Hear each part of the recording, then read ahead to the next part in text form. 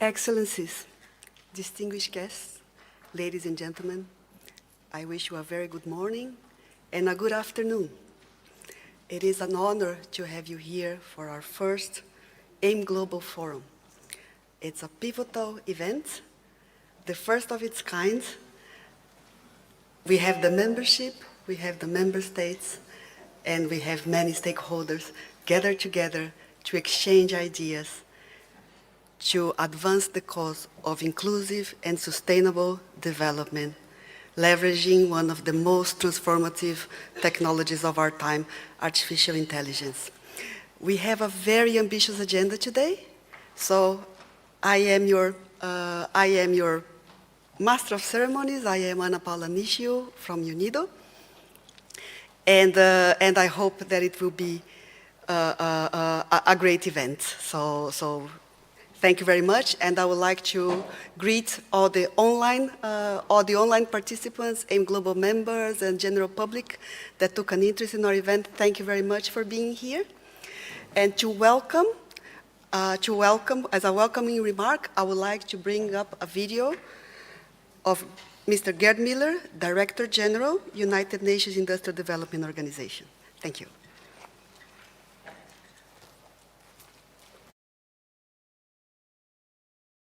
Ladies and gentlemen, welcome to Vienna, to UNIDO. You and your contributions are what makes the AIM global platform a success.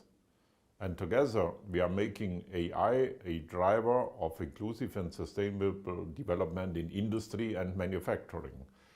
At UNIDO, we believe technology must serve humanity. AI and digital technologies offer tremendous potential to address global challenges, from climate change impacts to ending hunger and the development of fair and sustainable supply chains.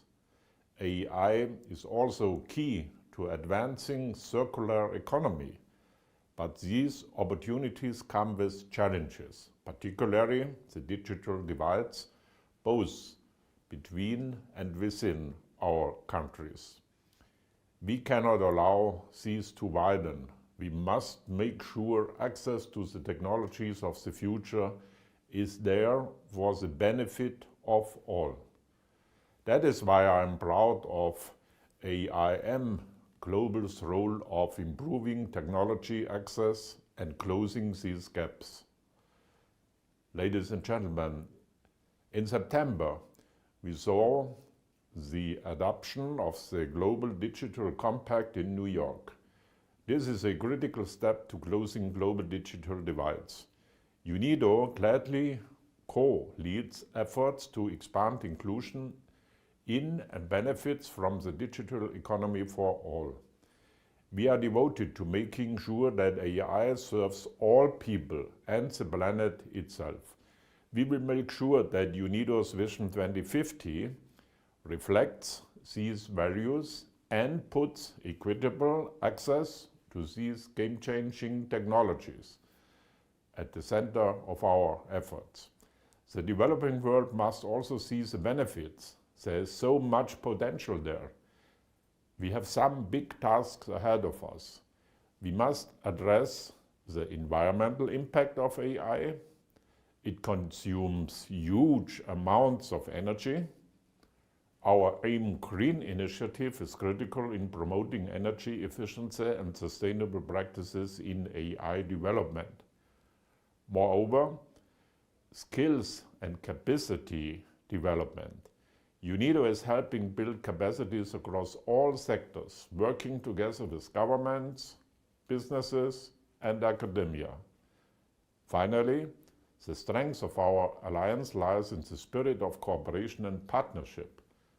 By sharing knowledge, expertise, and technologies through initiatives like open data and open source platforms, we can ensure the fourth industrial revolution benefits everyone. It is these efforts that will bring real change to those who need it most. Thank you so much.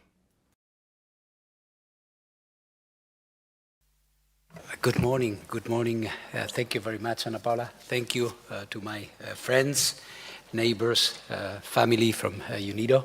It's good to jump from the agency for a little while to talk about you on something which is incredibly important. I want to congratulate DG Müller and you, the UNIDO team, for having had this very timely initiative of establishing a global alliance on artificial intelligence for industry. Of course, artificial intelligence is being mentioned and referred to in every possible way, in some ways, and sometimes not very accurately. So I believe it's very important that UNIDO, as the leading UN organization, the family of the UN system dealing with this, to steer this effort and this dialogue, as DG Müller was just saying. Our contribution today, Ana Paula and dear friends, is of course comes from the perspective of an organization that has technology at its heart. Not only obviously in areas related to energy or nuclear energy in particular, but also when it comes to the applications of nuclear technology, which are vast, as you know. We recognize, of course, that industry has been, of course, using computer software to assist manufacturing processes for a long time, through, of course, computer-aided manufacturing and machine learning and all these processes through which artificial intelligence has been so important. But as I'm sure the subsequent panels will recognize, there is still a long way to go. And there is still many possibilities, because AI in industry is increasing. And according to the figures that we have been looking at, it is still in the early stages of the possibilities that AI would offer. Less than 15% of current industrial capacity is benefiting at this point. My UNIDO colleagues perhaps will correct me, but I believe that this is the case. And so we see all the possibilities. In nuclear, this is simply huge. I want to tell you, and of course I will reciprocate the generosity to the UNIDO family by inviting you next year to the first AI and nuclear conference that we are going to be organizing. You know, for nuclear is very important in different ways. When it comes to design, when it comes to operations, also when it comes to inspections and how we carry out our work. But this is, of course, in UNIDO, is about industry and the activity. And as you know, one of the drivers that we have these days when it comes to nuclear and when it comes to the great interest and the regain of interest that we are seeing in nuclear energy comes from AI and comes from the industry, high technology, IT technology, which are seeing in nuclear a way to sustain itself. And as if you want, what we have here is a very interesting case of a very virtuous circle, because you have AI needing nuclear and nuclear using increasingly AI instruments to be better. I must say one important thing, and I believe relevant in the perspective of industrial development, and in particular for G77 and China countries, is that for everybody, but for developing countries, of course, with a special emphasis, is that AI is not a job replacement instrument. This is very important. AI, and with the introduction of AI, we are not going to be increasing the unemployment rates in the world, which is something that we care a lot about. These are technologies that allow our workforce to do less of menial jobs, repetitive jobs, by concentrating in more crucial tasks. So frankly, AI is a lever. AI is a facilitator of industrial development in an obvious sense. And from the side of the nuclear and energy perspective, we consider that it is indispensable. It's part of the new landscape that we are working on. So I find it obvious and natural that UNIDO would be leading in this effort. And of course, from the IEA, we are delighted to be participating. I'm honored myself to have been able to address you today. And I wish you, Ana Paula and friends from UNIDO, what I believe is going to be a great session during the day. I thank you very much.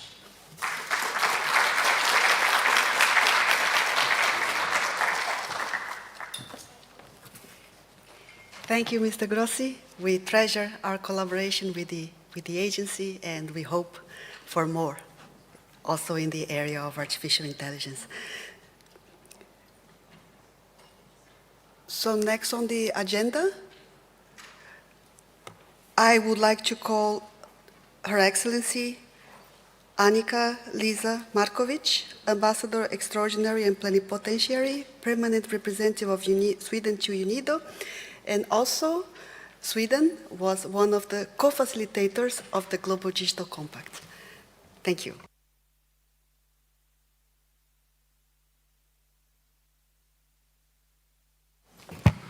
Good morning, Excellencies, distinguished colleagues, ladies and gentlemen.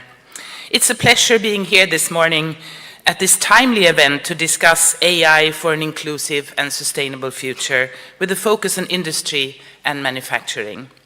Indeed, the digital revolution offers us unprecedented potential to accelerate our work towards the achievement of the Sustainable Development Goals.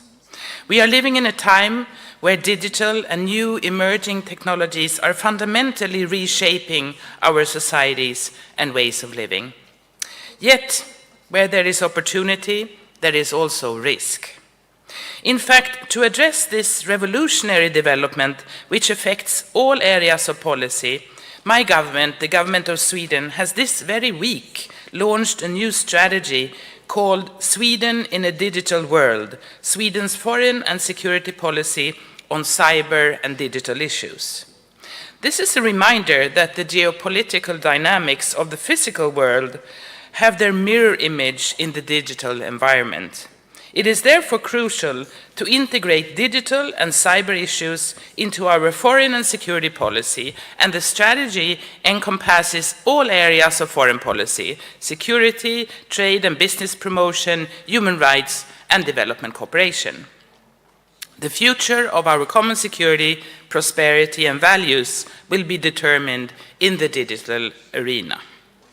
As such, it was a great privilege for Sweden, alongside Zambia, to lead the negotiations on the new and groundbreaking Global Digital Compact, which was adopted at the UN Summit of the Future in New York in September. At the heart of this compact lies the vision that technology, including artificial intelligence, must serve humanity. The compact outlines our collective commitment to a digital future that is inclusive, open, sustainable, fair, safe, and secure. It commits governments to uphold international law and human rights online, and emphasizes environmental sustainability and the empowerment of women and girls. The compact also recognizes the critical contributions of the private sector, of technical communities, of researchers, and civil society to digital cooperation. It will enable closing the digital divides and accelerate progress across the Sustainable Development Goals. The importance of mainstreaming a gender perspective in this regard can't be underestimated.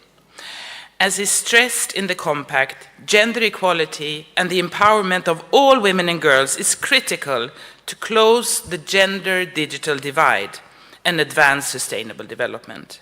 We must redouble our efforts to promote women's and girls' full, equal, and meaningful participation in the digital space, and encourage women's leadership and counter and eliminate all forms of violence, including, of course, sexual and gender-based violence that occurs through or is amplified by the use of technology. Excellencies, needless to say, AI plays a central role in our shared digital future. And like most technologies, AI can be used for both good and bad. This is why it's crucial that we work together to establish common norms and governance structures that guide the use of AI so that it is truly beneficial for people and planet, while we at the same time act to firmly limit its harmful use. The Global Digital Compact's commitment to establish a scientific panel on AI, as well as to initiate a global dialogue on AI governance, are key steps in this regard. These important initiatives will support governments and stakeholders in developing standards that prioritize human rights, safety, and sustainability, with an aim to ensure that AI serves humanity and upholds our shared values. So, ladies and gentlemen, to achieve an inclusive and sustainable digital transformation that truly benefits all, multi-stakeholder action to overcome digital divides and better leverage science, technology, and innovation for sustainable development and industrialization, this will be necessary. UNIDO has an important role in this regard, and we welcome that the organization has been tasked with co-leading Objective 2 of the Global Digital Compact, expanding inclusion in and benefits from the digital economy for all. UNIDO is well placed to promote this work through capacity building, through technical cooperation and expertise, and we look forward to following and supporting this work. Let me conclude by emphasizing Sweden's firm commitment to continue championing an open, inclusive, free, and secure digital future that serves us all. I thank you very much for your attention.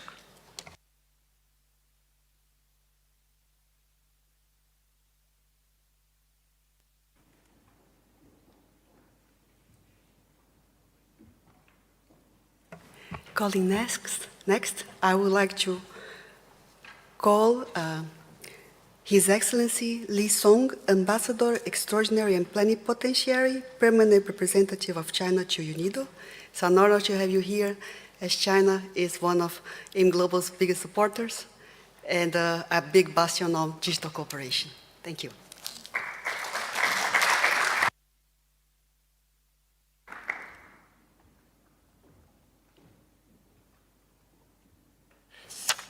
Distinguished DG Grossi, distinguished DDG Zhou Xiong, distinguished guests, ladies and gentlemen, good morning. On behalf of the Permanent Mission of China, I would like to express our warmest congratulations on the first Global Alliance on Artificial Intelligence for Industry and Manufacturing forum held by UNIDO. Since its establishment in Shanghai last year, AIM Global has actively strengthened cooperation with all parties and continuously expands its membership and global influence. Themes on AI for an inclusive and sustainable future, industrial and manufacturing perspectives. This forum will discuss the innovation and application of AI in industry and manufacturing and build a new platform for promoting global exchanges, consultations, and shared benefits of AI. China actively supports the work of UNIDO in the field of AI, providing support in terms of personnel and funding, and encourages relevant institutions to join the AIM Global and play an active role. AI and World AI at the World AI Conference and high-level meeting on global AI governance held in Shanghai in July this year, China and UNIDO jointly launched the UNIDO AIM Global Center of Excellence. The Shanghai Artificial Intelligence Research Institute has provided strong support and will provide $1 million to support the establishment and operation of the Center of Excellence. China actively promotes the innovation, development, and global governance of AI. We hold the World AI Conference every year and promote innovation and application of AI in industry and manufacturing. We also advocate constructive ideas and solutions for global AI development and governance through initiatives such as Global AI Governance Initiative. In July this year, the UN General Assembly adopted the resolution on enhancing international cooperation on capacity building of AI proposed by China. In order to effectively implement this resolution, China further proposed the AI Capacity Building Action Plan for Global and for Good and for All, which aimed at bridging the AI and digital divides, especially to help the Global South benefit equally. Especially to help the Global South benefit equitably from AI development. Earlier this month, with China's effort, the Group of Friends for International Cooperation on AI Capacity Building was established in New York. We look forward to working with all parties to jointly implement the Global AI Governance Initiative and the UN General Assembly resolution on enhancing international cooperation on capacity building of AI. China seeks to deepen innovative cooperation on the Vienna platform, strengthen collaborate governance, ensure AI for good, promote inclusive development, and bridge the digital divide, so as to make greater contribution to accelerating the 2030 Agenda for Sustainable Development. To conclude, I wish AIM Global Forum this year a great success. Thank you.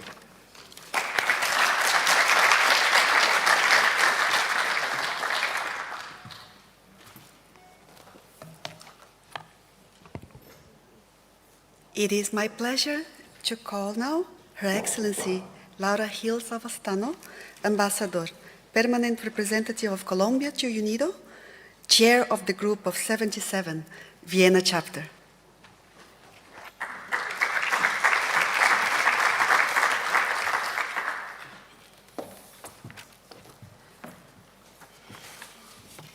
Good morning, everyone. Excellencies, distinguished colleagues, ladies and gentlemen, I'd like to say that what I will read here is what the G77 has agreed on in terms of AI so far. But before I read, I'd like you to know that at the G77, we have started a new initiative called Science Diplomacy.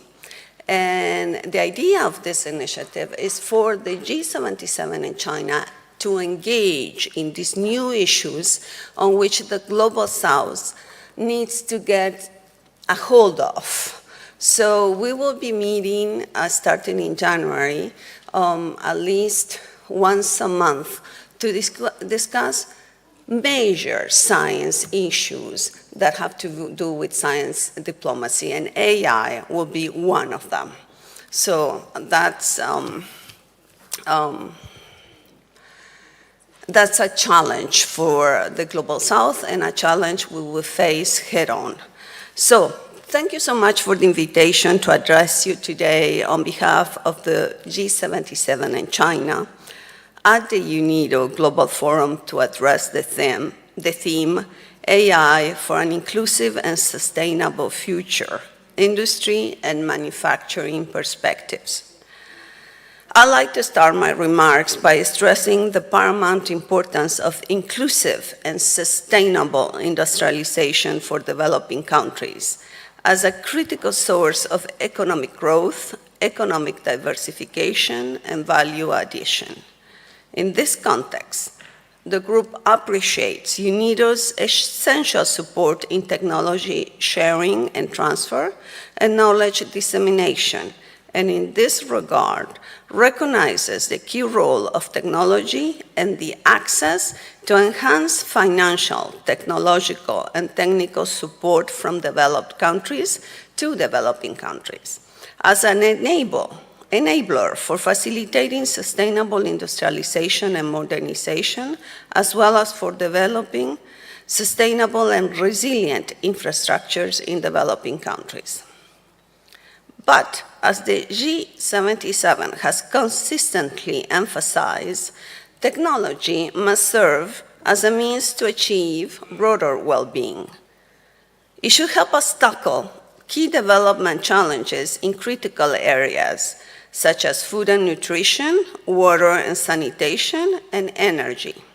In these sectors, tools like artificial intelligence can enhance resource efficiency, improve service delivery, and support climate-resilient practices, leading to tangible improvements in the quality of life for our people.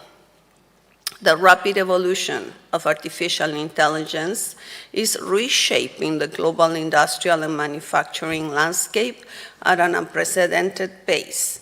For developing countries, AI is not merely another technology. It represents a transformative opportunity to accelerate productive diversification, strengthen industrial capabilities, and foster inclusive and sustainable economic growth. Yet, to fully harness these benefits, we must also address the challenges arising from the adoption of this technology, ensuring that AI remains ethical, fair, and accessible to all. As highlighted in G77 statements and documents, like the Kampala Summit Outcome document, there is an urgent need to close the technological divide, both between and within countries, ensuring affordable and reliable connectivity that especially benefits women, youth, and vulnerable communities. This is not solely about improving infrastructure. It is about empowering entire populations to fully participate in the digital age, ensuring that AI serves as a transformative force rather than another layer of exclusion. Achieving these goals will require substantial international cooperation, including from the UN system and international financial institutions, as well as the mobilization of new resources from developed countries. In this sense, the group calls for enhanced technology and equipment transfer, capacity building, and technical assistance tailored to the priorities and needs of developing nations. And again, UNIDO can continue to play a pivotal role as a catalyst and facilitator for this cooperation. Excellencies, ladies and gentlemen, technologies and AR in particular can offer a pathway to a more inclusive, sustainable, and innovative industrial future. Our task is to ensure that this pathway is accessible to all, guided by the principles and priorities of the group of G77 and China, and with the support of the international community, we can leverage the transformative power of AI to accelerate our collective journey towards inclusiveness and sustainable industrial development. Thank you very much.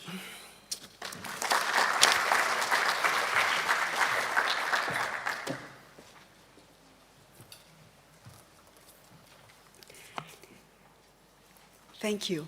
And for the next address, UNIDO is proud to have contributed to the drafting of the Global Digital Compact, and now we are taking a leading role in one of its objectives. So in that sense, I would like to put the video, Mr. Amandeep Singh Gill, Under-Secretary General and Secretary General's Envoy on Technology, Office of the Secretary General's Envoy on Technology, in a video recording. Thank you. Excellencies, distinguished guests, esteemed colleagues, it's my great pleasure to address you as you embark on what is sure to be a stimulating program during the AIM Global Forum. I want to begin by thanking Director General Gerrit Müller and his team for inviting me to share this message with you. My name is Amandeep Gill and I'm the United Nations Secretary General's Envoy on Technology. First, congratulations to the Global Alliance on AI for Industry and Manufacturing and the organizers of this week's AIM Global Forum for your leadership in building this critical dialogue between industry players on the applications of AI. From my office, we ardently believe that joint research, analysis, and policy dialogue amongst partners will yield greater understanding of the positive potential of AI for industry and manufacturing, and likewise will support our collaboration to minimize the risks and maximize trust and safety. We'll learn more today about the promise of AI for industry and manufacturing, from rendering industrial processes more efficient, to reducing administrative burdens at the borders, to identifying new clients and markets, managing the sustainability challenges. AI holds the potential to boost the manufacturing sector. However, this technological progress is uneven, and not all countries and regions are reaping its benefits. A substantial AI divide is worsening global inequalities by disproportionately concentrating advancements and advantages in high-income countries, while leaving lower-income nations at a developmental and economic disadvantage. Similarly, AI is increasing the capacity of larger digitally connected companies, while smaller ones are grappling still with connectivity, data, and other requirements of the digital transformation. To ensure that these positive benefits translate into tangible development progress equitably, some principles for action and guardrails have emerged over the past 2 years in the global conversation about governing AI. With those trends in mind, let me offer 3 considerations.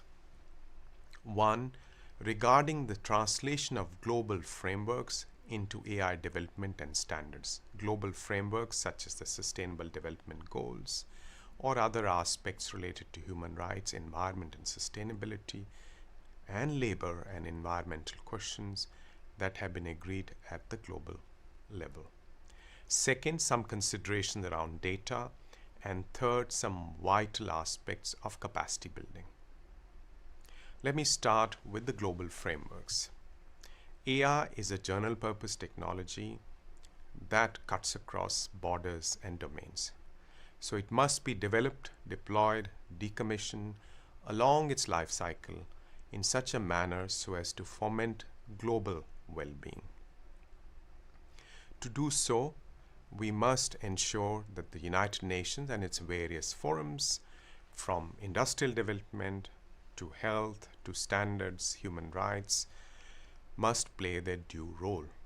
These are the most inclusive international forums known to mankind, and they will ensure that everyone is at the table when it comes to shaping the AI of our collective future. These global considerations must then be translated into concrete and tangible industrial standards so that they are brought alive on a daily basis. And this is where this forum and UNIDO can make a critical contribution to developing an inclusive digital economy rich in the applications of AI. We must also ensure that AI governance is holistic. It's not only drawing on technological developments, but also economic, social, ethical, and environmental considerations so that we have the most effective policies. I am by training an engineer, but faced with the myriad promises and risks of AI for societies, for our economies and cultures, we need to partner across sectors and disciplines. Computer scientists, industrial engineers, and social scientists are part of a new collaborative equation for AI governance. These are critical considerations for governments and other institutions leading the digital transformation and for companies applying AI on the factory floor.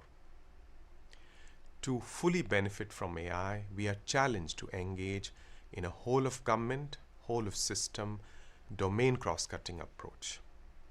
This might mean, for example, that when applying AI to an industrial process, we as engineers will want to consider not only the efficiency gains, but also the impact on employees. AI automation might not necessarily do away with jobs. In some cases, it'll clearly enhance the efficiency of humans. It all depends on the right conditions being in place already. Functioning social dialogue, access to digital skills and devices are among the conditions which can influence how AI affects labor in certain sectors. A report co-authored by my office with the International Labour Organization and publicly launched in August this year, Mind the AI Divide, put forth that with the right conditions in place, a new wave of technology could fuel growth opportunities and jobs creation. What we know so far is that deliberate policy work and governance mechanisms which are inclusive of employees increase the likelihood that workers benefit from AI. We may therefore need to think through new frameworks which protect human and labor rights of future AI workers. And we can envision that employers, tech developers, labor rights advocates, and government officials would work together and develop policies so that AI does not widen the digital divide. Similarly, the impact of AI applications on the production line can include considerations for energy consumption, water cooling needs, availability of sustainable energy locally, and pressure on energy prices. All these could be weighed into decisions on the strategic application of AI for industrial processes. Data will play a crucial role. Data can fuel the sustainability transition in industry if we bring high quality, diverse data sets across industrial sectors along with AI to inform manufacturing decisions. You know that environmental impacts are the highest during the production phase. But in the case of information and communication technologies, environmental harm occurs throughout the life cycle of devices and ICT infrastructure. Increasing demand for data transmission, processing, and storage grew global greenhouse gas emissions from 2022 to 2024 from 1.5% of global greenhouse gas emissions to 3.2%. AI has only just begun to make its environmental impact felt. Therefore, a crucial consideration for your debate today is on the importance of establishing the necessary skills for AI development and deployment around the world and across sectors, as well as the access to data and compute, which is critical for building these applications. This is the consideration around capacity building that has been highlighted recently in global conversations in New York and beyond. At the present moment, the development of AI is advancing at a heightened pace in a handful of companies working with the data that's available, primarily data in 7 languages, which represent 80% of available data, 50% of which is in English alone. There is a critical problem of missing data from the developing world, including in diverse languages, high quality diverse data, without which AI development becomes very limited in its impact. The Global Digital Compact, adopted by consensus amongst 193 member states at the Summit of the Future in September 2024, offers very important calls to action, which can ensure that AI development and deployment yields more benefits for all humanity, and which ensures that we can put a floor under the emerging AI divide. Let me highlight some of the decisions that have been taken at the summit in this regard. First, the establishment of an independent international scientific panel, which can inform governments and private sector of the capabilities that are emerging and what their implications are, both on the benefit side and on the risk side. Second, a regular policy dialogue across different jurisdictions so that AI governance approaches can be shared. Interoperability, which is crucial for the industry, can be enhanced, and a common vocabulary built for the good governance of AI. Third, there's a crucial emphasis on enhancing capacity building on AI for the benefit of all countries, in a manner that addresses the multifaceted enablers of AI applications, data, compute power, and talent being the principal enablers. Ladies and gentlemen, my office has consulted with new players who are emerging in this space for AI capacity building, for AI innovation, for AI governance, for the safe, trustworthy, and impactful employment of AI. We are also consulting now on what needs to go into advancing on capacity development for AI with regard to skills, data, and compute, with a particular emphasis on small and medium-sized enterprises. This requires not only mapping of what is available in terms of capacity building across UN agencies and also the private sector, universities, and civil society players, but what is actually needed in terms of the demand from the ground. We believe that the next 3 to 5 years represent a critical window to invest in AI capacity globally, so that the AI deployments that come in industry, in manufacturing, in services, and other sectors are impactful and benefit everyone. This is a critical policy window. There's no doubt that AI development today is very unequal. No African country ranks in the top 50 of the Tortoise International AI Index, and less than 0.2% of GPUs globally are in Africa. The compute power needed to train modern large language models is almost entirely concentrated in developed nations, with no developing country making it into the top 200. These disparities risk amplifying existing inequalities in the industrial sector as AI becomes more powerful. Therefore, we must act together, we must invest and act smartly and strategically so that we have the capabilities required to advance AI in every region of the world. Investments would be urgently needed to develop talent at the intersection of AI, computer science, and disciplines like agriculture, biology, public health, and so on. Equally vital would be the establishment of infrastructure that integrates with existing systems, including digital public infrastructure. And examples from countries such as India and Estonia demonstrate how public and private sectors can collaborate effectively on such infrastructure platforms.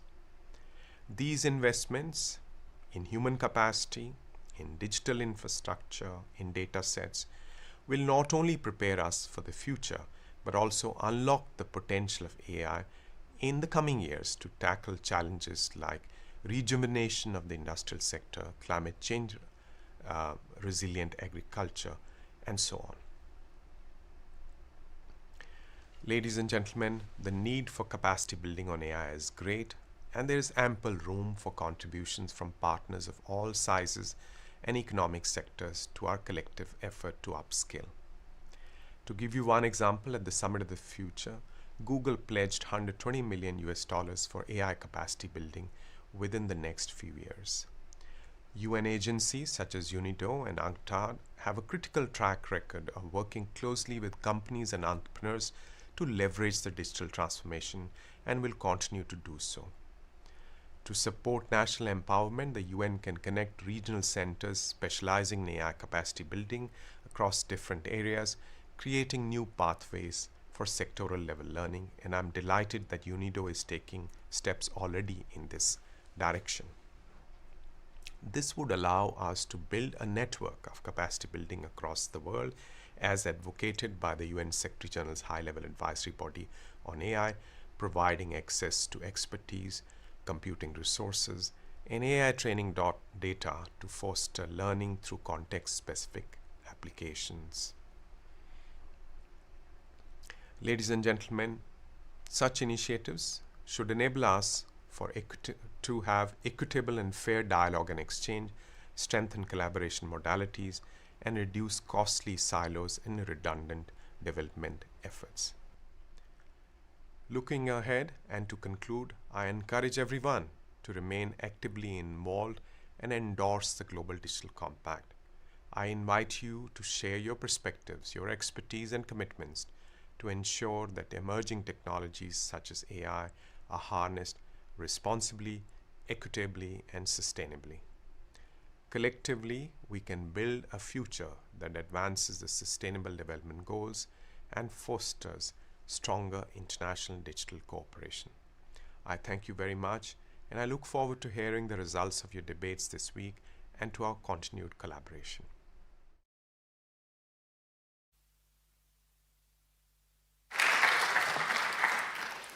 Thank you. I would like to call Mr. Shizili Marwala, Rector of the United Nations University and Under-Secretary General of the United Nations, also on video recording. Thank you. Ladies and gentlemen, distinguished guests, it is a privilege to address this esteemed gathering at the UNIDO Global Alliance on AI for Industry and Manufacturing Forum. My sincere thanks go to my colleagues at UNIDO for organizing such a crucial gathering, and to all of you for your dedication and commitment to this vital cause. As we approach 2030, the target year to achieve the Sustainable Development Goals, SDGs, the reality of our progress is sobering. We are significantly off track. The 2024 Sustainable Development Goals report reveals that only 17% of the 169 targets are on course to be met. While some progress is visible, in half of the targets, over a third have stalled or even regressed. To quote the report, the SDGs are a promise in peril. If we are serious about accelerating our progress towards a more sustainable future, we must acknowledge that traditional methods are no longer sufficient.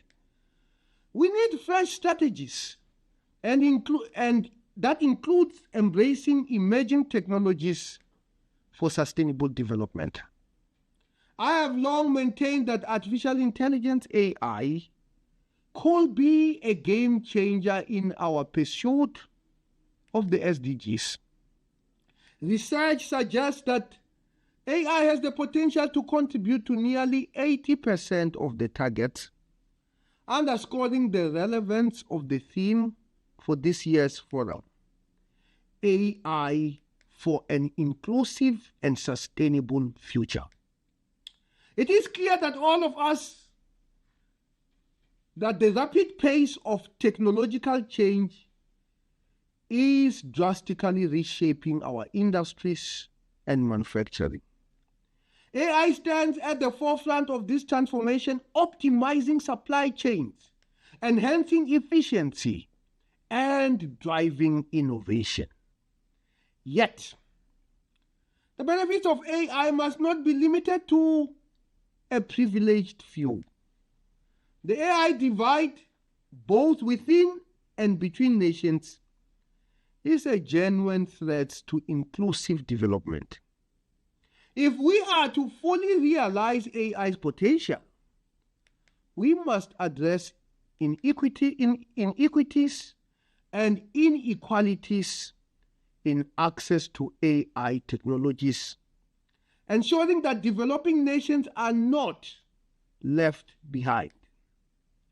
This calls for a concerted effort from governments, businesses, and international organizations to invest in infrastructure, skills development, and digital literacy.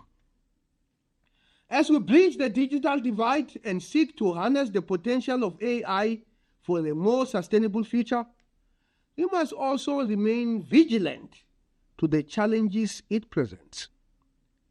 If not properly governed, AI development risks exacerbating existing inequalities, entrenching biases, and undermining human rights.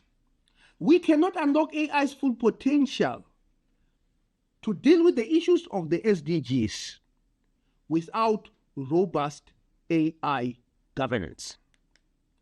These goals are inseparable. While AI's contributions to individual SDGs are vast, an overarching governance framework is the essential macro lens to make those contributions a reality. This year, we have witnessed notable advances in establishing such frameworks, particularly with the introduction of the Global Digital Compact, part of the Pact for the Future, adopted last September in New York. The Global Digital Compact articulates a unified vision for responsible digital governance, one grounded in ethical standards, transparency, and human oversight. These principles must guide our approach to AI in industry and manufacturing, ensuring that our innovations are aligned with our collective values. In this context, fostering inclusive global discourse is essential. The challenges and opportunities presented by AI span across borders, sectors, and disciplines. Effective AI governance requires diverse perspectives, bringing together representatives from government, business, academia, and international organizations, ensures a holistic approach. By fostering dialogue across sectors and showcasing actionable solutions and success stories from diverse settings, forums like the AIM Global Forum play a pivotal role in ensuring that the benefits of AI are widely accessible and aligned with our collective values that are based on the Declaration of Human Rights and the UN Charter. I am confident that this year's AIM Global Forum will not only highlight cutting-edge applications of AI, but will also underscore how AI can be a force for good, enhancing productivity while advancing sustainability. By leveraging AI effectively, we have a unique opportunity to transform our industries, bridge digital divides, and lay the groundwork for a resilient, inclusive, and sustainable future. I hope that the discussions here will be fruitful, inspiring new partnerships, and generating innovative ideas to harness AI for the global good and for all. Thank you.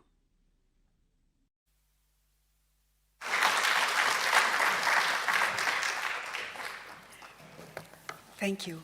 For the next segment of the forum, I have a different role, so I would like to invite my dear colleague, Chui Zhang, to moderate this part of the forum. Thank you.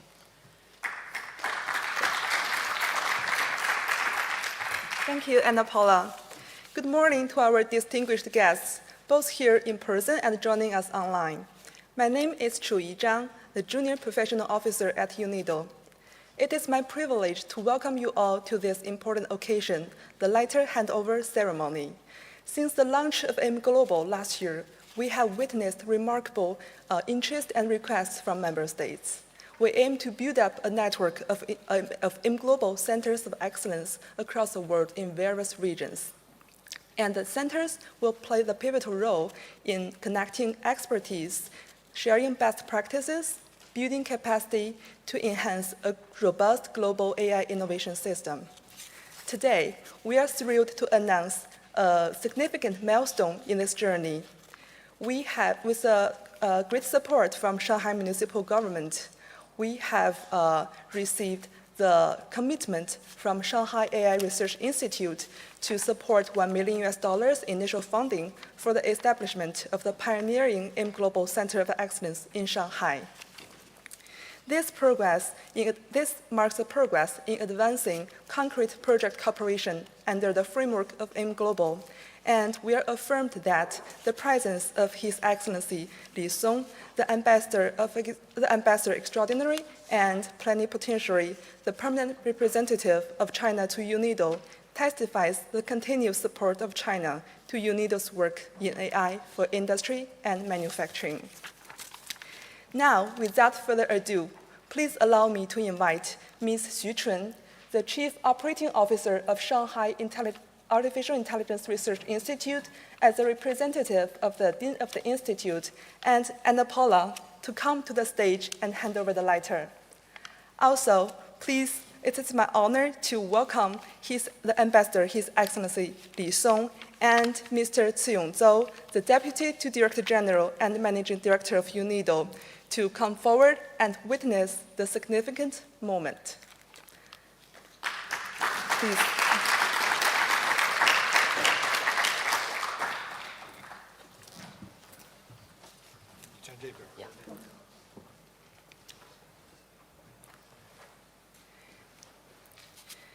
Dear members, ladies and gentlemen, please join me in another round of applause as we achieve this important step forward for AIM Global.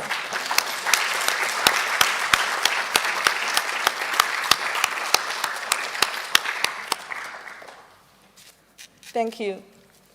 Thank you.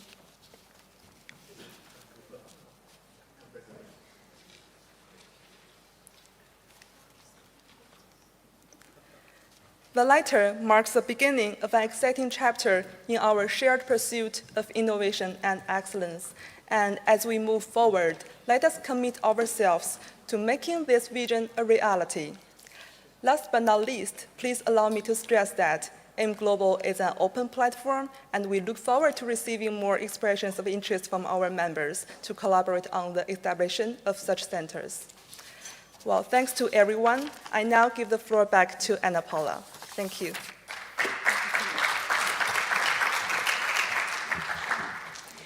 I now call His Excellency Mohammed Samir Salem Hindawi, Ambassador Extraordinary and Plenipotentiary, Permanent Representative of China to UNIDO, for his keynote speech. Thank you.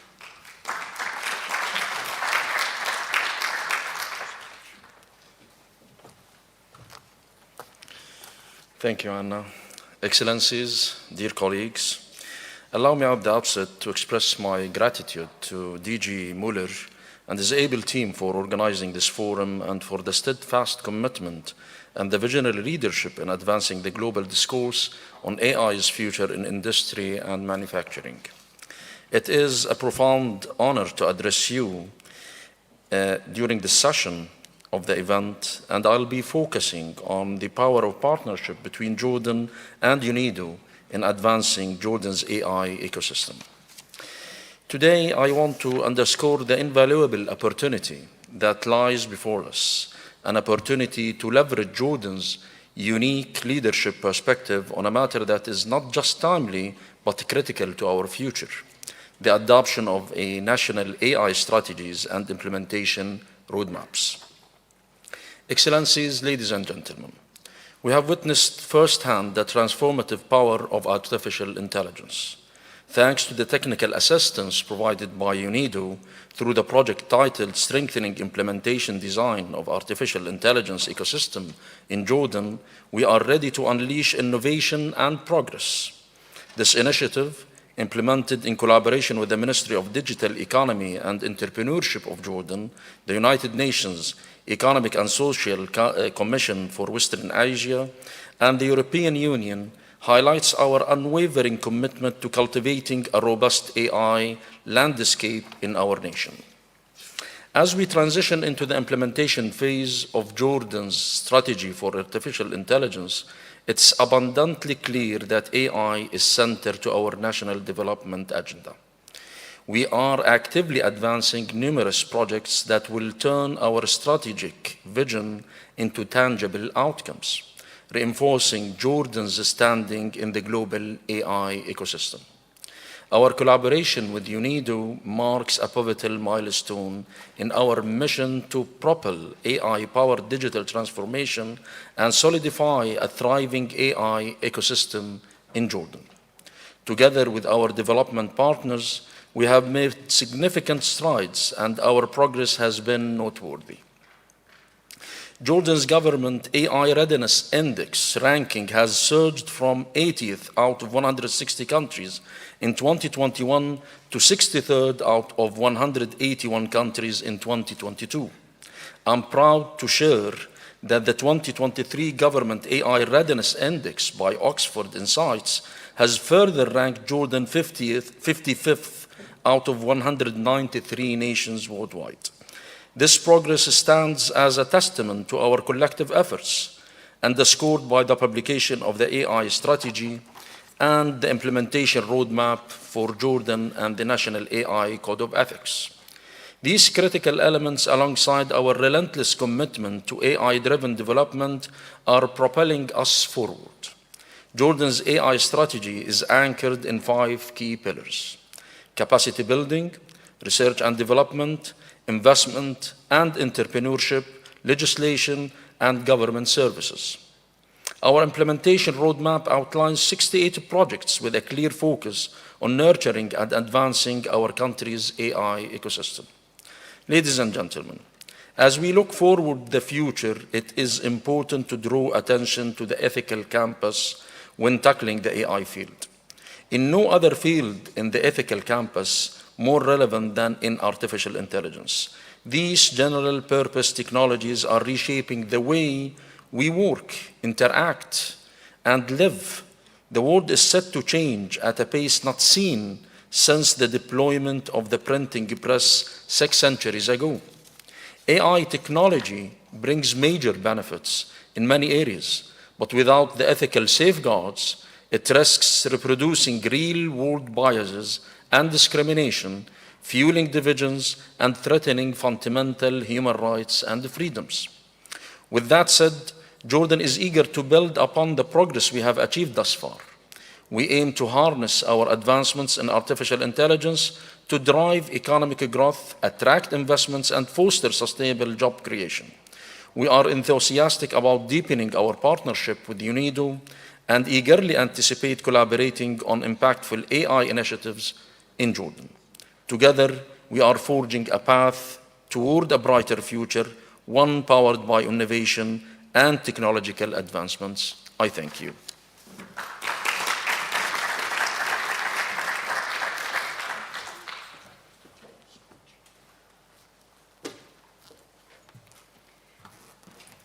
And now I have the honor to invite Mr. Seong Zhou, Deputy to the Director General and Managing Director, Directorate of Technical Cooperation and Sustainable Industrial Development, UNIDO.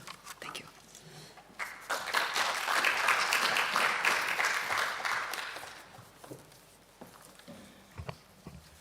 Excellencies, distinguished guests, ladies and gentlemen, it is a great honor to address you today at the AIM Global Forum here at UNIDO's HQs in Vienna.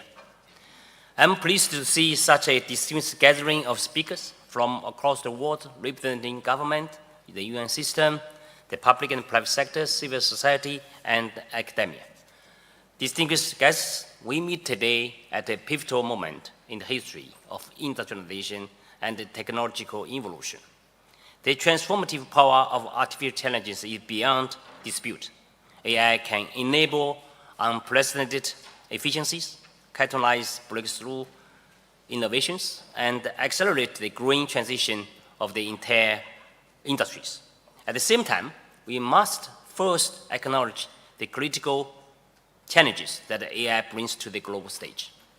One of the most pressing concerns is inequality. You already heard the note from the previous interventions. Access to AI technologies, both hardware and software, is increasingly concentrated in the hands of a few. From chip design to algorithms, the barriers to entry are high, leaving many developing countries unable to fully participate in the global digital economy.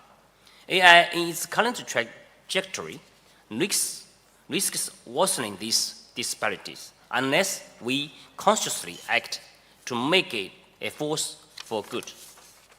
Another significant challenge is the environment. While AI's potential to accelerate the industrial sector's green transition is unparalleled, the energy consumption of AI models and data centers is soaring. Data centers alone account for up to 2% of global electricity demand, a figure that will only increase. We must balance AI's transformative potential with its environmental footprint and ensure that its benefits are shared widely and equitably, not just within a few privileged circles. In addition, there is another concern about AI bubble. So though then there's not of the enthusiasm of AI, not the issue that how AI really could find a sustainable kind of like pathway, lies with two critical things. One is the data, the quality of data, the flow of data across the region, across border. Another is the deployment in specific sectors, then which will bring concrete benefits to the concerned sectors. Distinguished guests, despite the challenges, I'm optimistic because with the support of all of us here today, we are well positioned to find solutions. AI is an enabler, disruptor, and transformer. It can enable new efficiencies and breakthroughs in various sectors, disrupt outdated systems, and transform industries to become more inclusive, sustainable, and equitable. This is where platforms like AIM Global come in. AIM Global is a unique forward-thinking initiative that brings together key actors in AI for industry and manufacturing. It provides a platform for collaboration between government, academia, private sector, and civil society to bridge gaps in AI adoption, address inequalities, and promote sustainable digital transformation. By fostering innovation and promotion of inclusivity, AIM Global and its members help ensure that AI can be harnessed to empower people and industries alike. UNIDO actively work to support these efforts. We are deeply involved in the initiatives like the Global Digital Compact, which aims to ensure that the digital economy benefits all, particularly underserved regions. Through our leadership in the Global Digital Compact, UNIDO is helping to expand digital inclusion and support equitable access to AI and other technologies. Our focus on digital public goods, open data, open source tools, and shared technologies ensure that technologies and resources are available to all, not just a few. We are also very active in facilitating digital cooperation with developing countries, including through partnerships with G20 Digital Economy Working Group, BRICS, and many other UN agencies' initiatives. In this context, the role of AIM Global is vital. It not only promotes responsible AI deployment, but also focuses on sustainable practices through initiatives like AIM Green, which we developed in partnership with the Beijing Institute of Technology. We are establishing benchmarks for energy efficiency in AI infrastructure.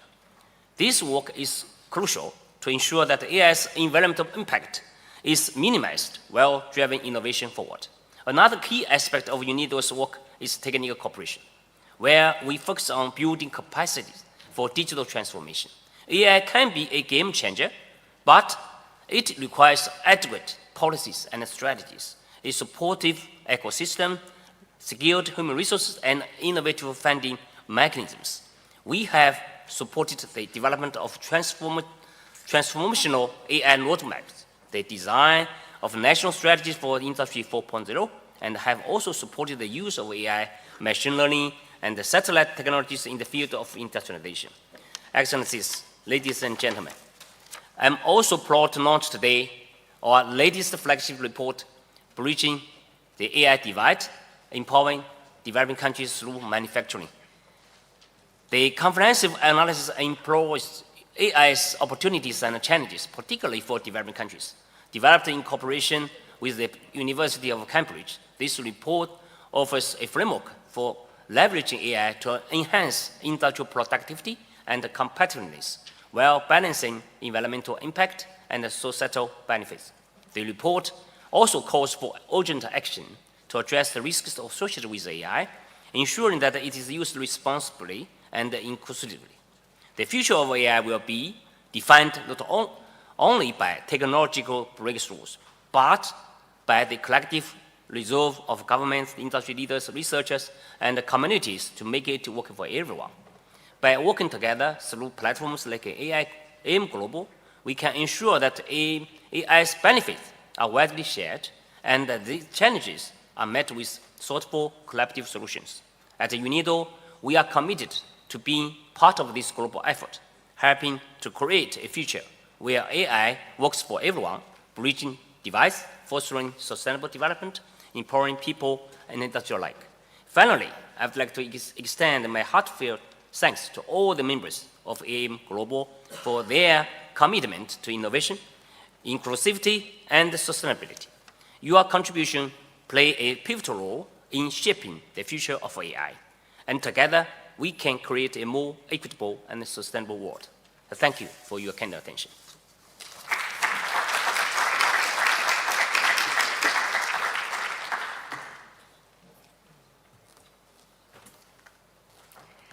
Thank you, Mr. Zhu. And now it's my turn to talk a little. I will be brief because we have very interesting panels coming along and we don't have that much time. But I just want to give a little sense of the year in review for AIM Global. It was our formative year. So it was a lot of work in membership acquisition, in outreach, and being in events. So I will not be thorough. I would just give a sample of what we've managed to do this year in the hopes of doing much, much more. So I will talk a little bit about our vision and mission. About the key achievements and activities, it's more like a sample because we didn't, I just got 10 minutes for this. And and we are going to make a hook for the year ahead, which will be something, the years ahead, which is a more generative discussion, then I hope all of you will participate, but it's more towards the end. So vision and mission of AIM Global, to further advance digital transformation and sustainability, the twin transitions, green and digital, and integrating innovative AI applications across industries.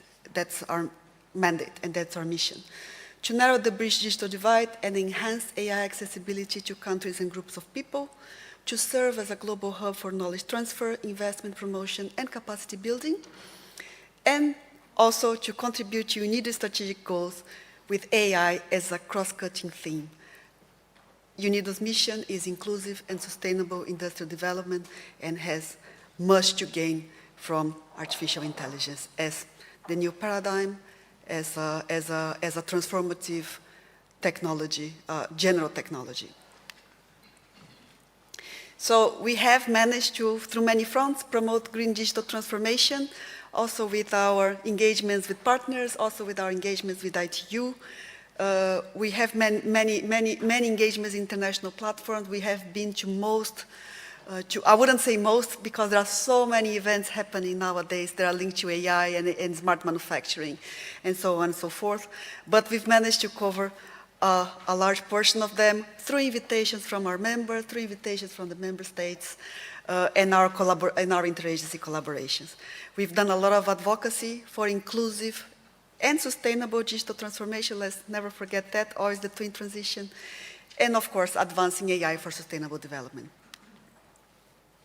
So our membership grew this year. It was, again, our formative year. The number keeps changing, so I'll dare not say a number right now. But I think what's important to say is our membership spans 35 countries. This is not members, this is countries. So, and this is also why we couldn't get all the membership here today. But we have most of them watching us live, either on our online platform or our YouTube. And the private sector makes the majority, followed by academia and civil society sector, and NGOs. So activities. We had too many. We actually originally were going to do a chronicle of all the events we've been this year, and some of them are very, very, very major, like the World Artificial Intelligence Conference in Shanghai, the AI for Good, the VASIS. But then we realized that we couldn't cover them all. So we've been to 15, 16 AIM Global events of partners of interagency in the DEWG, of the G20, on BRICS partnership. And we've done our first hackathon in collaboration with colleagues from UNIDO in the institutional pillar. We've done a lot of outreach. We have done some capacity building as a start to test and see, to learn as well on how we can reach the world and the SMEs. And of course, we've done publication and research to show what we can do as well. So on capacity building, we decided to start from the Global South. We've done 6 webinars, and we covered GRULAC and the Lusophone countries and Spanish-speaking countries in general. We decided to go by language. We started with Spanish and Portuguese. We work with lots of partners. We work with ECLAC. We work with SEBRAE of Brazil. We work with, of course, our own extensive network. So we got a very good live attendance, and it is still growing because everything we do is open. It's available for everybody to watch. So if you understand English or Portuguese, you're welcome to watch those webinars. And if not, you can wait. We are already working on French versions, on Russian versions, and of course, English version. So we delivered knowledge products to show our thought leadership and to also to position UNIDO on the space. We call them the Bridging the AI Divide publications because we have 2 publications of the same title because they are a pair. We had our policy brief was announced in July in the World AI Conference of Shanghai. And that's aimed for policymakers. It's an abridged version.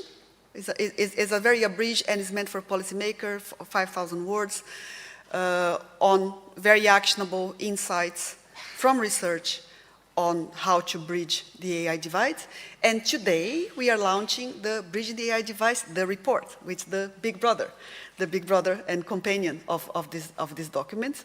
So empowering developing countries through digital transformation. So it covers all the themes, it covers inclusivity, it covers digital transformation, it covers everything, but always with a focus on developing countries because that's our mandate, that's our mission. And of course, we were going to talk a lot about today, so it's just a teaser. We're going to talk about AIM Green. That's our contribution this year to digital transformation of AI, not through AI. Of course, we all know we need to look at AI from 2 angles. One, that it can be a catalyst of the green transformation of industry, but at the same time, you also need to remember that the AI industry is also very resource intensive. Data centers, models, it's very, very, very resource intensive. We are going to talk in more detail in the panels from people who know the topic much better than I do.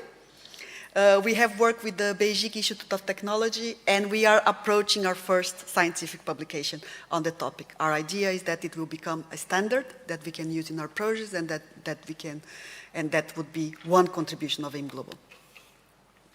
So, and of course, UNIDO, AIM Global and UNIDO Digital is very intertwined. So let's not forget what our mission is, to bring green and digital the twin transition, green and digital, through UNIDO mandate activities. So this is the triggering, we are reaching a tipping point on AIM Global and UNIDO where we can intertwine those two, and AIM Global will support UNIDO's contributions, and UNIDO's contribution will also support AIM Global. So we are in a it's a tipping point that we are leading through, and that's our mandated activities: knowledge and skills, global forum, technical cooperation, research and policy advice, and normative work.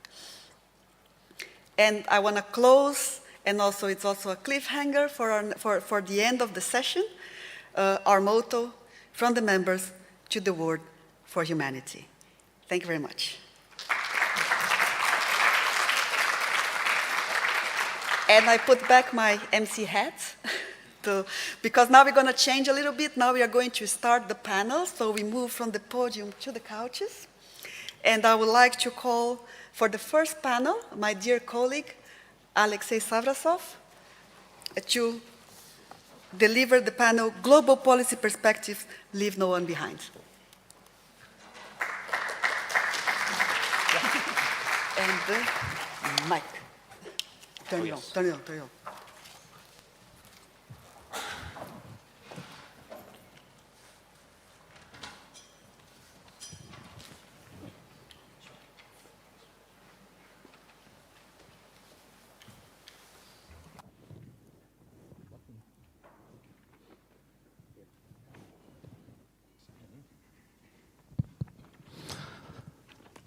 Good morning.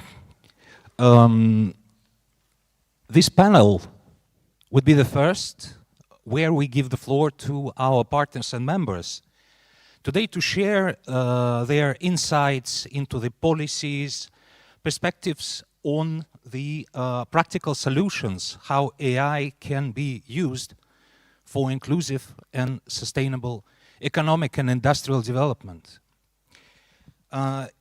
It is through partnerships that the technology really unravels and shows its full potential. It is through accessibility that we make sure that this technology really reaches everyone in the world. And it is about the impact that we will be talking about here to really leave no one behind and use the full potential of the artificial intelligence for inclusive and sustainable industrial development. And now I would like to invite our distinguished panel of speakers who will share their insights in their area of speciality, may it be the diplomacy, the economic policy, or the international partnerships. I would like to call Mr. Walter Gehr, Minister Plenipotentiary, Federal Ministry for European and International Affairs. Round of applause, thank you.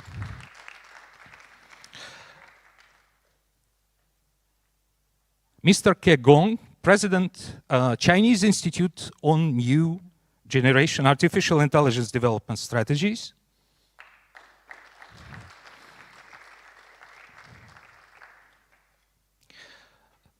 Mr. Sama Bang, founder and executive president, Digital Transformation Alliance, an alliance for Industry 4.0 and smart manufacturing in Africa, ISMA. And Ms. Isabel de Sola Credo, Special Advisor, Engagement and Partnerships Office of the United Nations, Secretary General, Special Envoy on Technology. Welcome. Each of our distinguished speakers will share the perspectives on key policies, strategies, or partnership aspects of the AI for manufacturing. And we would like for this session to be interactive, so we are looking forward to receiving the questions from the audience when we finish the panel discussion. And with that, I would like to start the first round of discussion. Each speaker will have 6 minutes to address key questions tailored to their expertise. And you have the time on the screen, yes, to help us with that. Please share your thoughts on the solutions for advancing inclusive AI policies in manufacturing. And with that, I would like to start with Mr. Gehr.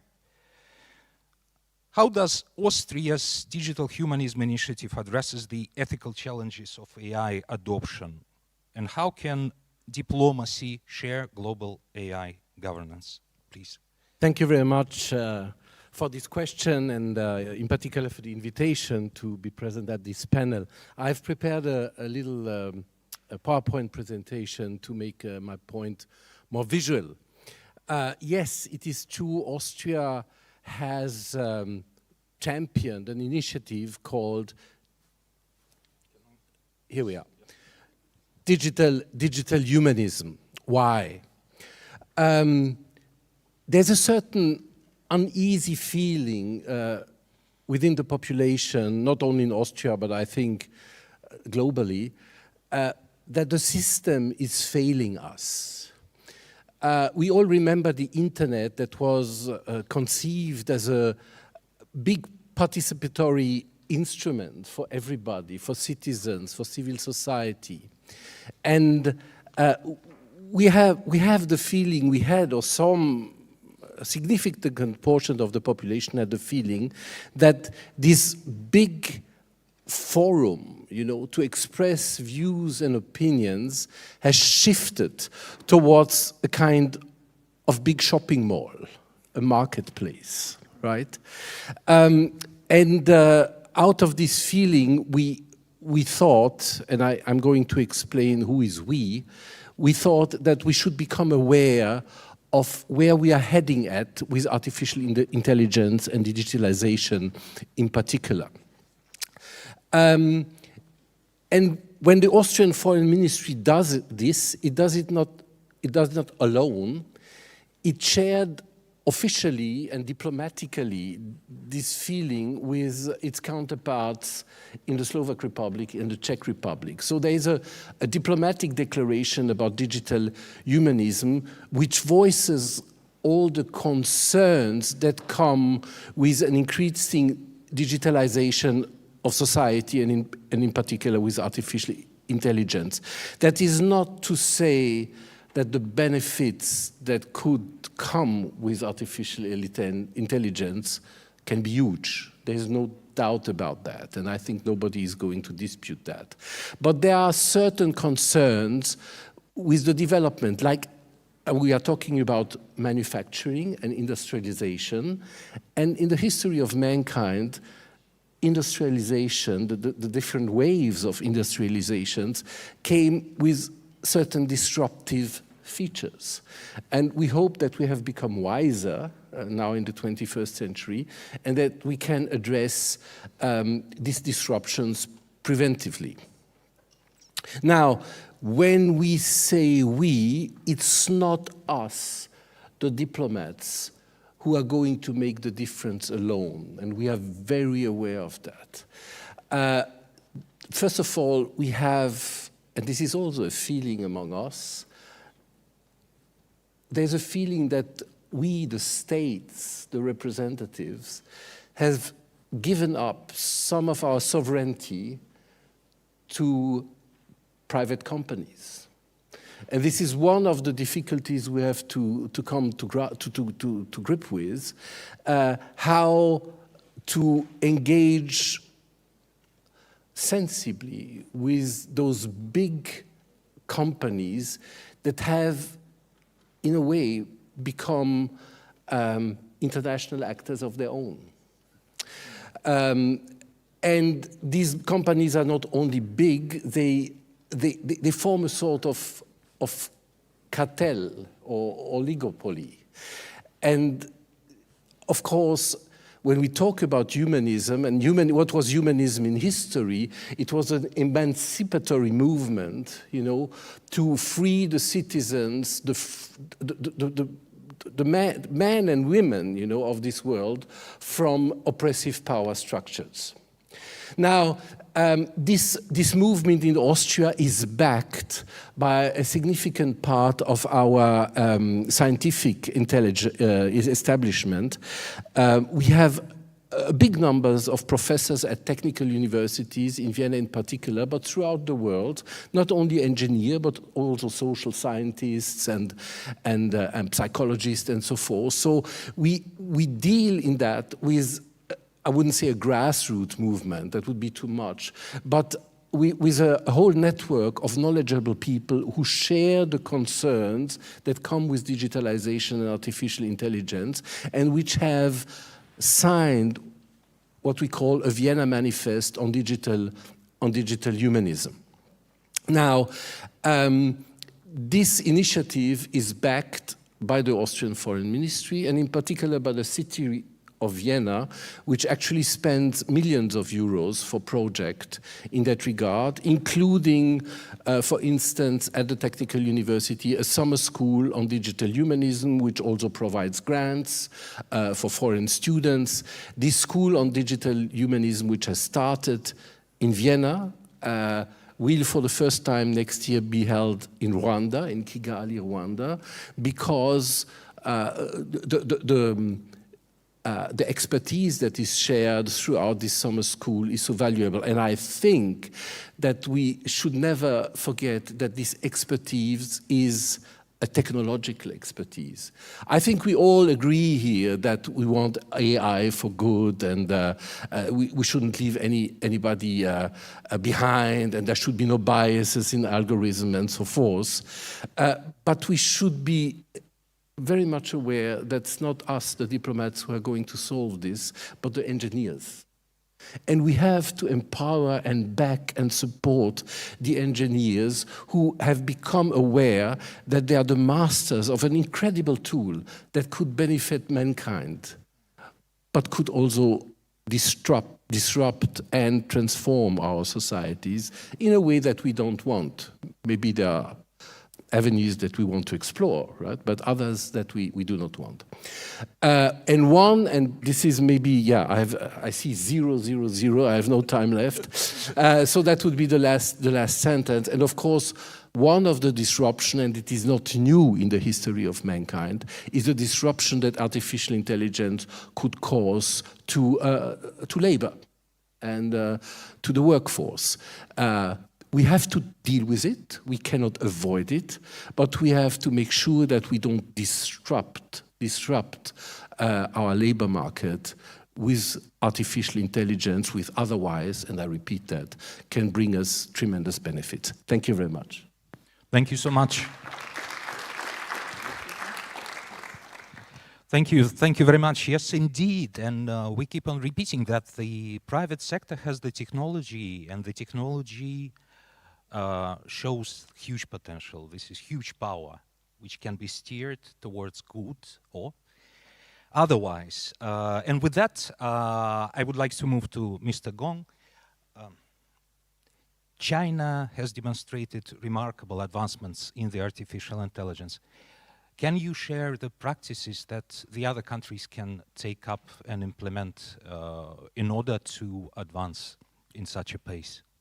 Thank you. Let me introduce myself and my organization at first, very briefly.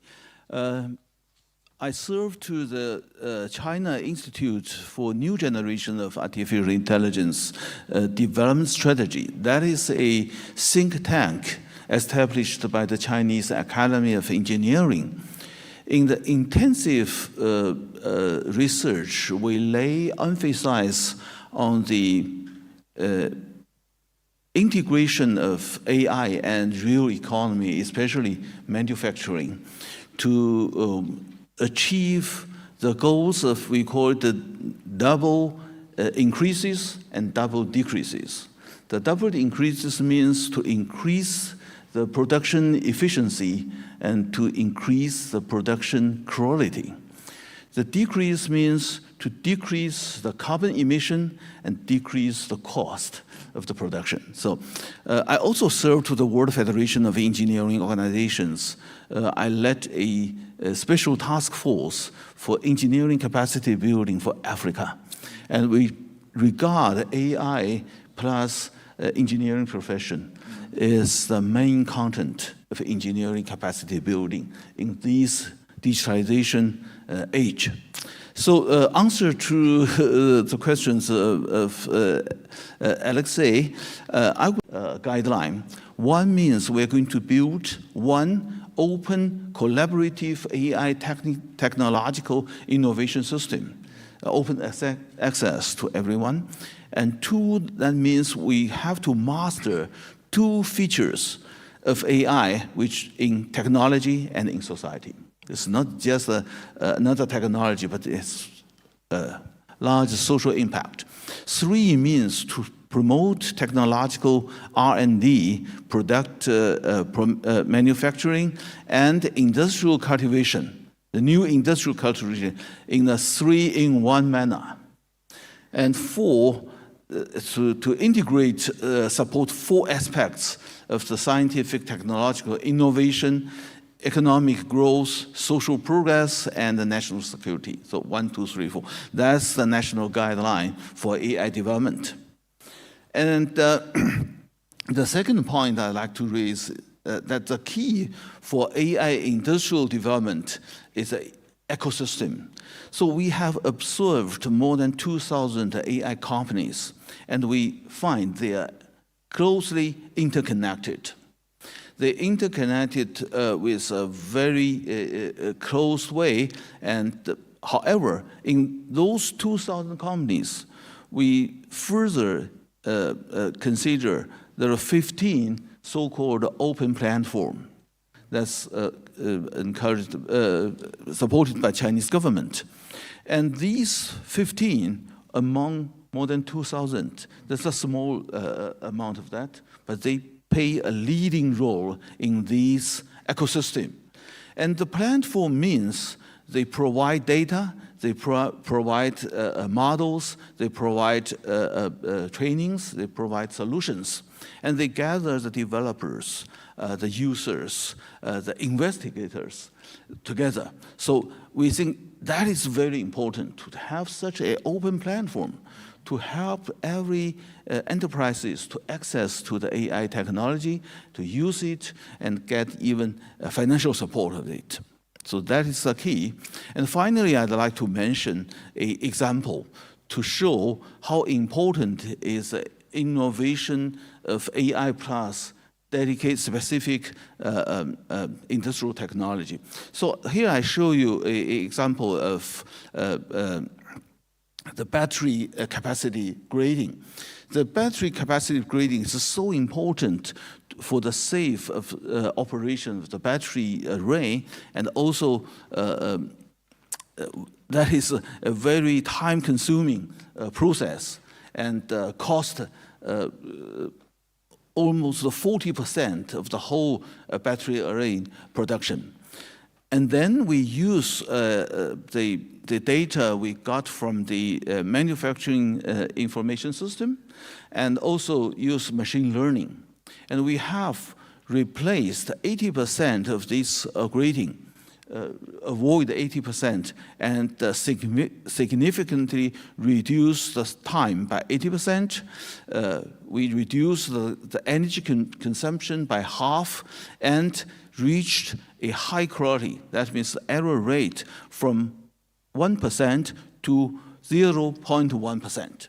So this has significantly reduced the cost and increased the safety of the battery array for the electrical vehicles.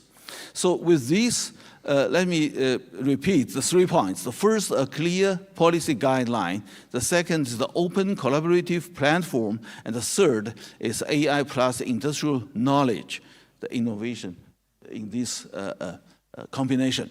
So I stop here. Thank you so much. Thank you. Thank you very much. After the current round of questions, I will ask you to react to the presentations of your colleagues. It will be the second round. Thank you so much for the Chinese experience. And yes, the second point is the collaborative platform. This is what AIM Global is all about. This is the platform of the open international dialogue for the government, public sector, private sector institutions, academia and research. And with that, I would like to move to Mr. Bang with the experience from Africa. We know that Africa experience very specific challenges in the adoption of Industry 4.0 technologies.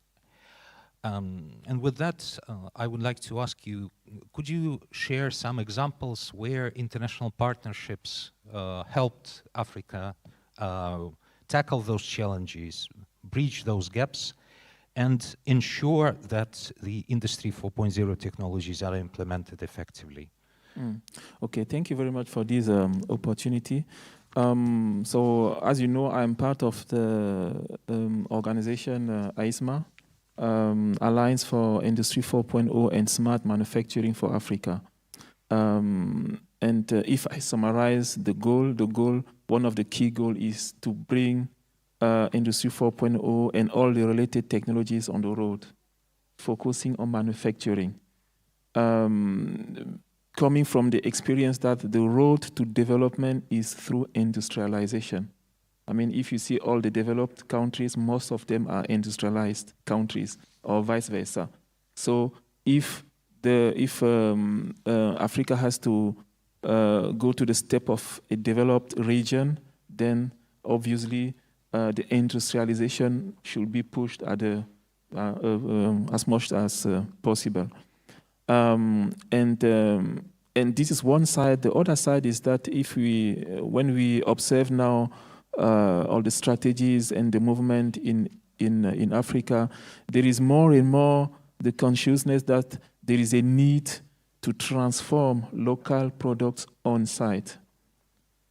So to no more just export raw materials, to start the first, why not the second, and probably the last step locally.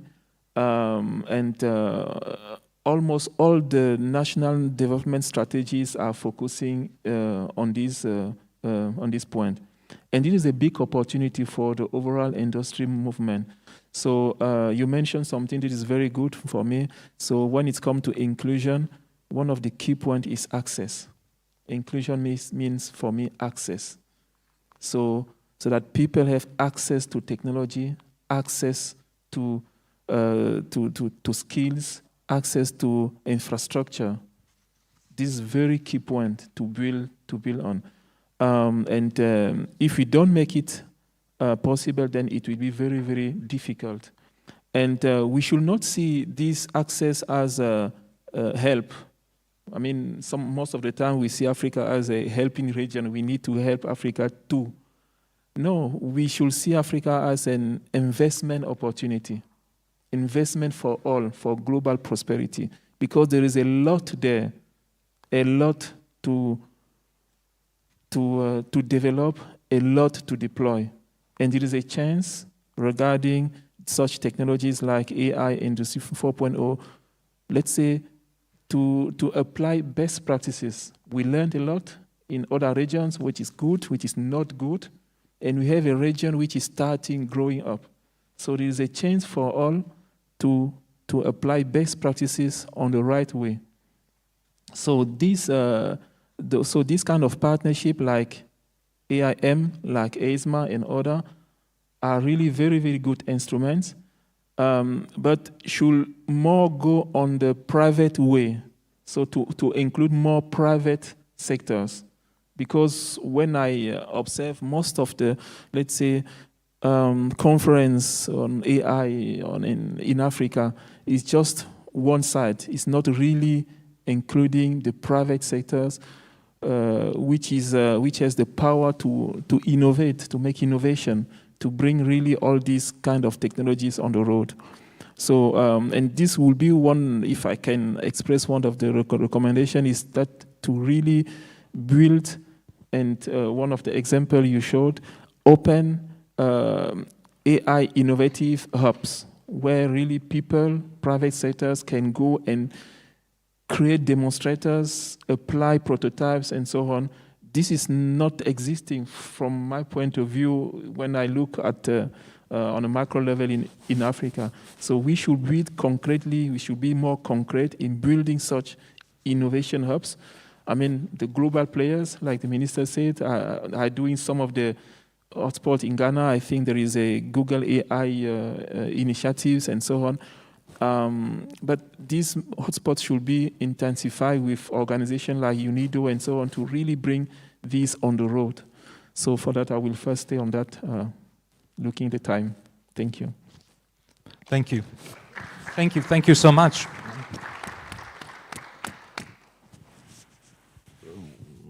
Before this panel, I was thinking, what are the key messages that we would like to convey here? And I thought of three. Accessibility, as you just said, this is what we need. The partnership, this is how we really unravel and help the technology show its full potential. And of course, the impact. This is all done for the benefits of the people on the ground in the countries.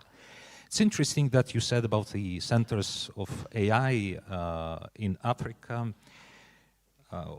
We have such a track in AIM Global, the AI Centers of Excellence or AIM Global Centers of Excellence, and today there was a presentation just before us, yes, of such a center being right now created in Shanghai, in China. So we are looking forward to partnering with you to explore how we can put it in practice on the continent. That will be great. Thank you so much. We're looking for. And now I would like to give the floor to Ms. Criado with the topic of the impact of AI on labor. And the question is, what policies can we introduce in order for the labor transition through the implementation of advanced digital technologies, or artificial intelligence in particular, to be inclusive?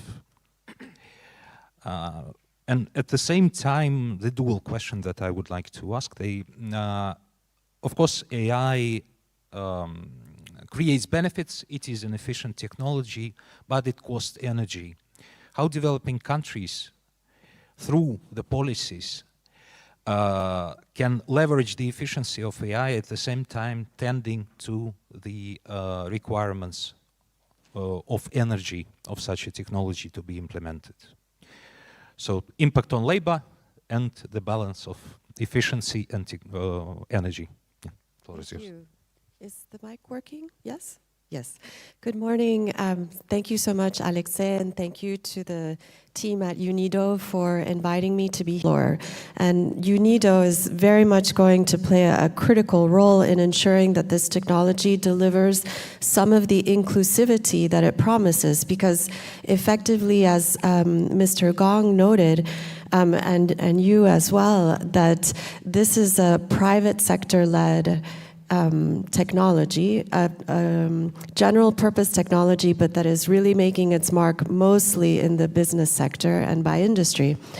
So it's critical at this early stage in the technology to bring a few different perspectives into the mix. Now, to Mr. Guerre's point, it's very dangerous to have diplomats talking about these things. And even worse is that I'm a diplomat of my country, El Salvador. I see there, El Salvador in the back. But I'm also a sociologist, so I'm not even an engineer. And I wanted to share a story with you about an experience I recently had in Geneva at the ITU, where they were hosting a standardization conference for AI. And it was very eye-opening because the topic of the morning at 10 a.m. was human rights in standards for AI. And in the room, like this morning, there was only mostly gentlemen who have been for 30 years working on standards from the radio, telecommunications, and satellite perspective. And it was very jarring for them to hear these questions about human rights, or to hear about the Universal Declaration on Human Rights, or from the US perspective, the Civil and Political Rights Act.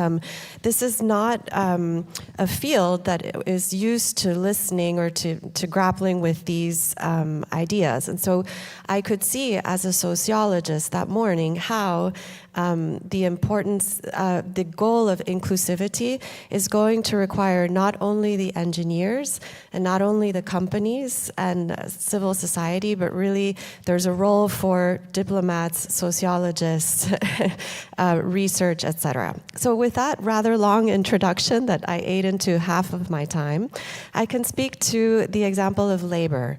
So labor will ultimately be impacted by AI, but we don't understand yet to what extent or in what ways. The ILO and the office that I represent conducted some research last year and delivered it to the G7. It's a very preliminary research to consider how could AI play out across the labor force. And a few very preliminary considerations emerged. First is that it depends. It depends on how exposed is the job to this technology, to digital technologies. So if you are working as an agricultural laborer in El Salvador, my country, your job may be less exposed to automation than if you are a clerical worker in the capital of my country, San Salvador, where you are much more doing tasks that could be automated. So the report, one of its key recommendations is that in the application of AI to jobs, it should be considered how exposed the jobs are to automation, and also what is the stock of digital literacy, connectivity, and affordability of the technology in this job sector. And therefore companies, before they embark on applying the technology, they may want to take a step back and say, okay, how are these conditions of exposure, connectivity, digital literacy, the stock of skills, and affordability playing a role into the overall impact that we will have? Because from the point of view, of course, of the UN, the intentionality of the technology is what is most important. And I think Mr. Gur and Mr. Kong spoke to that as well, is why are we introducing this technology? Is it in order to have inclusivity and best outcomes from the perspective of the company, its efficiency gains, but also the employees? How we use it, why we're using it in the factory floor is where we should begin. So I didn't make it yet to the environmental question, but I will do so. One of the recommendations in the next round, one of the recommendations from this preliminary research is that a factor to look at for AI in the workplace is what kind of contact is there with the employees to start with? So is there a strong social dialogue already present in the company or in the sector that could be leveraged to help bring employees into the reflections before applying the technology? Is there, for example, employee consultations or employee participation in decisions over how the technology will be used? And of course, coming to the idea of best practices, we know that for inclusivity to really be achieved, it's so critical to have as many stakeholders making the decisions and reflecting on the decisions. And the exact same thing may be the case on the factory floor. Which I say so humbly because I am a sociologist, and it's easier said than done to open up the table for all the stakeholders to come and take part in making those decisions. But I think one of the key finding from this research is that the stronger the contact is with those who will be impacted by the technology, the better the outcomes can be. Thank you. Thank you. Thank you so much. The intention, the big why we use this technology, and in what way, of course. I have a follow-up question for the next round for you. Did they do in this research the perception of the people of the technology? What people are waiting essentially from this technology? Are they concerned? Are they ready to embrace? Well, this is for the next rounds. And with that, I would like to start the second round and ask our distinguished speakers to react on what has been said today, what angles we explored in the diplomacy, in the practical application of AI and the track record that China is demonstrating, in the demand and the possibilities that we have in Africa for initiatives such as Center of Excellence of AI, and of course through the lens of the impact of labor. And with that, I would like to give the floor to Walter. So please, 4 minutes. 4 minutes. I'll be disciplined. It came to my mind, listening to this panel, but also before, to the distinguished ambassador of Jordan, that there's a quantitative and a qualitative aspect to inclusivity. The one, and I think I'm catering to your concerns, is to roll out to technology for everybody to be able to use it. The availability for everybody should be, the accessibility should be given. And I think there we have a long way to go if we talk about the world as a whole. And maybe even within developed societies, we have some way to go. The distinguished ambassador of Jordan compared AI to the introduction of the printing press, which I think is a very good way of describing it. Yeah, this is what we need to do. And with the development of the printing press comes literacy. Now, what comes with literacy? It's not only having books and being able to read, but being able to understand what I want to achieve with giving the people the opportunity to learn to read, right? And this is the qualitative aspect. And here we have, I think, a much longer way to go even, because people need to understand the good and the negative aspects of this technology, which is quite new. So we have to come to terms with it in some way. And this is where digital humanism, but also initiatives like the one of the UNIDO, the AIM initiative comes in. And then I would say is my last point even, I see around a proliferation of initiatives actually. There's UNIDO, there is the initiative of the United Nations University, Rector Marvala was speaking before today, the AI initiative of Professor Marvala. There are other state initiatives. Sweden was talking about it. Yeah, there are private company initiatives, Google AI, as you said. My impression is there are a lot of initiatives, but people have a reluctance to use it. They exist, they are there. I myself and the Austrian Ministry of Foreign Affairs is part of this United Nations University initiative, which I think is a very good one and a valuable one, but I don't see much demand. I mean, nobody has come from any country or any company to see me and ask me, what can you do for us? It's strange, right? It's strange. And I think, I don't know whether it's your experience as well, but I think there are a lot of such initiatives which are not well known. And for some reason, maybe it's also an issue of literacy, maybe, of diplomatic literacy, that these initiatives are not used to the full extent.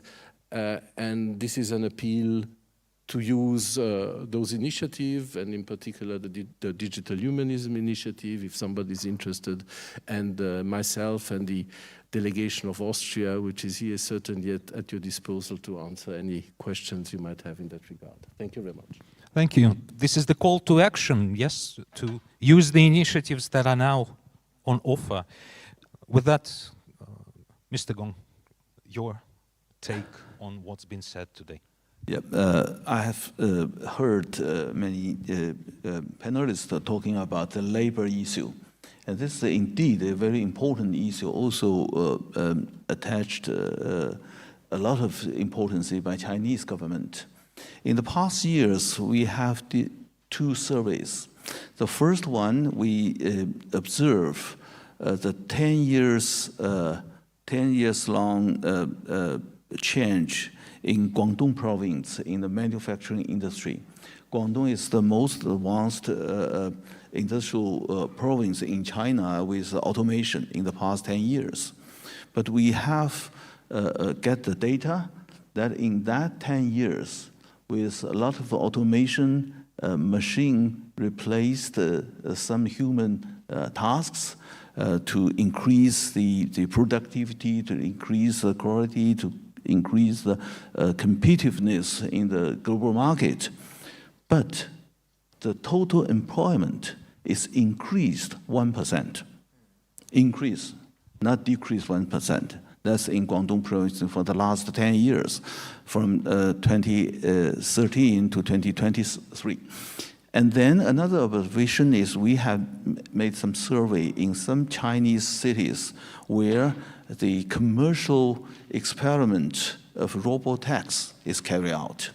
So that's some concern from taxi drivers to replace his or her job by the robotaxi.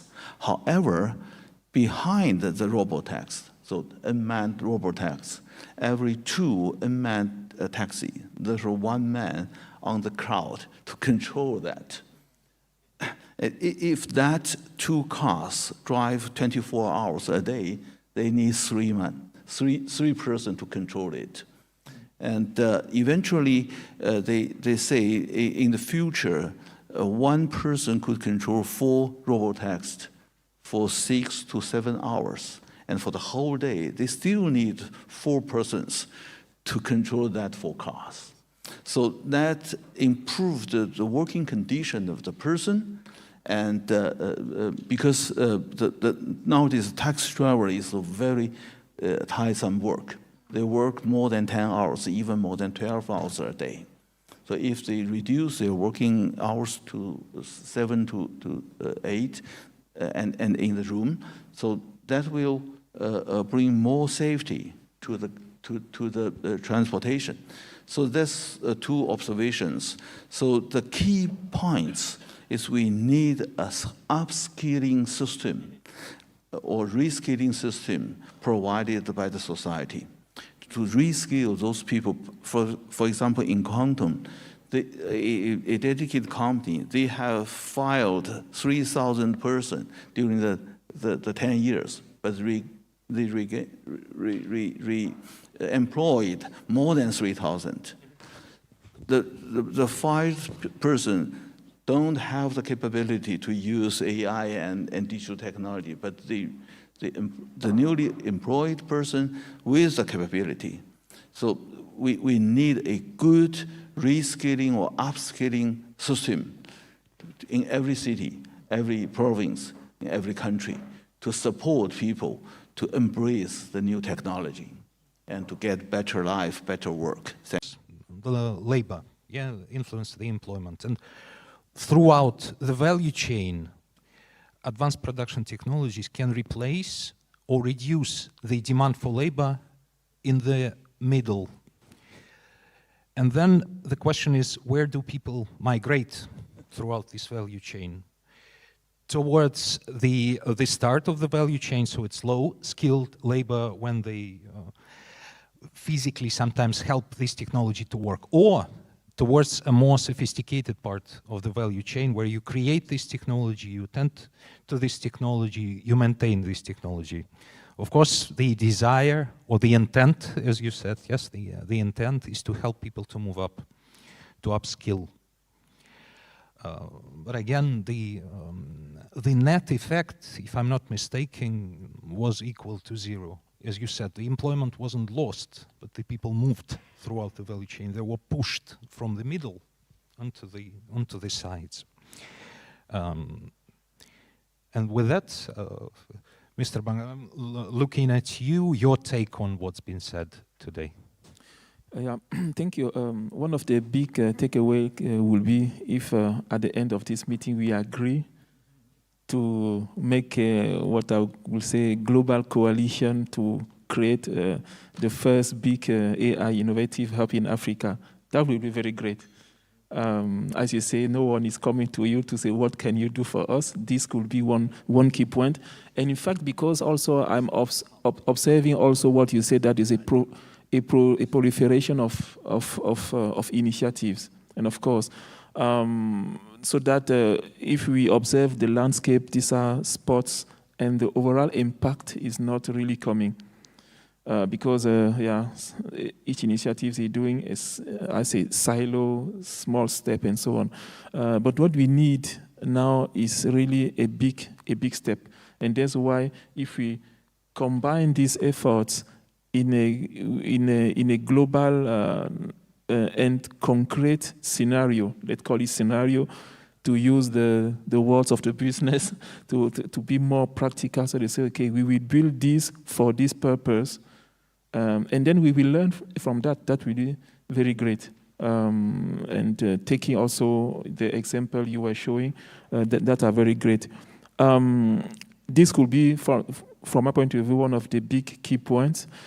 The other aspect is, let's say, also to work on the awareness. I really like the example you said, because I assisted also in one conference in Africa where people were talking about AI and so on. And I realized that most of them were politicians and so on, and working in, in a different area, but no one was really know exactly what the AI application looked like, or no one in the room. But they were discussing about AI strategies and so on. I said, wow, wow, this is really interesting. So that means we should put more effort in integrating experts, private sectors, and so on, as I said, because from there comes the innovation, the drive, the business, let's say, goals, and so on. As we know, business is driving also, let's say, strategies. And we should not think that we need first to work on policies and then, no, we should work hand in hand. While we are working on policies and so on, we are driving and pushing business initiatives on the road, skills development, skills dissemination, because these 2 points are very, very key.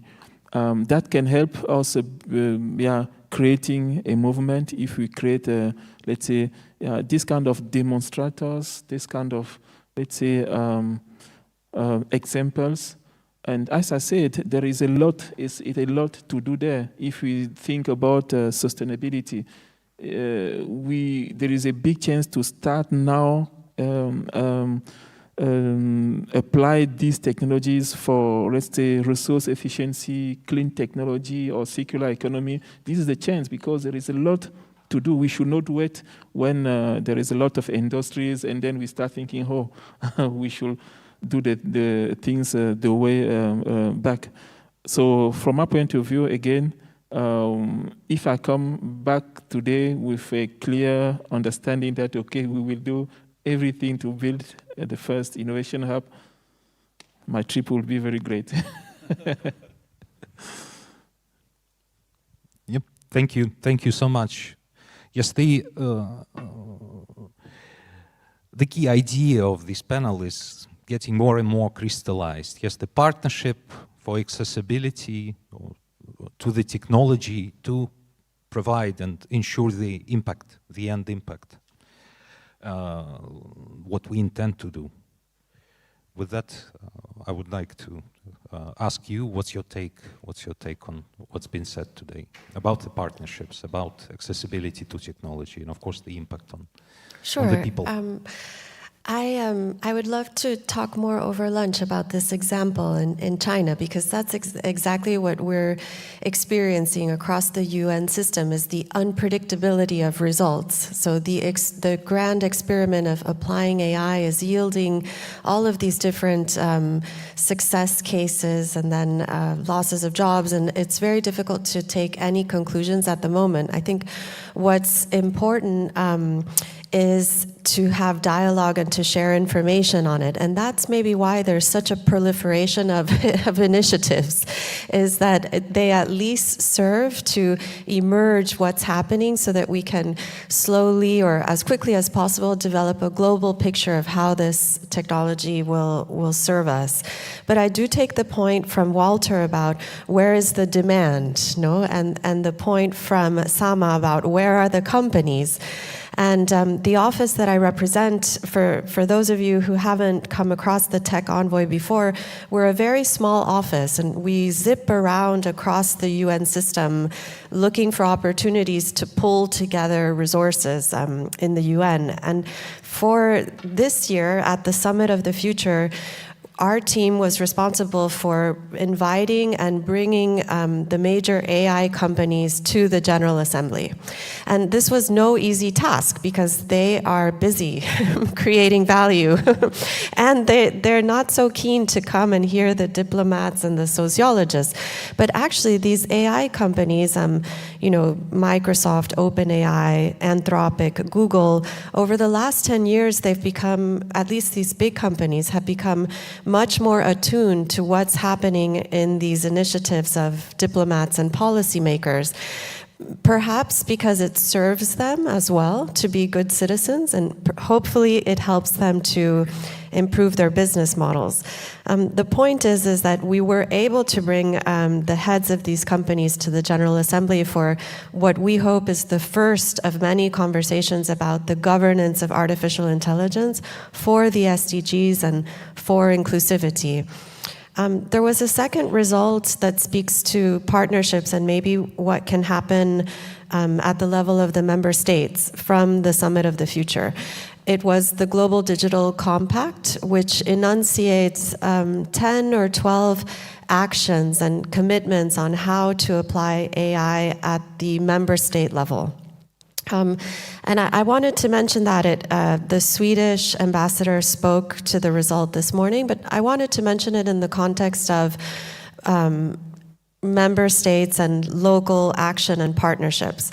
Those 10 or so commitments on AI about taking the Universal Charter of Human Rights as the fundament of applying AI, of developing standards, of having a scientific knowledge applied in the governance of AI, those can be brought down to the nation state level. I think perhaps much as China has done, as you've shared, looking at it from each country, from Kenya, from Austria, from Botswana, can make it a much more practical exercise to say, in what way are we going from high-level global policy frameworks to the concrete offices and departments in my country that will be monitoring and following up on these commitments? Or who are the local players, the NGOs, the research centers, and the startups, maybe, with whom a national government or even a multi-stakeholder network at the local level could convene around the table and say, here is an action agenda, the Global Digital Compact, for applying AI in a manner that is inclusive, sustainable, rights-respecting, forward-looking. There's 13 principles. It's a long list of principles. How do we do this at the level of our country? And yes, I think that offices like UNIDO and UNCTAD, many UN offices, would be friends and partners to these initiatives.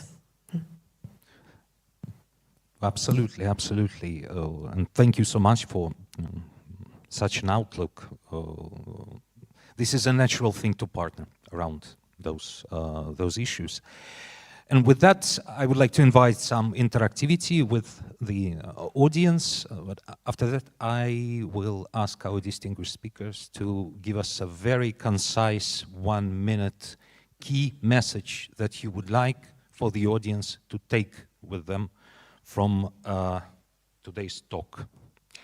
And of course, I cannot not reintroduce, as Mr. Zhou today already introduced and presented the report that UNIDO has published together with the Cambridge University on the potential of the technology of AI for inclusive and sustainable industrial development, looking at how we can bridge the AI divide.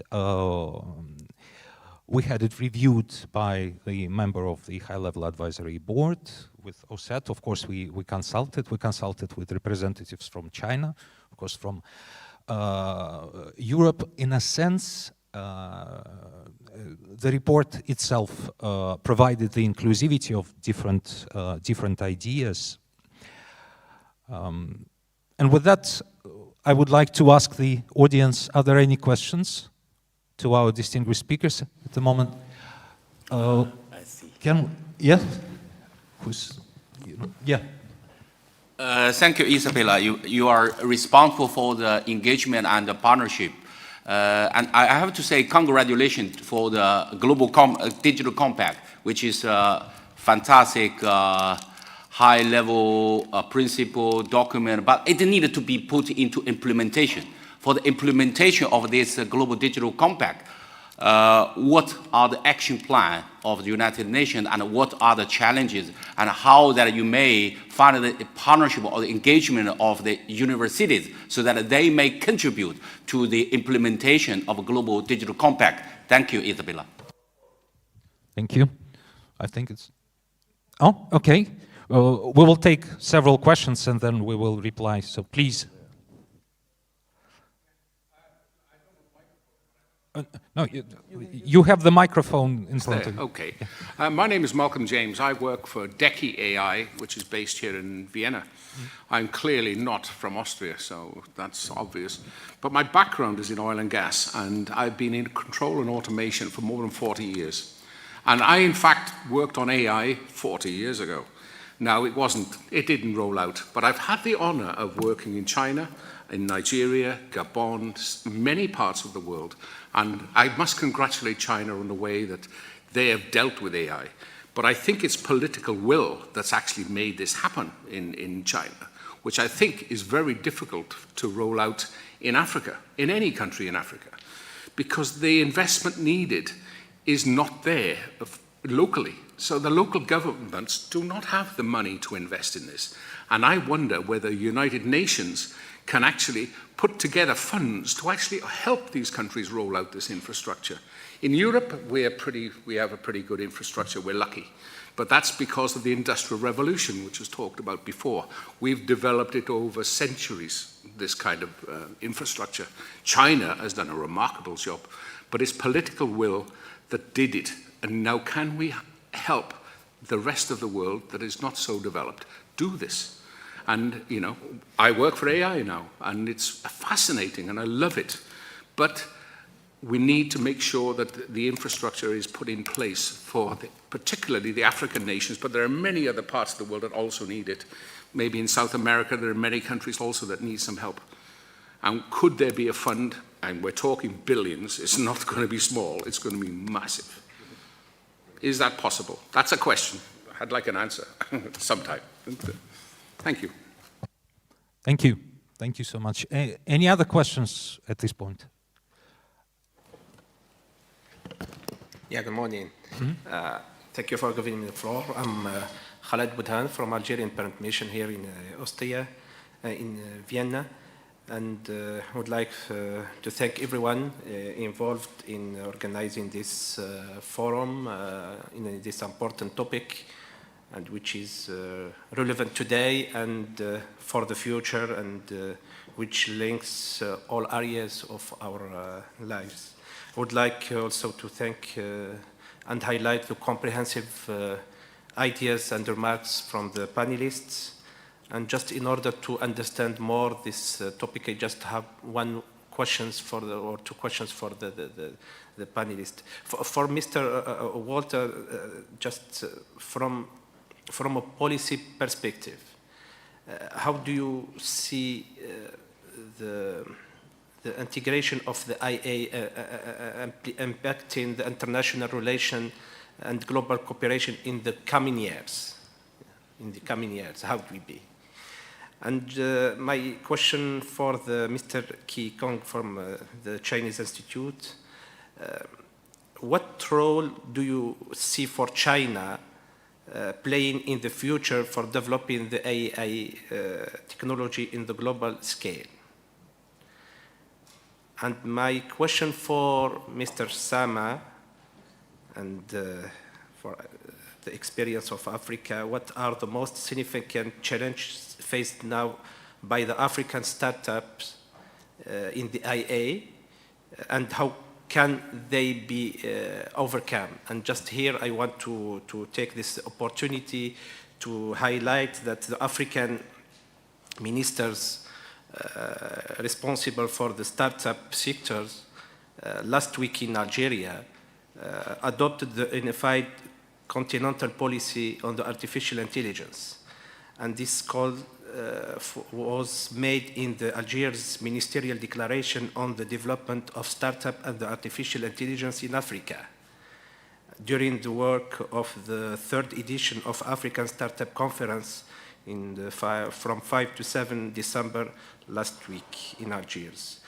And my last question for Ms. Isabella, how do you see the United Nations engage with the countries to ensure that this artificial intelligence technology are used responsibly and equitably also? Thank you. Thank you. Thank you so much for the questions. And now I would like to set a difficult task. We will go one by one. Each of you will have 1 minute, 1 minute and a half. Key message and answering the question that were posed to you. Starting with you, Walter, please. Thank you very much. I very much appreciate the sharp question of my Algerian colleague. I could make my task simple. I could look around and see, well, there's the delegation of the European Union there. You know, you have to ask them. I can ask the United Nations. We're a member of the United Nations. I'm going to ask there. No, but to be serious, I think it's going to be a multi-track approach, hoping that the various track will at some point talk to each other. It will very much depend on the global policy outlook, which I've seen rosier times, right? It would depend on that, but I very much hope that on such an important issue like AI and others, we will be able to stay in touch with one another. The tracks will be able to talk to each other and not make it another divisive force. There are too many around anyway. Thank you. Thank you, Mr. Gong. So this year, the United Nations General Assembly has adopted 2 resolutions about AI. The first one is the US-led resolution titled Seizing the Opportunities of Safe, Secure, Trustworthy AI Systems for Sustainable Development. That resolution is supported by China and many other countries. And then later in July, there's another resolution led by China is adopted by the United Nations General Assembly. The title is Enhancing the International Collaboration for Capacity Building of Artificial Intelligence. So that describes the role China wants to play is to lay emphasis on capacity building, to bridging the digital gap. So that's why the World Federation of Engineering Organizations initiative on capacity building for of engineering capacity building is also supported by China. But we need more money. We should join hands with other organizations such as United Nations organizations and also many partners. We have members from Royal Academy of Engineering in UK and IEEE US. We do work together to carry out this capacity building program. So that's my answer. Thank you. Thank you. Yes, thank you. Thank you for the questions. We know that, let's say for my observation, most of the time in Africa, sometimes we build big programs without a real foundation, the base. And this is a big problem. One of the key points in driving all these activities, as you said, what are challenges? Infrastructure. We know we need a reliable internet. We need access to power, to the energy. And from our point of view, we have enough money in the world, in a lot of organizations. We know how to do that. It's not an issue. It's just to sit together, to put the effort to say, hey, let's put on the road something concrete to demonstrate and probably to duplicate, to disseminate. We know that. And what also I said is this awareness that people know that, okay, these AI or these Industry 4.0 technologies are very, very important for the global prosperity. And again, we should not look this region, Africa, as a region we want to help. No, let's see it as investment opportunities for all. Thank you. Thank you. I'll speak my 1 minute on the point of what can the UN do or what can we do about building capacity in this space. So our office, the Office of the Envoy on Technology, is working across the system again with partners to study the question of capacity building, of how we could deliver some of the skills necessary for developing AI in the Global South. However, that's not nearly enough because you can have the skills, but if you don't have the compute power and if you don't have the right data, then you just have an empty, in a sense, you have a knife and a fork, but you don't have any food. So one thing that the Chinese sponsored and US sponsored capacity building resolutions at the UN pointed out is that you need almost 3 or 4 ingredients. You need the skills, the data, the compute, and then the connectivity. Because if you're in certain countries of the world, in Cabo Verde, for example, you don't have such great connectivity and the power needed in order to develop models. So what the Secretary General has been asked to do by the Global Digital Compact is to propose some options about how to draw together resources that exist for building skills, for getting the data, the GPUs, and then the connectivity to those entrepreneurs or scientists that are in the Global South so that they could develop local solutions to some of the challenges that they face. Now, the UN, I mentioned in my remarks, and I say this very humbly, the UN is a small player in this field. We spoke about how most of this development is happening in the private sector. So we will absolutely need to take up the private sector's offer to assist with capacity building. At the UN Summit of the Future in September, Google announced, I think, $120 million investment in capacity building for AI. And Meta has done something similar. They have $500,000 grants for entrepreneurs that are using AI to do wonderful things. And I think the more we encourage the big companies, but also the local players to get involved, the better results we will have. So watch this space. By the end of this year, the Secretary General should have put out his options, and hopefully they would be, to answer our colleague's question from Algeria, that would be just the starting point. What the UN could do is bring everybody around the table, around some ideas for the collaboration. Thank you so much. It is in partnerships that we will provide for the accessibility and the end impact. Round of applause for our distinguished speakers, and I thank the audience for the interactive nature of this session. Thank you so much. Thank you so much, everyone. And with that, we will conclude this panel discussion. Thank you, and have a great day in front of you in the AIM Global Forum for the rest of the day. Thank you. Thank you.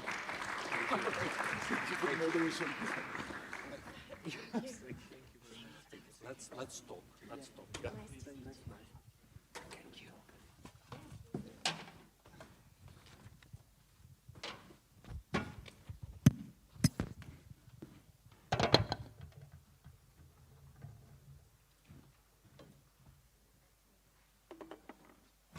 Distinguished guests, ladies and gentlemen, I am fully cognizant that we are now having one panel squeeze between the lunch, but we will do our best so that we can break on time. And for this great challenge, I invite my dear colleague, Milena Ruth, to moderate this panel, please.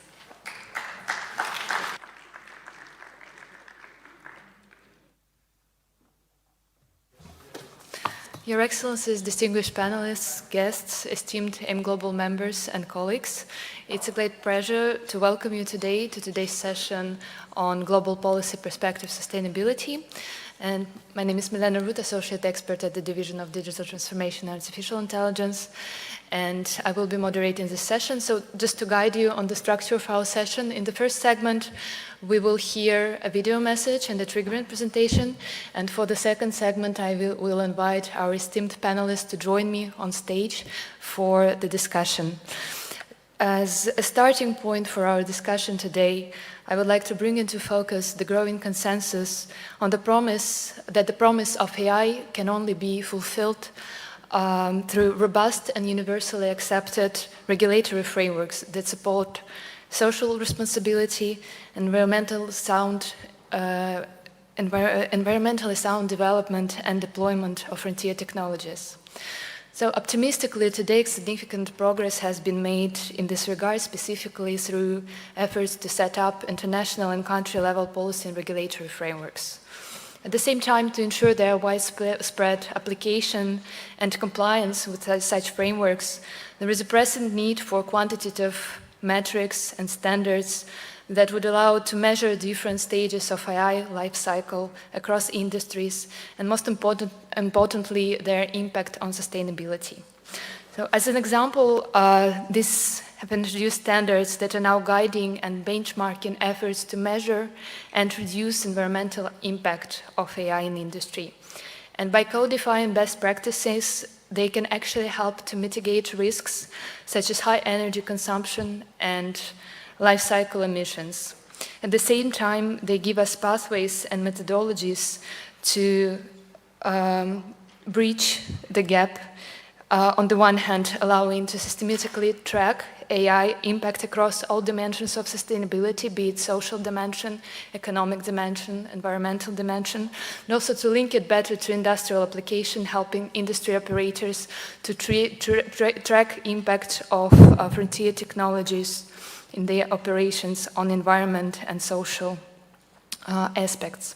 And to achieve this vision where AI is not just a disruptive technology, but also a powerful tool, a powerful force behind this vision where all sustainability dimensions are taken into account when implementing AI technologies, of course, we need collaboration across governments, industry operators, academia, and civil society.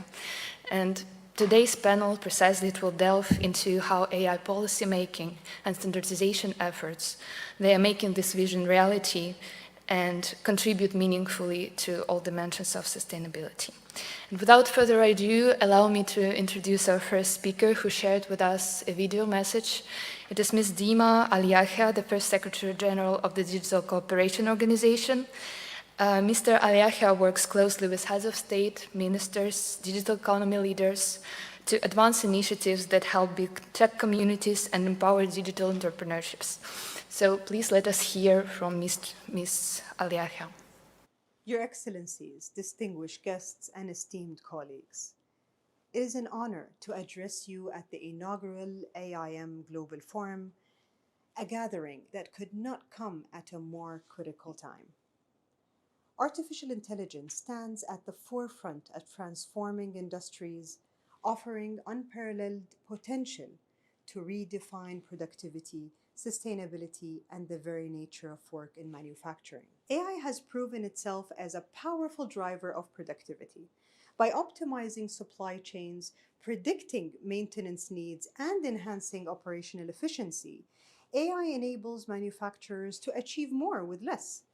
For example, AI-powered predictive maintenance has resulted in a 20% improvement in machine uptime, enabling streamlined production and higher yields. Beyond productivity, AI holds the promise of making manufacturing greener. By analyzing energy consumption in real time, AI can identify inefficiencies and reduce waste, paving the way for more sustainable practices. AI-enabled technologies have the potential to help mitigate 5 to 10% of the global GHG emissions by 2030. Moreover, robotics powered by AI is not only automating repetitive tasks, but also improving the quality of jobs. By taking over dangerous activities, robotics allows workers to focus on higher value, creative, and safer roles, enriching the manufacturing workforce's experience. While these opportunities are exciting, we must also confront the significant challenges that come with them. The AI divide between leading and lagging nations remains a stark reality. For instance, while 60% of companies in AI-leading nations have AI projects operational or in pilot phases, this figure drops just to 36% in AI-lagging countries. Barriers such as insufficient digital infrastructure, inadequate energy supplies, limited expertise, and restricted funding risk widening global inequalities. Unchecked bias in AI algorithms, opaque decision-making processes, and potential misuse of these technologies raise critical ethical questions. Transparency is essential, as more than 70% of organizations acknowledge that a lack of transparency could harm their reputation and trustworthiness. Additionally, AI's environmental impact is a pressing issue. Data centers driven by the exponential growth of AI applications are expected to consume twice as much power as the entire nation of France by 2026. This stark reality highlights the urgent need to balance AI's transformative benefits with its energy demands. Finally, the skills gap presents a significant hurdle. A 2024 survey found that while 81% of IT professionals believe they can use AI, only 12% possesses the right skills. To bridge these divides and realize AI's full potential, we must pursue deliberate and coordinated action. We need to invest in infrastructure in underserved regions to ensure equitable access to AI technologies. Public-private partnerships must mobilize resources and expertise to foster innovation. International cooperation is equally vital, as it can transform challenges in one country into opportunities for another country. At the same time, robust governance and ethics must guide the deployment of AI. Moreover, education and training programs must align with the evolving demands of AI. Reskilling and upskilling workers, especially focusing on youth and women, is critical to building a future-ready workforce that can thrive in the industries of tomorrow. The future of AI in industry and manufacturing is not just about potential, it is about purpose. Will we use this technology to foster equitable and sustainable growth, or will we allow it to deepen divides and inequalities? This forum represents a unique opportunity for global leaders to shape a path forward. Let us commit to bridging divides, building trust, and ensuring that AI becomes a force for good. By doing so, we can create an industrial revolution defined not only by its innovations, but also by its inclusivity, ethics, and shared prosperity. The time to act is now, and the responsibility lies with each and every one of us. I wish you all a productive and inspiring AIM Global Forum, and may the discussions here pave the way for a brighter and more sustainable future. Thank you for your patience. I know you must be hungry, but stay hungry so that you will not fall asleep. And my presentation will help you to digest more about the content.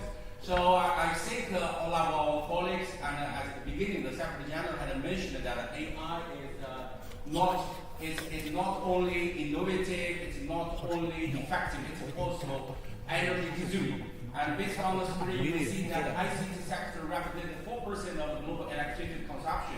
And during the past several years, the consumption of energy by the AI company, by their algorithm practicing and operation are rising so rapidly. So the sustainability or the green performance of AI is a quite emerging challenge that we need to find a solution. So that is why we are bringing the concept, we are bringing the AIM Green Index. So, well, to make the AI to be green, we have different solutions for we have the technical solutions on the screen. We may optimize algorithm.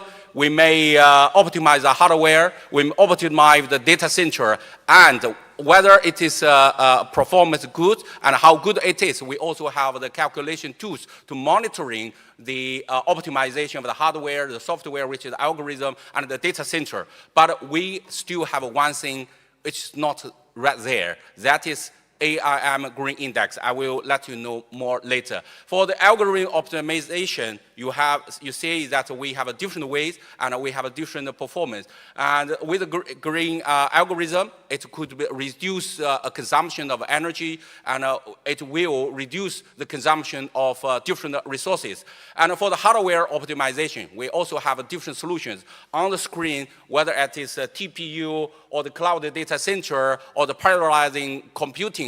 These are just some of them. We even have more solutions for the hardware optimization. For the data center, which is quite a energy consuming part, but we still have technical solutions. And now some of the companies are also working on the technical solutions for the monitoring of the optimization of the hardware, the software, and the data center performance. But how that we may make that to be scalable, to know that whether that AI and that is application in the manufacturing and industry is green or not, and how green it is. That is one part. It is still missing. So that is the work for the regulation. So for the regulation, here it is good. We are talking here in Europe because so many countries are left behind, except Europe. Europe have a Europe AI regulation already. It is not only build a regulation based on risk of the AI, but also introduce the energy requirement for different level of the AI. So for roles of non-European countries, we need to work hard. But don't feel shy, because only Europe is quite advanced. Don't feel shy. We need to work together. We need to make that happen. So with establishing of a regulation, the guidelines, the principles, and the standard, which are quite the regulation part, we may not only make the AI to be advanced for the innovation, which will also serve the broad and sustainable goals. So that is the function that our AI Green Index may serve. The beauty is that the industry are working on the optimization, green performance part into their regulatory compliance, which is good, so that it is not against by the industry. So we will be happy to have a rows of companies and the other responsible, sustainable company to join this initiative. So the AIM Green Index is a joint effort by our UNIDO colleagues and the BIT team. So we have on the screen from Anna, at that time it is a 3-dimension and 16 different indicators. Now we evolved to the 5 dimensions with the 19 different indicators. So I will not give you details about that because I wanted to listen and get more questions or the comments from you. So the 5 dimensions lies, the first one is the model efficiency, which is focused on the algorithm. It tracks energy usage and carbon emission for the AI model training and operation. So we have the following 4 indicators: AI energy consumption per task, AI, okay, let me move back, the AI energy consumption per skill, the AI computing efficiency, the operational optimization. That are the 4 indicators for the model efficiency. The second pillar is hardware and resources, which also have the 4 different indicators, which composing of hardware performance, resources recycling, water usage, e-waste management. The third pillar, we call that 5 pillars, 19 indicators. The third pillar, the data center management, which has 3 indicators: the power usage effectiveness, the energy reusable effectiveness, and the cooling load factor. So these are the 3 indicators for the data center management. The 4th pillar, which is regulation and compliance. This part, it is more qualitative, but we wanted to make it more quantitative. This is a quite not easy job, but today we are inviting our colleagues to join us so that we may find the solutions to make this part to be also possible. So the regulation compliance indicators have the 3. We have the global initiative participation, we have algorithm sharing and open source, and the last one is the regulatory response time. The last one has more indicators, that is the socio-economic green impact. It's because of the name of our index, it's not just AI green index, it's AIM green index, which means we are also considering the green performance of AI in the industry and manufacturing. So the last pillar has the following 5 indicators: the labor-related carbon emission reduction, the sustainability goals, the ecosystem impact, the use of low carbon technology, and the carbon offset initiatives. To test whether this index works or not, we have the AIM Green Index case studies. At the very beginning, we choose 2 leading companies to test this index, but we will not mention their name. But at that stage, we gave every indicator the same weight, and the score ranks from 1 to 10. The higher, the better. The final result is average of the parameter scores, but we will change that in our index later because we may give a different weight of different indicators, and so that will be more complicated. But that part, we need a global teamwork. So I will not explain too much of the case study. Okay, since for the future, we still have some other work waiting for the global teamwork. One is that we may give different weights of different indicators. We need a detailed discussion for every indicators. And the second one is that developing online tools so that every company may have their self-evaluation with the AIM Green Index tools, so that it is not only get the score of that company, we are also providing the more information so that they know why this part they have better performance and that part they have not quite high performance. The last one is cross-discipline application. So how to make the index to be more practical, to be more scalable, we need to apply in different sectors of the AI and the AI in different manufacturing and industry. So that is future work, not only for UNIDO team and a BID team. That is a global teamwork. Okay, so UNIDO team and BID team are just initiator. We have finished drafting of the concept document, which will be released soon. After release of that document, we are waiting for your comments. We are waiting for your contributions so that we could make this index to be applicable, to be scalable, and to be applied in different sectors of the AI industry. So on the leveraging the AIM global platform to make AI and its application in the manufacturing and industry to be green. Thank you. I wish you may join this team. And I have the barcode for different contact, whether it is LinkedIn, whether it is WeChat or the WhatsApp, so that you may get even the non-published concept document and start the teamwork even earlier. Thank you, and I hope to have you in the team. Thank you.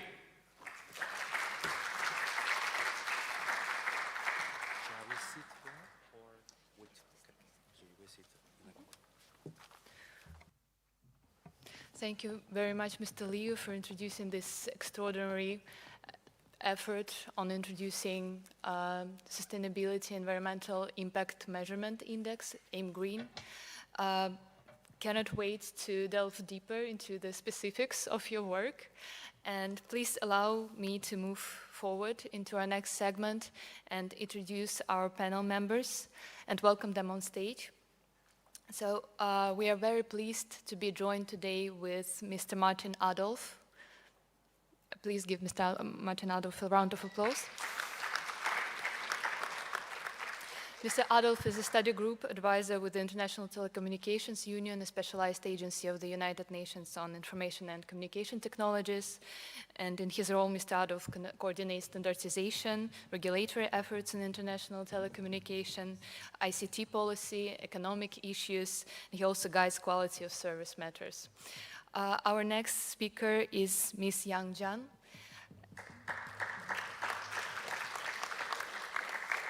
Director General of the China Industrial Control System Cyber Emergency Response Team.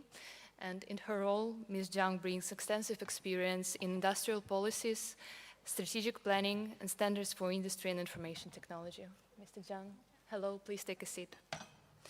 And last but not least, please welcome Mr. Anatoly Marushak, who serves as the General Secretary of the International Federation for Information Processing.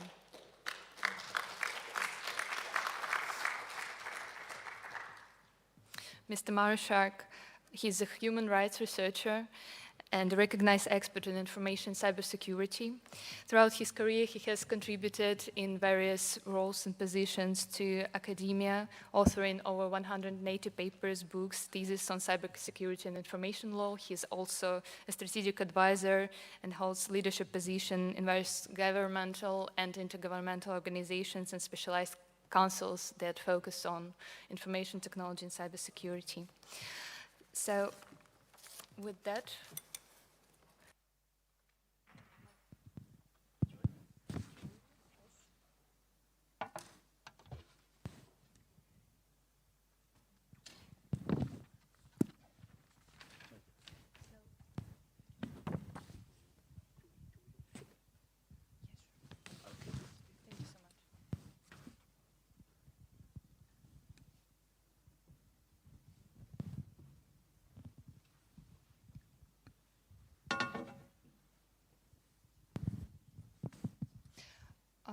with that, I would like to start with the first round of questions that would allow our panelists to introduce their organizations and missions and give us an overview of their work.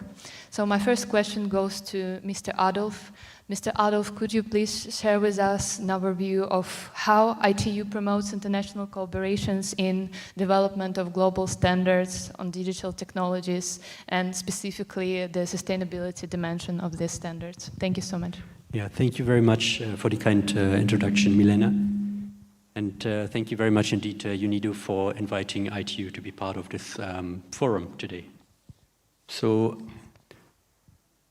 ITU is, of course, my organization ITU is introduced as the UN organization dealing with information and communication technologies and telecommunications. But I think in the context of the topic that we are discussing here, artificial intelligence, ITU is probably best known for convening the AI for Good platform. This platform was established in 2017 and is now rolled out in partnership with over 40 UN organizations, including UNIDO. I think from the onset, the objective and the mission hasn't changed. It is basically to leverage the transformative potential of AI in driving progress towards the attainment of the Sustainable Development Goals. If you permit, just a brief teaser for next year's edition. The dates have been announced. We have confirmed the first speakers, including Nobel and Turing Award winners. One new thing is that we're moving to a bigger venue because the old one was just not big enough. So we're moving where we used to host the Geneva Motor Show in the past. So things, just to give you an impression of the interest in the topic in the international Geneva and beyond.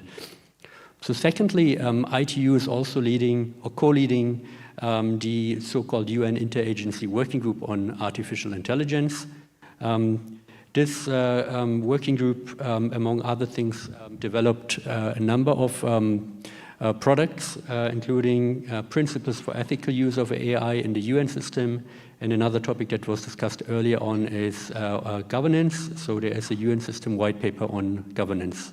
In addition to that, if you want to have a good high-level view on what the UN is doing on artificial intelligence, there's an annual UN activities report that covers the AI-related activities across, I believe this year, 47 agencies, and they reported on 400 AI projects covering all 17 SDGs. And again, there was UNIDO actively involved in also contributing and a perspective with their respective mandate. So finally, maybe a third area where ITU involvement is promoting international cooperation to advance the international AI agenda is the area of technical standards. So these standards do not only enable the latest generation of mobile telephony or the fiber optics connecting your homes. We have seen a great push to advance and to include AI and machine learning aspects in a wide range of themes. You can see some of them listed here. It also includes quite prominently the topic of energy efficiency and life cycle analysis. So there's perhaps an opportunity to work even closer together with UNIDO and its partners and the AIM initiative to see how some of the findings that we're just presenting can eventually result in international standards. When I say we in the context of standards development, it's not me, myself, and my colleagues in the Secretariat, but I'm referring to the technical experts that represent the 194 ITU member states that represent more than 1,000 industry companies, private sector entities, as well as academia. And I just looked up during the previous presentation, so I was happy to see that BIT is also an ITU academia member and can contribute its findings under its own name to the standards development process.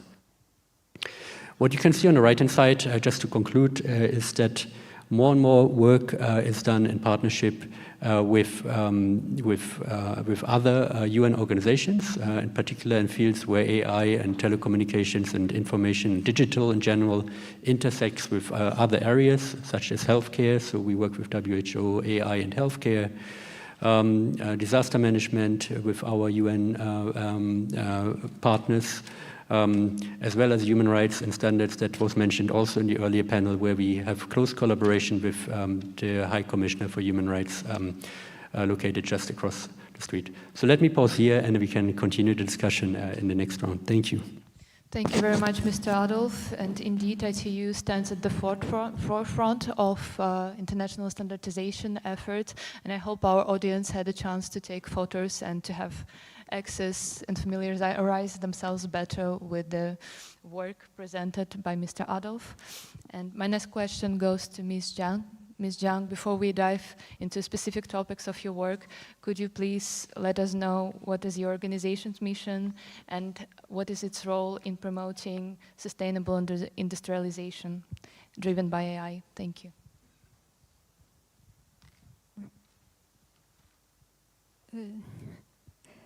Thanks to the kind invitation from UNIDO.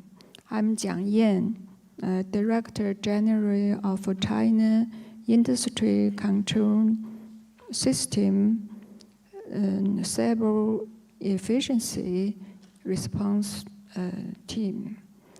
In the field of AI, our institute focused on the industry development, industry application, and security governance, undertaking policy research, standard development, and ecosystems construction. In construction, we published some reports, AI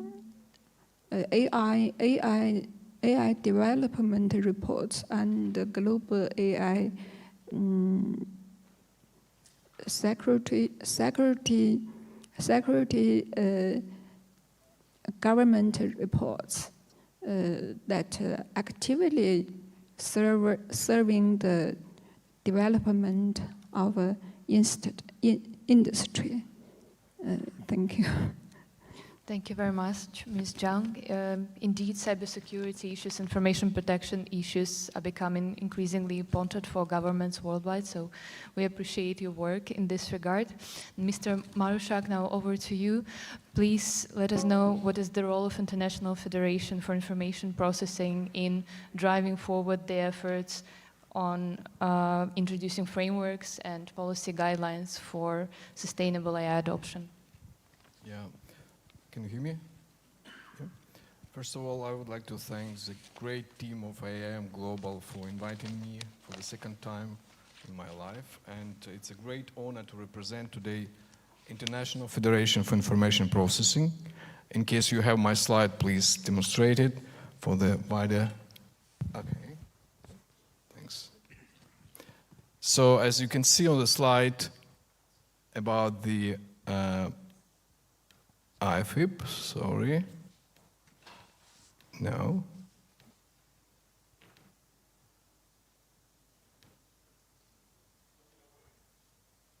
Okay.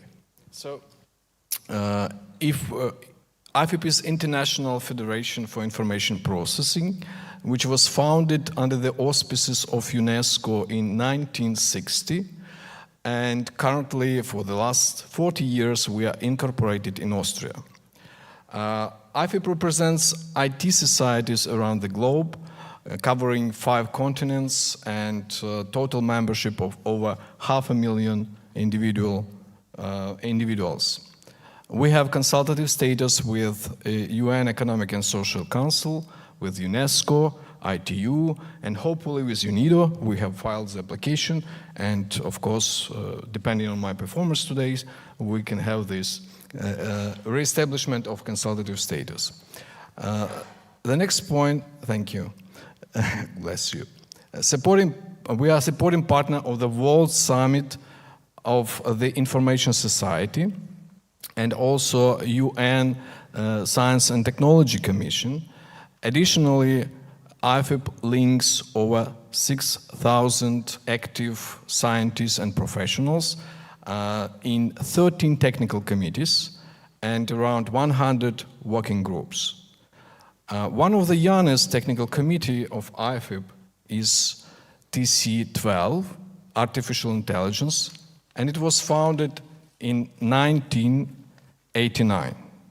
Since then, scientists and professionals developed around 100 books on different topics, and you can see the range of the time when they were published. I have made some research, and for the last 15 years, Technical Committee 12 developed around 70 conferences on artificial intelligence. Some of them are already planned for the next year. The last but not the least, we have just launched 2 reports, one on the sustaining digital education of young people 5 to 18 of age, and the second one, ICT influence on climate change. And you can find them in IFEP Digital Library. Thank you very much, Mr. Marshak. I would like to go back to Mr. Liu. Mr. Liu, thank you so much for such a detailed presentation, which still left us with some questions. Especially, well, from what we've heard for you, it appears that data collection, especially accurate and data verification, might present a real issue when trying to trace information on carbon footprint, environmental impact of AI technologies. So could you please let us know whether there are any strategies to mitigate risks associated with data verification, and what would be the biggest challenge in terms of third-party data verification? Thank you. Thank you, Melina. You are touching the pain point, because the data, the accuracy of the data, whether we have data available, will be quite challenging. Whether we could make the index to be trustworthy, to be persuasive. But how that we may get the data, get the accurate data, get enough data. So the first step is that why we are here. We are promoting the AIM Green Index. We are calling for action. We are calling for the first group of volunteers. So they will be the pioneer to join this AIM Green Index as a volunteer engaged company, so that we have the data from the company. They have a definite authoritative, enough data, and that data are variable. So that is at the very beginning stage. After that, we have tested the AIM Green Index in different sectors of companies with the volunteers companies, and we may, at that time, the AIM Green Index 2 should be available.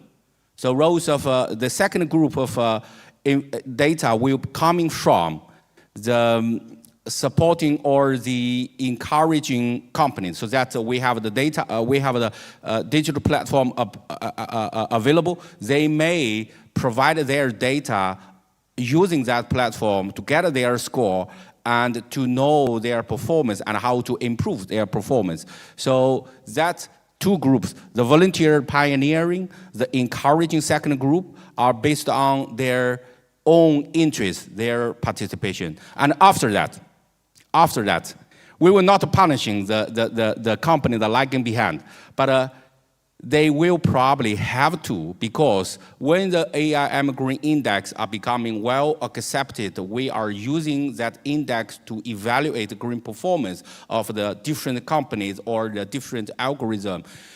That will bring effects for their position in the supply chain. For those responsible companies, I don't know whether our UN colleagues are still, the UN Special Envoy Office colleagues are still here. So I'm encouraging all of the UN procure system will use AIM Green Index. For those not good performance, not green AIM service providers, they should not be listed in the procure supply system. Not only the UN system, for roles of a leading company, roles of responsible procurers will consider the green performance of the service providers. And I think at that time, roles of a company want to have a better performance in the supply chain will use AIM Green Index. They will provide that data to make their AIM Green Index performance report to be trustworthy. So that is my strategy or the tactics to get the data and get accurate data, get enough data to evaluate the performance of the green of each algorithm and their application in the manufacturing and industry. Thank you. Thank you so much, Mr. Liu. That indeed sounds like a very sound basis for building up credibility of AIM Global Index, and hopefully companies who are listening to us and other interested stakeholders, they will derive an encouragement from what you're saying to participate, to ensure that these feedback loops function in a way that allow you to optimize data collection. Now, Mr. Adolf, on a more practical side, we would be really thankful if you could present us with some use cases of AI adoption that you would identify as pivotal for climate action, and specifically addressing challenges such as reducing carbon emissions and optimizing energy consumption. Thank you. Yeah, thank you. As we have just returned from Azerbaijan, from COP29, where the presidency and ITU convened the first ever Digitalization Day and adopted the declaration on green digital action. This aims to enhance collaboration, to fast-track industry-wide commitments to addressing climate challenges, and to put digital solutions at the forefront of climate action. Well, quite as you would expect, AI was at the forefront, also there at COP29, and in particular its environmental implications. So focus areas of ITU standards work in that field to address these challenges are assessment methodologies for the impact of AI on greenhouse gas emissions. This is not new work, so there are existing standards out there that analyze the life cycle of information and communication technology, equipment, networks, and services. A second focus area is to reduce the environmental impact of data centers. I think that was mentioned as well in the previous presentation. And finally, also of quite a big interest, and I think machine learning and AI can play a role in that, is increasing the energy efficiency of the network infrastructure itself. So rather than being on all the time, enable power savings in the network itself. Since you're asking about adaptation as well, I would just like to highlight also the work that's on the way on using artificial intelligence in the context of disaster management, disaster preparedness. And again, this is work where ITU is working with the respective agencies like WMO, UNEP, UNFCCC, and others to drive that discussion forward. Maybe, if you permit, just one point on the question of using the benchmark for procurement and maybe for policymaking and for regulation. I think it's a good suggestion.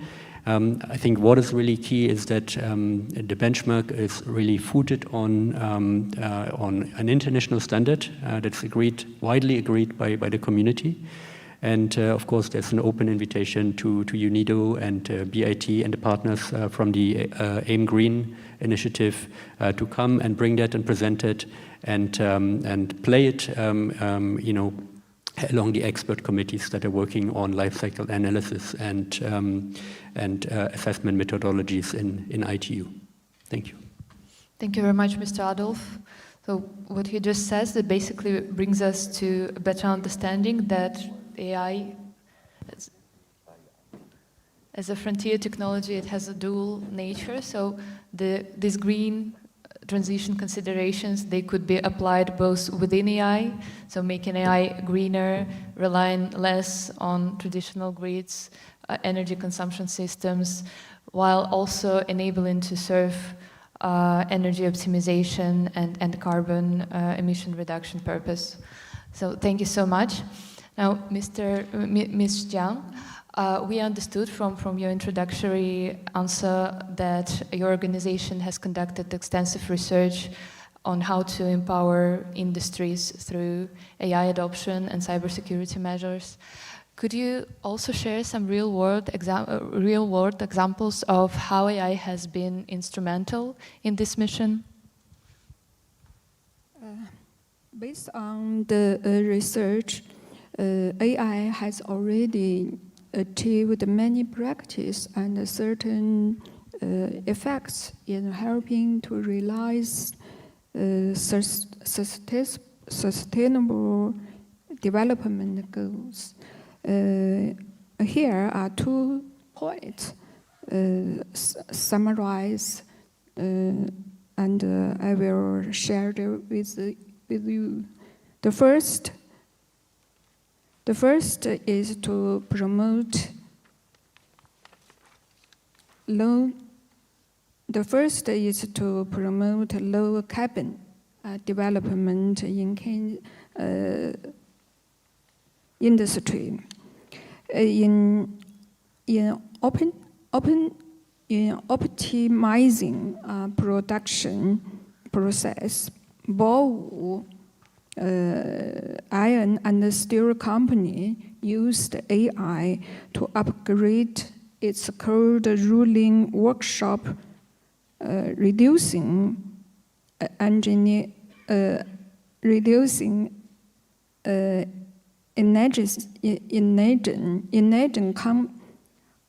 consumption per ton of steel by 30%. In intelligent manager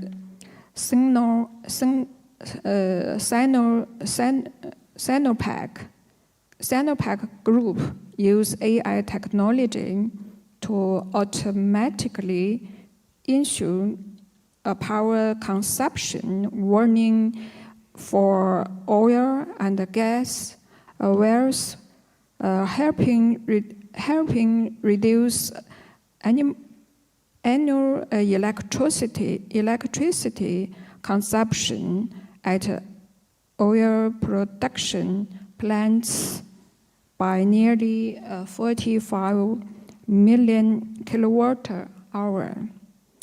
In supporting new energy sources, AI can promote the efficient development of new energy types.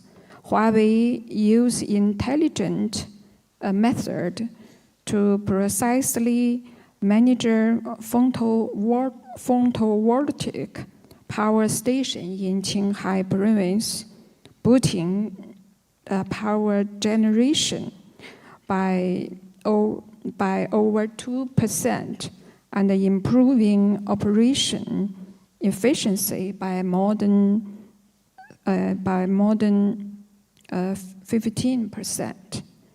The second is to promote the greening of equipment and products.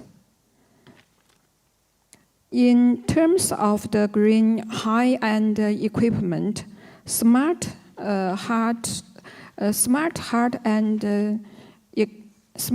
equipment such as new energy cars can promote environmentally friendly travel and reduce carbon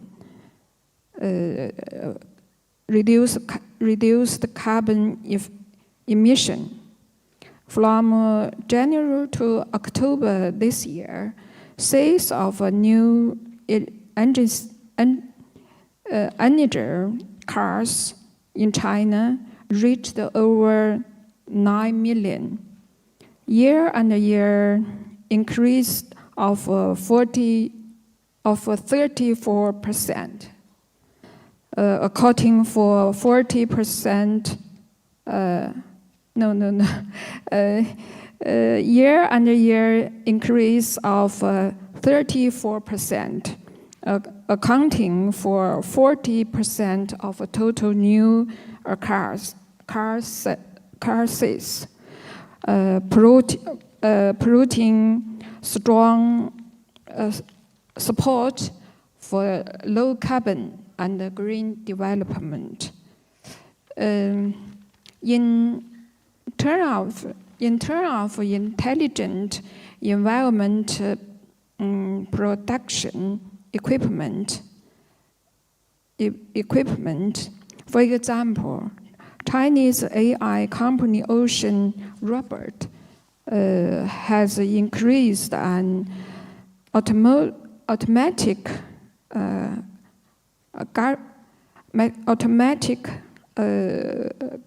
garbage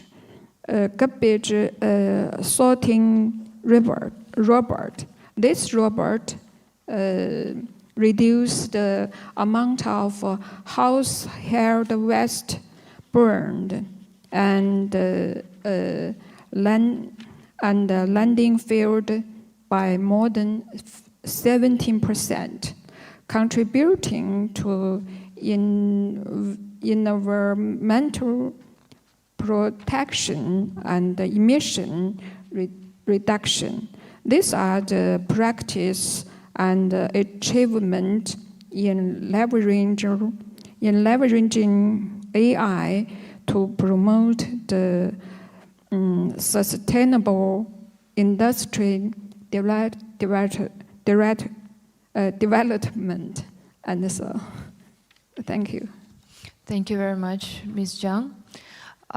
So unfortunately for this segment, we don't have not too much time left, so I would like to move immediately to the next question to Mr. Marushak. Mr. Marushak, from the academia perspective, what would be your take on how current research trends are shaping AI policymaking and frameworks, specifically in the aspect of innovation and sustainability? Thank you, Milena, for being in line with our preliminary meeting consideration, and I prepared some slides on that. Hopefully it will work. Okay. So, okay, let me just find the proper one for you.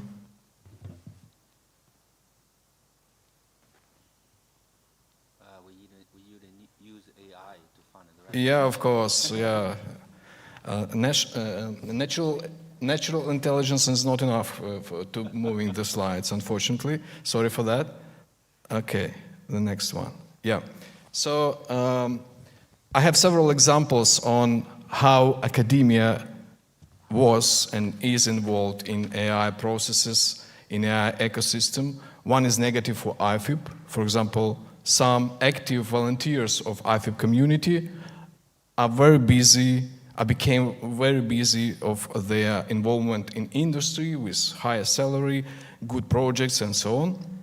That's why we lose them, unfortunately, because they have no time to volunteer in our organization. But if we talk about the involvement of academia in UN activities, you can see that, of course, the membership of UN high-level advisory body on AI take lots of representatives from academia. The second evidence of active involvement of academia in regulation at international level is the recommendation following Global Digital Compact to establish independent international scientific panel on AI. From the IFI perspective, I also must say that for a long period of time, starting from 1989, we had predominantly research and conferences on technical part of AI. But currently, we move slowly as ecosystem is evolving to scientific research in social sciences, in governance in particular. And Working Group 12.12 was established in 2020-21, and coincidentally, the chair of this working group became the president of IFIP, Anthony Wong, who represents Australia. And a little bit more about the enforcement. We all talked and know about the EU AI Act, and we have the evidence of active involvement of academia in these already established structures. I mean, advisory forum, which should include representatives of industry and academia, and scientific panel of independent experts to advise AI Office and European Commission generally.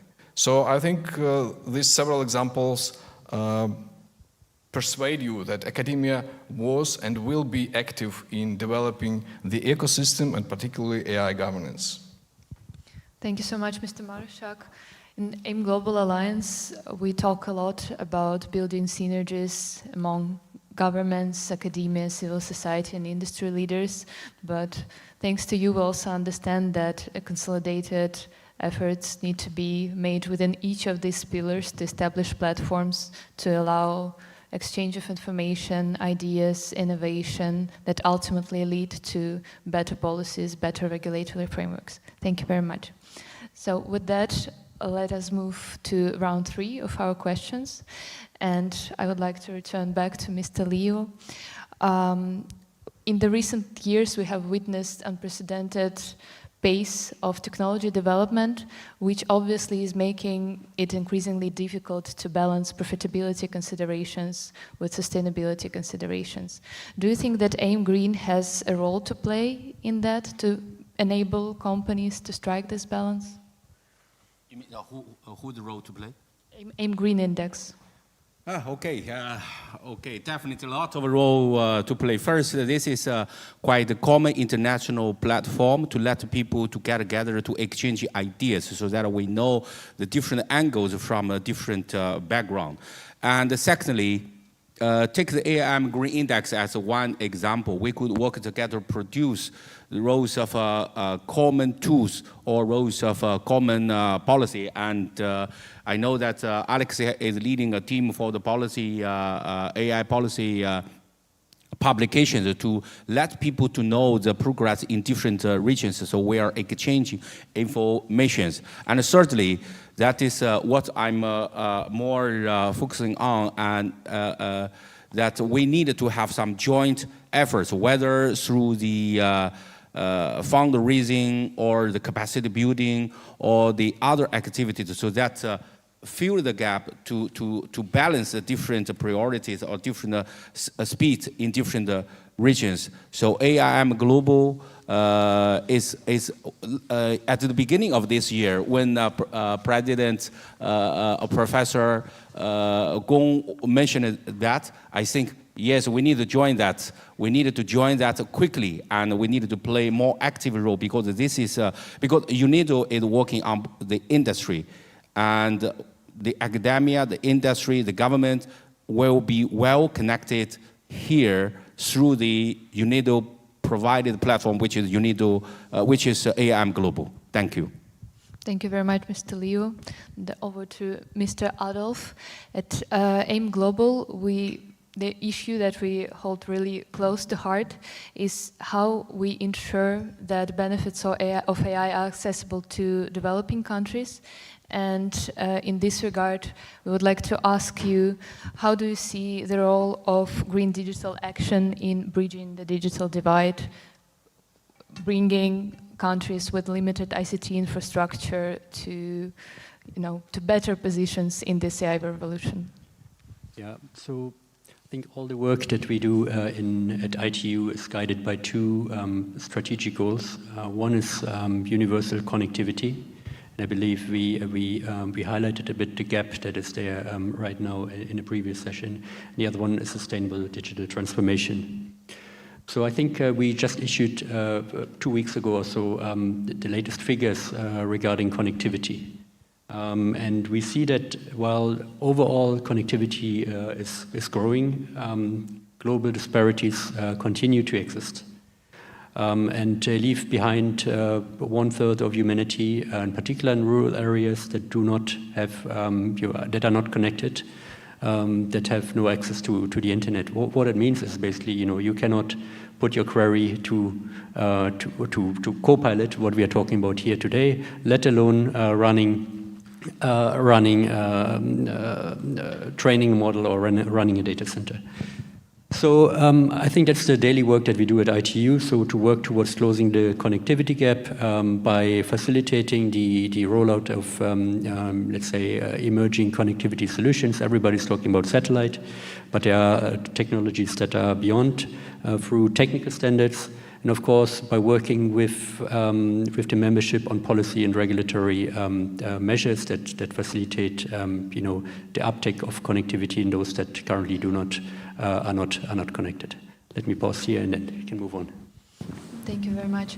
It has has been a real privilege and pleasure to discuss these issues with our esteemed panelists, but we would like to gradually close this session by asking you to give us a small statement for about 1-2 minutes on actionable insights that we could take from this session. So I would like to start with Ms. Zhang.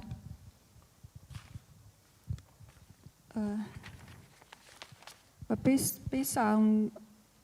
on research of AI application in industry and scenario, we have carry out application solution such as AI industry in quality respect.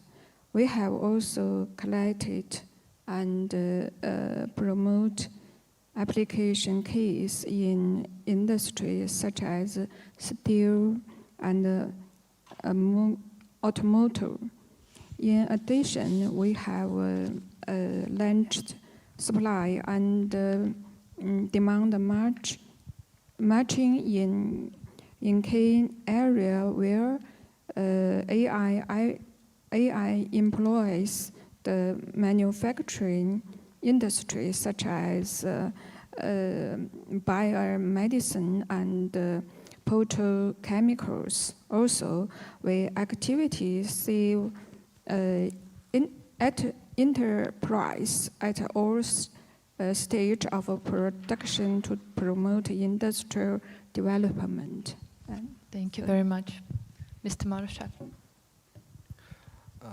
I would like to mention that, for my personal opinion, we should enhance collaboration between academia and industry, and maybe AIM Global is a good platform for doing that.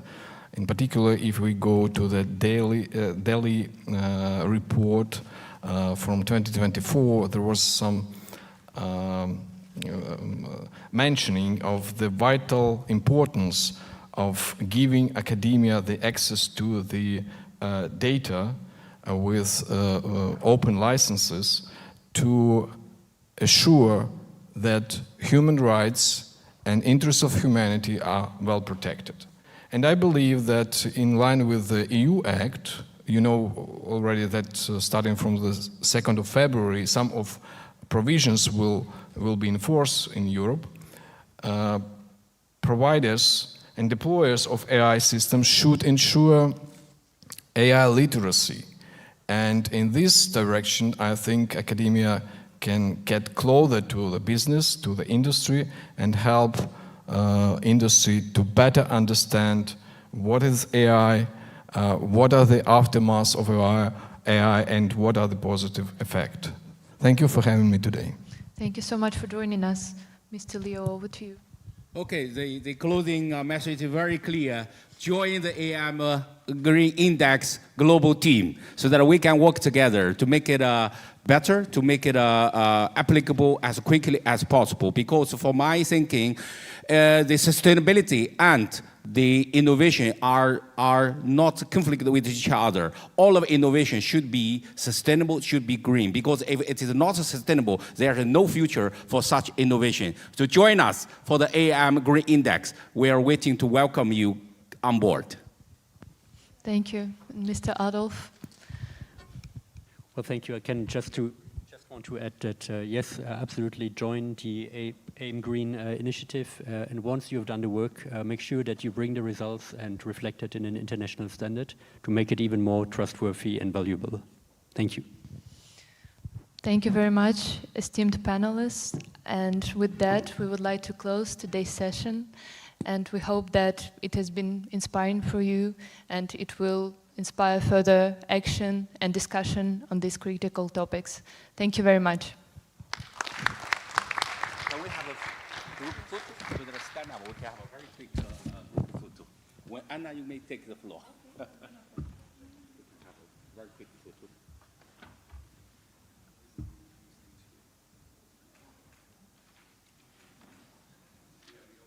Okay, thank you. Thank you, Lily. Thank you. Distinguished guests, ladies and gentlemen, thank you very much for bearing with us for a very intense morning. I would like to break for lunch. For the people who are in a different time zone and are not on lunchtime and still have the energy, we will be playing some highlights of past events throughout the lunch break of the colleagues here in Vienna. And I wish you a great lunch, and we will reconvene at 2 o'clock so that you have time to regain some energy for the afternoon. Thank you.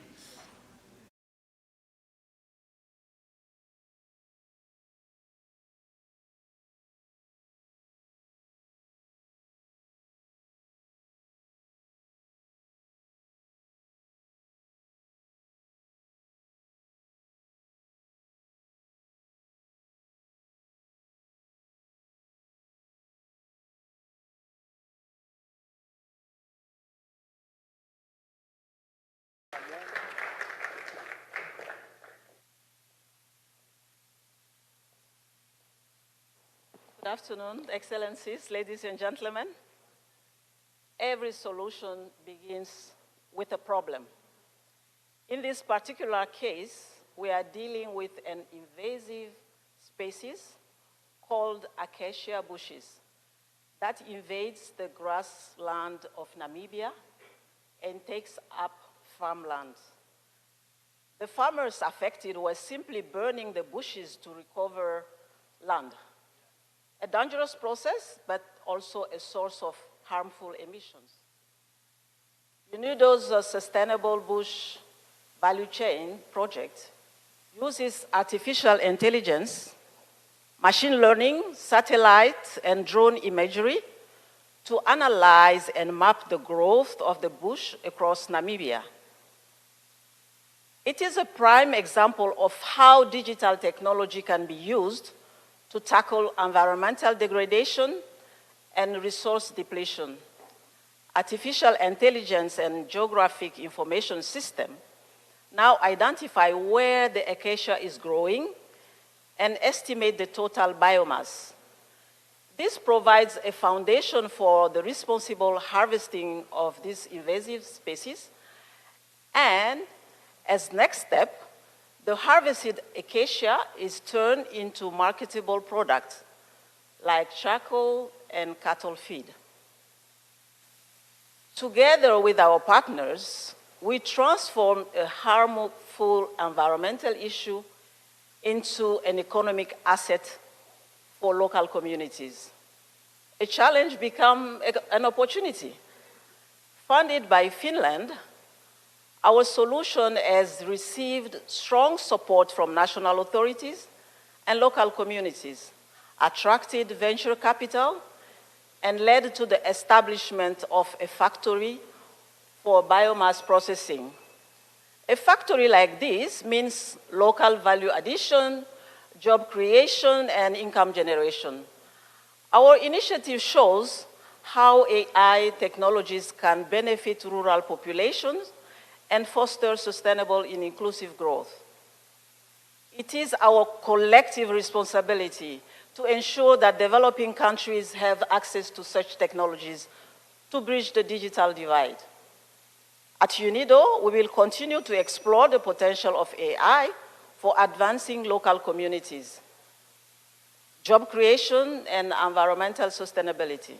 We look forward to partnering with all of you in identifying and implementing similar concrete digital solutions. I thank you.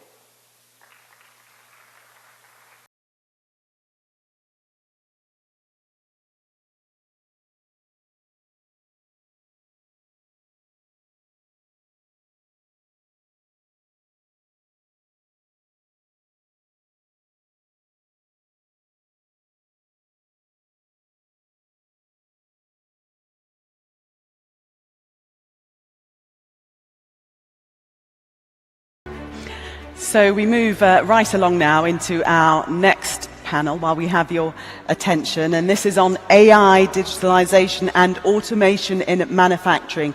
And this panel will be moderated by Seong Zhu, Deputy to the Director General and Managing Director of TCS UNIDO. Please welcome him to the stage.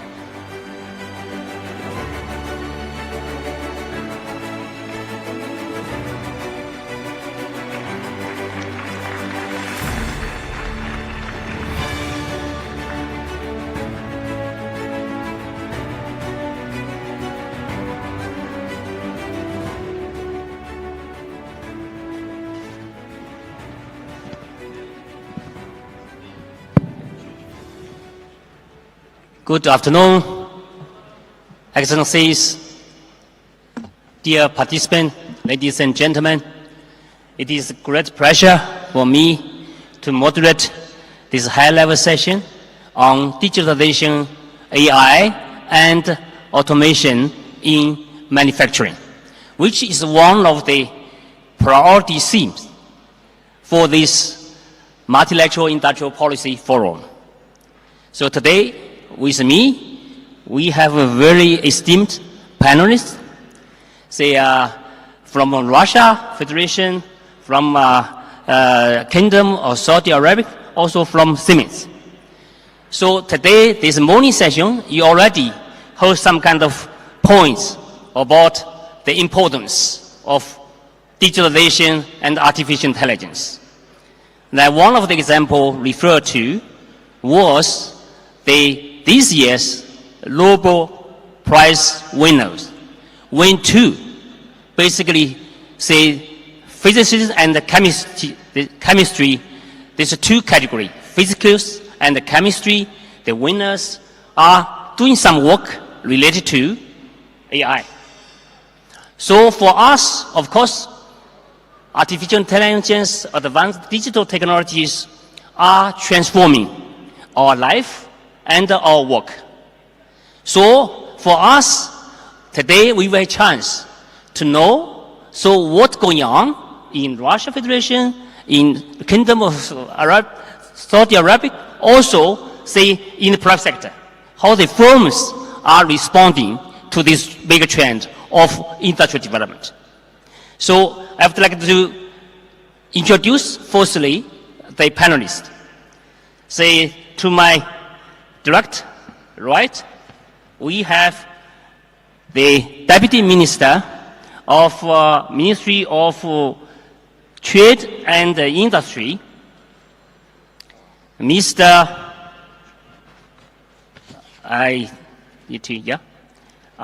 Alexei Glustev. Welcome.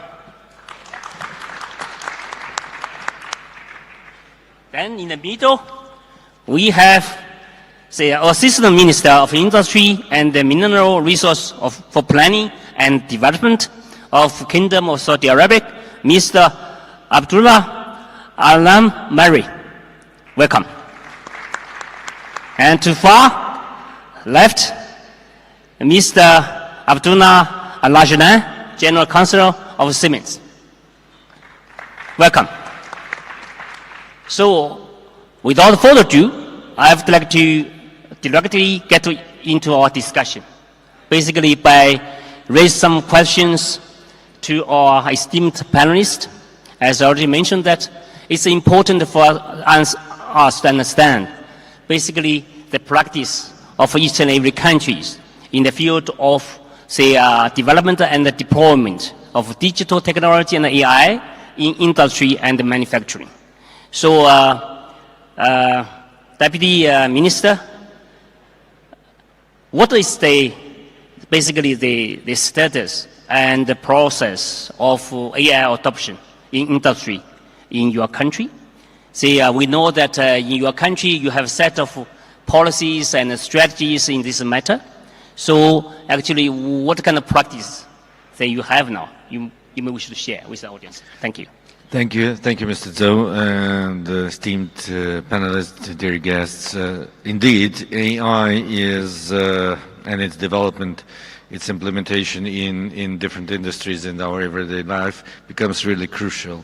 According to the analysts, the AI global market growth is being among the fastest from different industries, and the average growth from 2024 to 2030 is estimated, it's been estimated by roughly 30%, but not to me the subsectors within the AI that will definitely grow by times, up to 10 times for the period. So we really need to structure our approach and policies to this new and inevitable trend.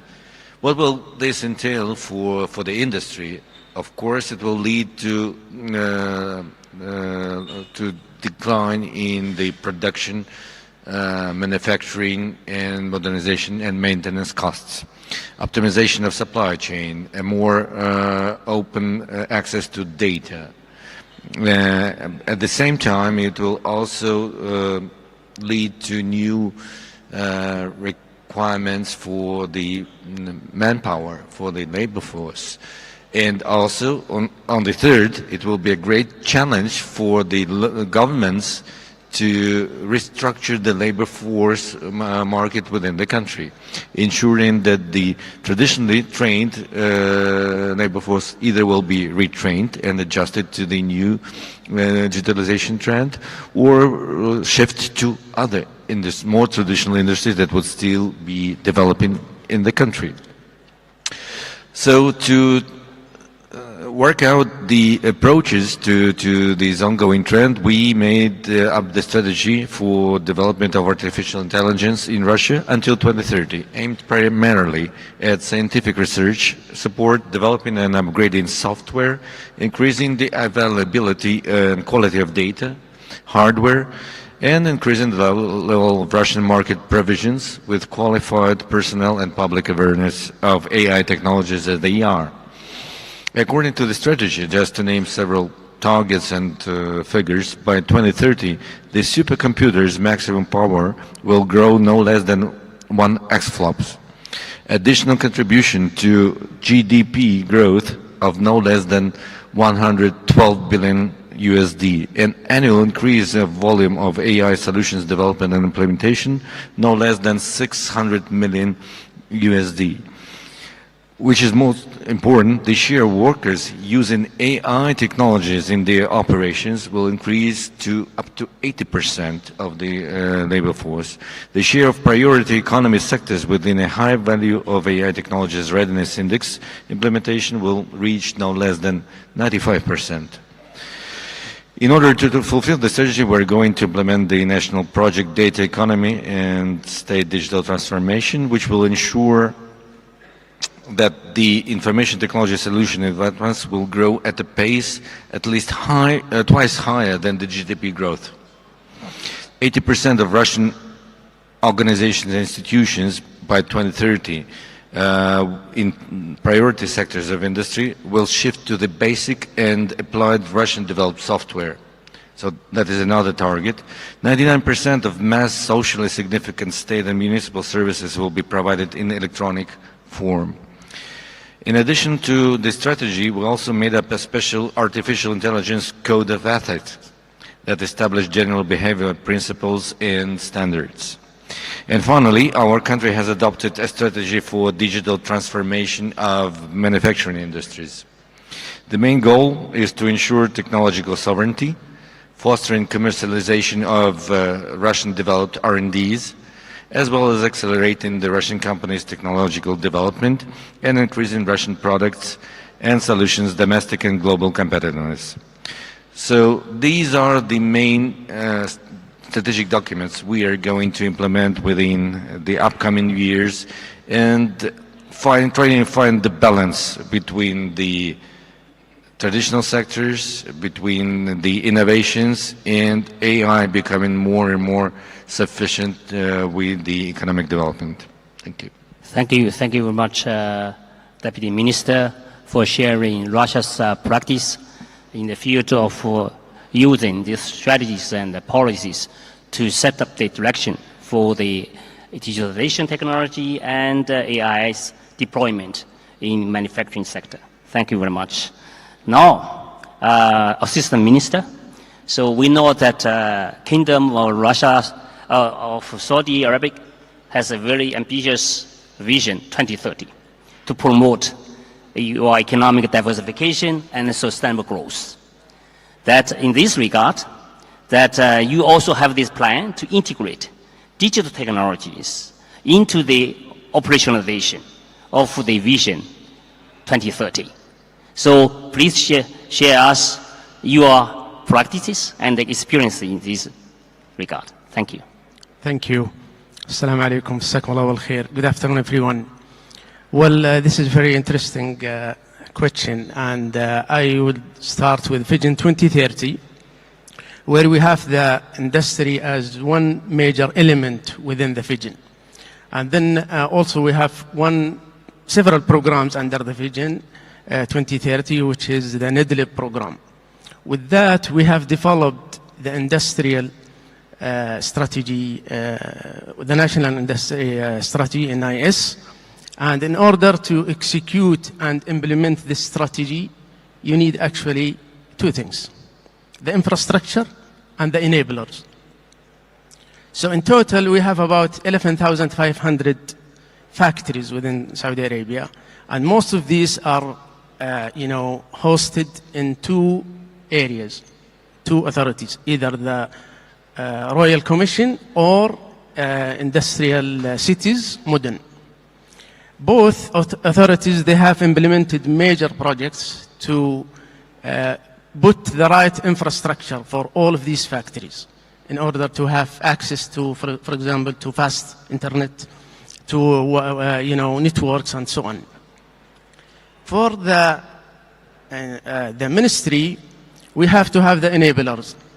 So starting with putting the regulations, which are supposed to be in line with the international regulations and also with the kingdom regulations. This is one. The other one is to have the tools in terms of, the digital tools, and that's why we have digital transformation deputyship within the ministry to execute and implement all of these, systems. Also, with that, it comes, the human capital development, and we have that covered already within the ministry. Another part or component that will help also is the innovation. So we have set up the innovation within the ministry that will cover all the steps from the initiation of the idea to, getting all the approvals until we have a product that we can, sell and export. Talking about the strategy, we have initiated something called Future Factories Program. And that program, we target about 4,000 factories that will transform their processes, and they will implement some of their,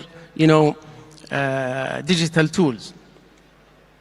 In order to do that, you need to do first assessment of these, factories. We are using a tool called Siri in order to do the assessment and see where we stand, and then implement the right tools to improve. It's moving. It's really, we see a lot of, digital tools implemented. We use, for example, blockchain for supply chain. We have drones for confined space inspection. We have AI for quality control.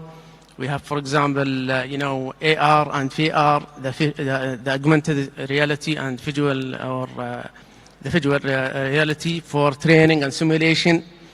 We have so many tools. Now, we see some of the factories already realizing the benefits of this.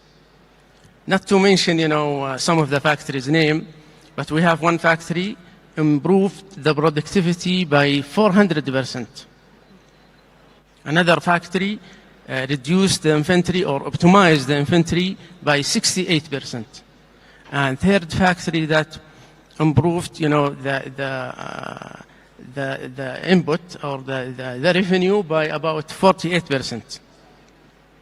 So we have a lot of things happening now, and we are persuading and also following up with all plants or factories in order to do the assessment and then to move with the implementation. Thank you. Thank you very much for sharing Kingdom of Saudi's experience in the field of deployment of this digital technology transforming industrial sector and the benefits you already has gained. Thank you. Now let us turn to Siemens, General Counsel. We know that Siemens is one of the leading company in the sector of industry, infrastructure, transport, and healthcare. Also, Siemens has invested a lot in the field of digital, basically a kind of technology to transform all these sectors you have operations. So from, a company's perspective, So what kind of like benefits that this digital technology could bring to the operations of your company? Assalamu alaikum. Good afternoon, everyone, Your Excellencies and distinguished guests. I would like to start by thanking you for giving me and Siemens Saudi Arabia the opportunity to share their experience when it comes to the digital transformation, which is something Siemens is leading in this industry and trying to contribute positively, obviously, to this industry.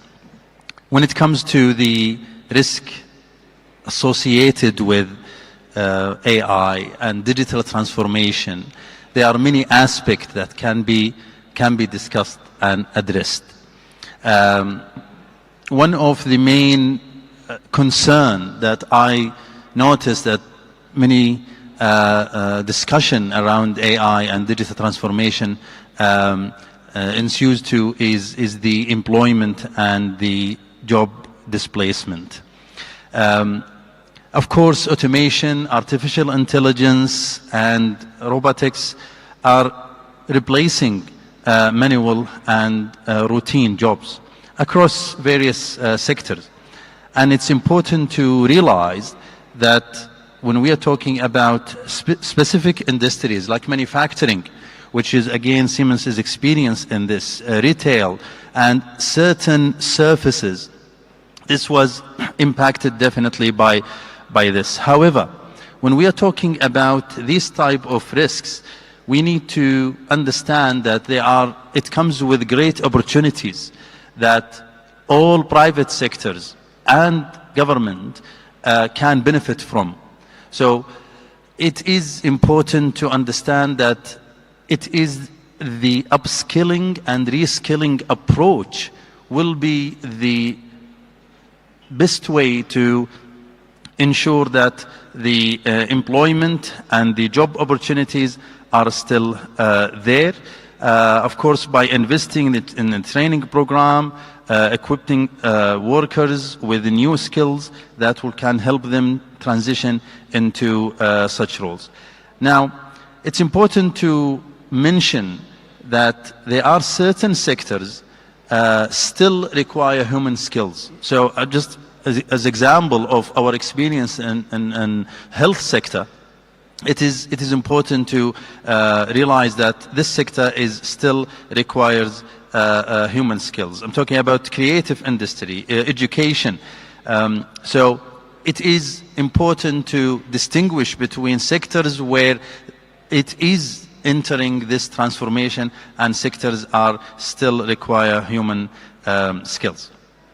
Another element which is related to my heart, because as a General Counsel, it's important to ensure that when we are applying AI and digitalization of any industry, it is important to understand that we are working within the legal framework provided by authorities. So when it comes to, for example, the intellectual property and data security, it is an important element that need to be evaluated and looked at in order to transfer the industry within the legal framework. So we're talking about the rise of cyber attack, the data breaches. Of course, this has significant financial, reputational, legal risks to this industry. In order to address these type of risks, of course, businesses will need to ensure that data security is one of their priority. It is part of their strategy. It is part of their daily practices. Otherwise, yes, industry can improve their efficiency, productivity, but it will compromise or may compromise its data and data protection and confidentiality as well. Thank you really for this benefits of digitalization and AI. I think your company and how to grasp this basically this kind of opportunity and to realize these benefits through this kind of training program for reskilling or upskilling of your working force, also to ensure that you are operating within this kind of regulatory framework. This is something important. Now, I think things we already touched on, basically that the national strategy policy to support the deployment and basic development of digitalization and AI industry and manufacturing. Now, I think we may wish to discuss a little bit on basically the challenges in terms of, say, this, the development of digital technology and particularly AI in industry and manufacturing. One of the main issues or concerns that is about the job displacement. So automation happen basically meaning always people are afraid of basically for the labor market. So what you are taking on this, Deputy Minister? Well, of course, the challenge is there, and it is for the governments and for the corporate sector to adjust to the challenges. To first, the challenge could be eliminated by the shift in the occupations, because what would now seem like the occupation of the future, tomorrow will be a traditional occupation. So that is what we need to recognize with the development of new technologies. The whole society structure and the vocations would be shifting together, thus still creating extra employment, or at least ensuring the same level of employment within the country. The other challenge, I believe, is that the balance between the AI contribution and still man contribution, because what would be the ratio for identifying what is true, what is not true, what is right, what is wrong? And that is why I mentioned the code of ethics that has been passed in my country, because it's really something that we need to look into. And to ensure that the development ability of a human being would still be there while the AI technologies and solutions will be progressing from day to day. Otherwise, we definitely as a humanity might become too dependent on the technology, but too not even reluctant to get the knowledge by our own education, our own experience, trusting too much to the solutions brought by the digital environment. I'm talking maybe more globally than industrial-like, but in the industry the same. It's really important while we implement digital solutions, digitalize the industry, the equipment, automation process, to ensure at the same time all the types of security for the processes, because going digital, you sometimes go vulnerable. You need to ensure that the high-cost production process, high-cost equipment would be secure from the intrusion and the third-party management or ungranted access. So these might be the challenges that we need to focus on. And of course, the third one is standardization. We need to identify the standards for the new solutions, for the new technologies, and they should be at least not unified but harmonized. Otherwise, we will split into different solutions in different sectors and would not get united or at least harmonized in our development in the future. Thank you. Thank you very much for your insight on this issue. I think this balanced approach and humanity-based oriented approach is extremely important. So the Minister, for you, I would like to basically to touch on the issue about the challenges faced by SMEs in their digital transformation journey. And particularly now we understand that the most challenging part for the economy to transform in the digital era that lies with the progress for the SMEs digital transformation. So what's your take on this? Okay, I think I can summarize the challenges into three, and more related to the SMEs, small, medium enterprises or factories in our case. The first one is the cost. Implementing some of these tools is costly, and some of the small, entities, they cannot afford actually to implement these. This is one challenge. The other thing is, the talents and the skills that we have. Sometimes it's very difficult to find the right skills in the market in order to, for example, work on some of these digital tools. And once you implement, then it comes again the challenge to, redeploy some of your existing resources, or do, as stated by our colleague here, some reskilling or upskilling. The third one, I think, is the cybersecurity issue. As, for example, AI is getting really very smart, it can break our cybersecurity systems. And then that will expose, not only this small and medium enterprises, everybody to risks.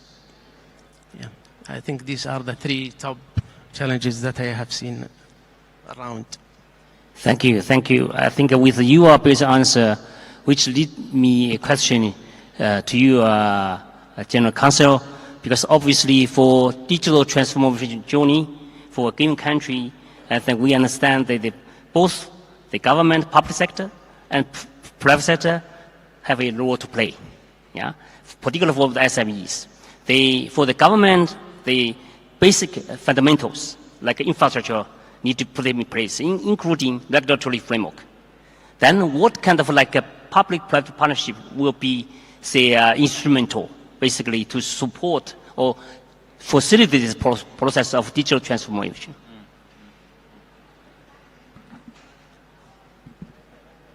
So it's a very good question. I'm talking about the role of all stakeholders involved in supporting SMEs or entities in this era of transformation. Of course, it is important to touch upon the importance of clear laws and regulations, policies that maintaining the values of such digitalization.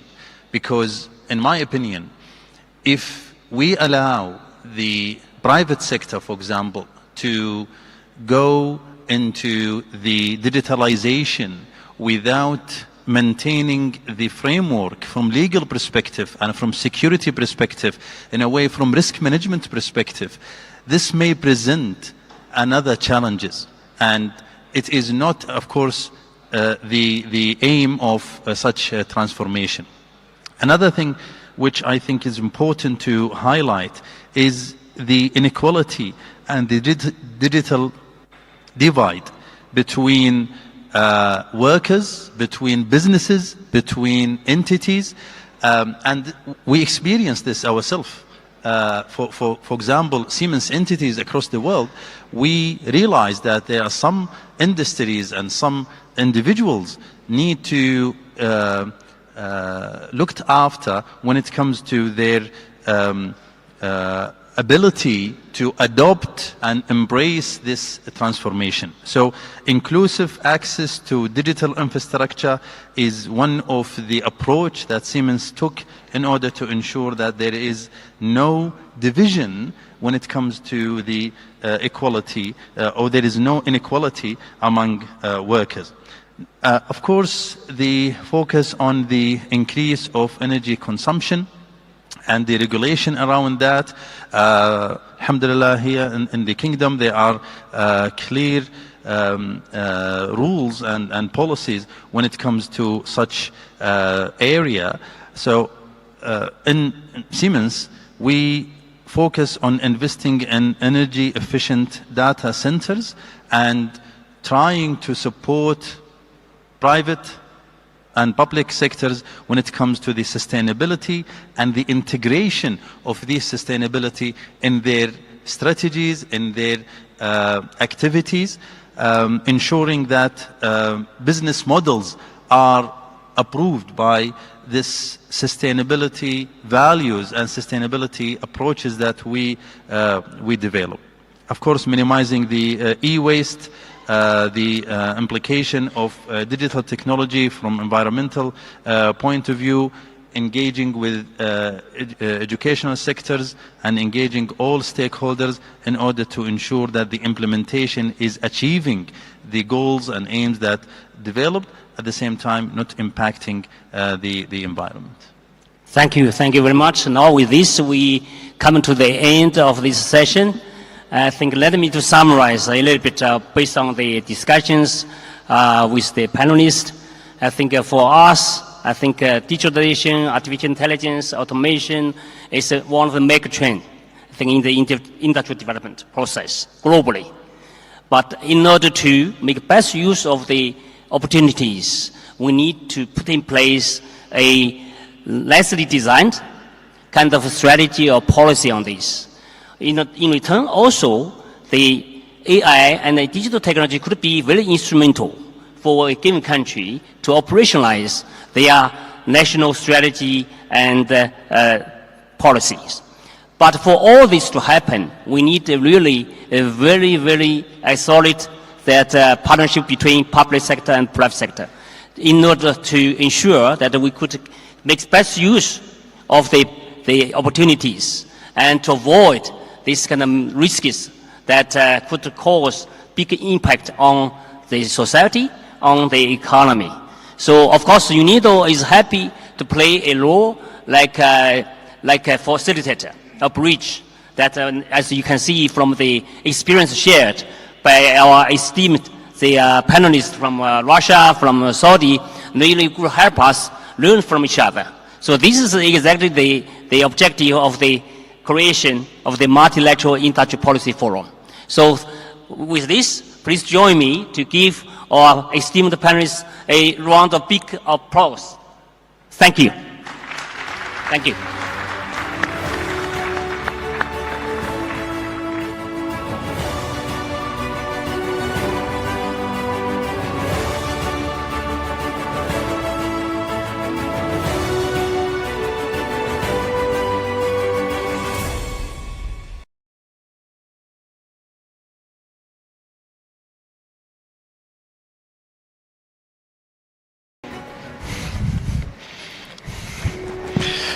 Ladies and gentlemen, the next interview session will feature on artificial intelligence, AI, in manufacturing. It will address the role of AI in driving innovation while ensuring that ethical considerations and sustainable practices are prioritized. Your Excellencies, distinguished guests, please welcome the interviewer for the next session, Mr. Ashraf Abu Shadi, Senior Advisor for Digital Transformation and AI, UNIDO, for the fireside chat titled Artificial Intelligence, Ethics and Sustainability. He's going to interview Dr. Isabella Mader, the CEO of Excellence Institute, Austria. Please welcome the stage. Take a look, please.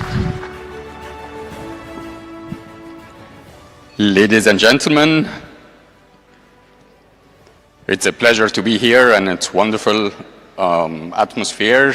We've heard in the past 2 days so much talk about artificial intelligence and technology, and in this short session, we try to address one of the very important aspects of the technology, which is the ethics part into it.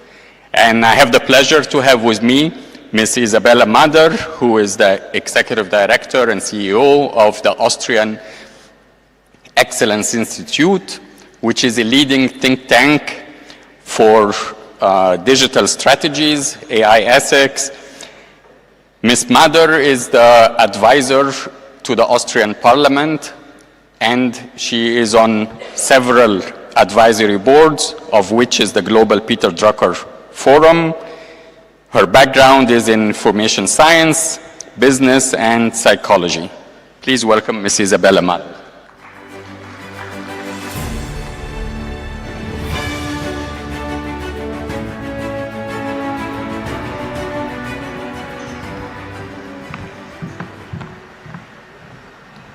Thank you, Isabella. And thank you for coming up here. My pleasure. We hear a lot and we talk a lot about AI, technology, but in many times, we lack the human aspect of it. And with your background and with your research, you tackle the human side, you tackle the psychology side, you tackle the fairness into the technology itself. So, with your knowledge, what do you think the key ethical consideration in deploying AI specifically in industry and manufacturing is? Please.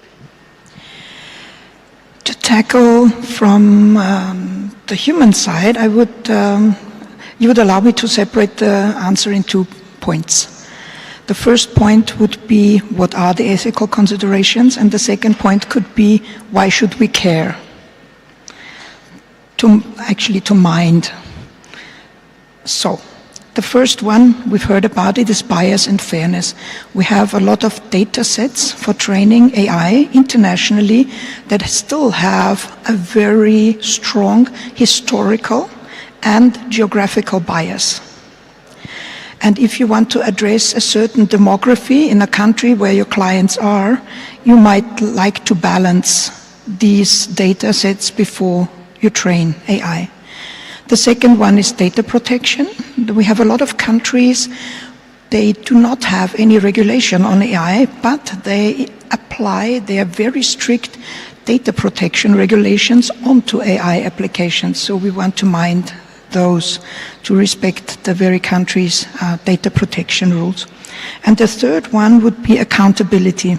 Also from the human side, I would say responsibility is a key factor, and we need to see to have the human oversight at all times.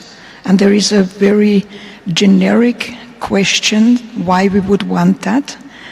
And the example is a robot goes wild, goes out and kills someone. What shall we do? Shall we incarcerate it? It's not helping. So that's a key consideration that we might like to apply. And the second one is, why should we care? The loss of trust, especially as a government, you want to avoid that. Then you have the reputational damage, and mind you, there is no insurance against reputational damage. So we want to prevent damage. And there are two very well-known public cases in the Netherlands and in the UK where a loss of trust happened due to bias in the algorithm, and reparations are still going down. And the Netherlands government had to step down over the incident, so that's really a thing. So it's about responsibility for ethics in AI. And as we say, oftentimes responsibility is the price of greatness. Very, very good answer. And especially, you're absolutely right, whom to check if an AI goes rogue, who is to be responsible for that. With technology comes another issue, which is how can we make this technology inclusive? How can we have everyone join into the technology? How can we go away from the few select club members in there? With that, what do you think? How can AI be made more accessible, more inclusive, and how can we prevent more widening the digital gap that is already forming, and we feel it for some time now? Absolutely. The interesting thing is that artificial intelligence has had two mentioned in this conference, two mentioned Nobel Prizes this year in physics and in chemistry. And it did also, we're not so aware of, but it did also have a Nobel Prize in economics. I very much recommend the book Why Nations Fail of this year's Nobel laureates Acemoglu, Robinson and Johnson. What did they do? They researched the economic history of what makes countries thrive, and it's three things, and it does still apply today. So the first one is investment in the digital infrastructure or in the technology of the state of the art that we have. The second would be the affordable solutions, also scalable, low cost. And the third one would be the capacity building, like training and application rollout of technology. And so here's one key where I would like to briefly echo His Excellency, the Prime Minister of Guinea, Mr. Ba, yesterday.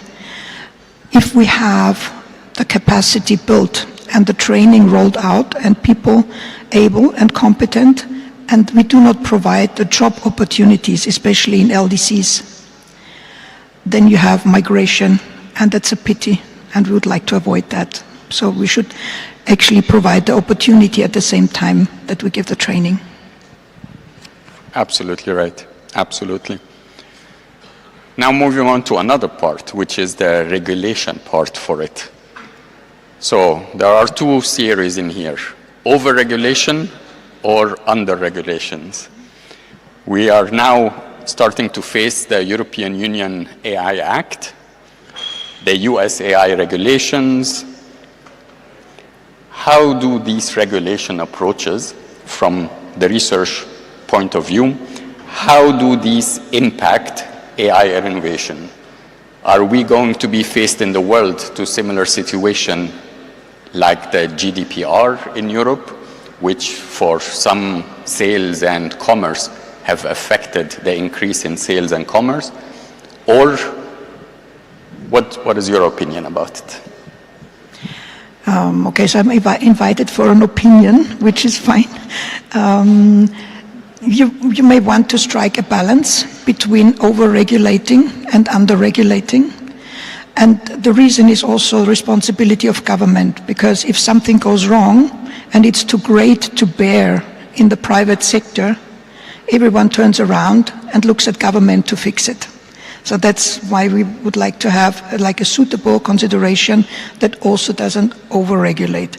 I think Europe very well scratches on the borderline of over-regulation. The US might scratch on the borderline of under-regulation, so striking the balance could be beneficial for an economy. And you allow me to sidestep the regulation part, because we said this is the entertainment part of the session. It's not, it's rather hardcore type of logistics. But the international dimension could be that we have a security aspect in artificial intelligence beyond economic considerations in an economy. And this would be something that all nations of the world would need to get together, or may wish to get together on negotiating. Secretary General Antonio Guterres has launched this last year as an initiative, as a negotiation internationally. And would it be the punchline of history if it was AI to bring people back together again? That would be wonderful. That would be really good. In May this year, we were invited for the ITU's AI for Good conference in Geneva. In there was a session with Sam Altman from OpenAI. And that question was brought to him in the panel. And his answer for it was, governments are not ready to regulate AI. So they have decided, OpenAI, Meta, DeepMind, they have decided to create a self-regulation among them. They call it the script. And they have decided electively to share a copy of their self-made regulations with some governments to turn it into legislation.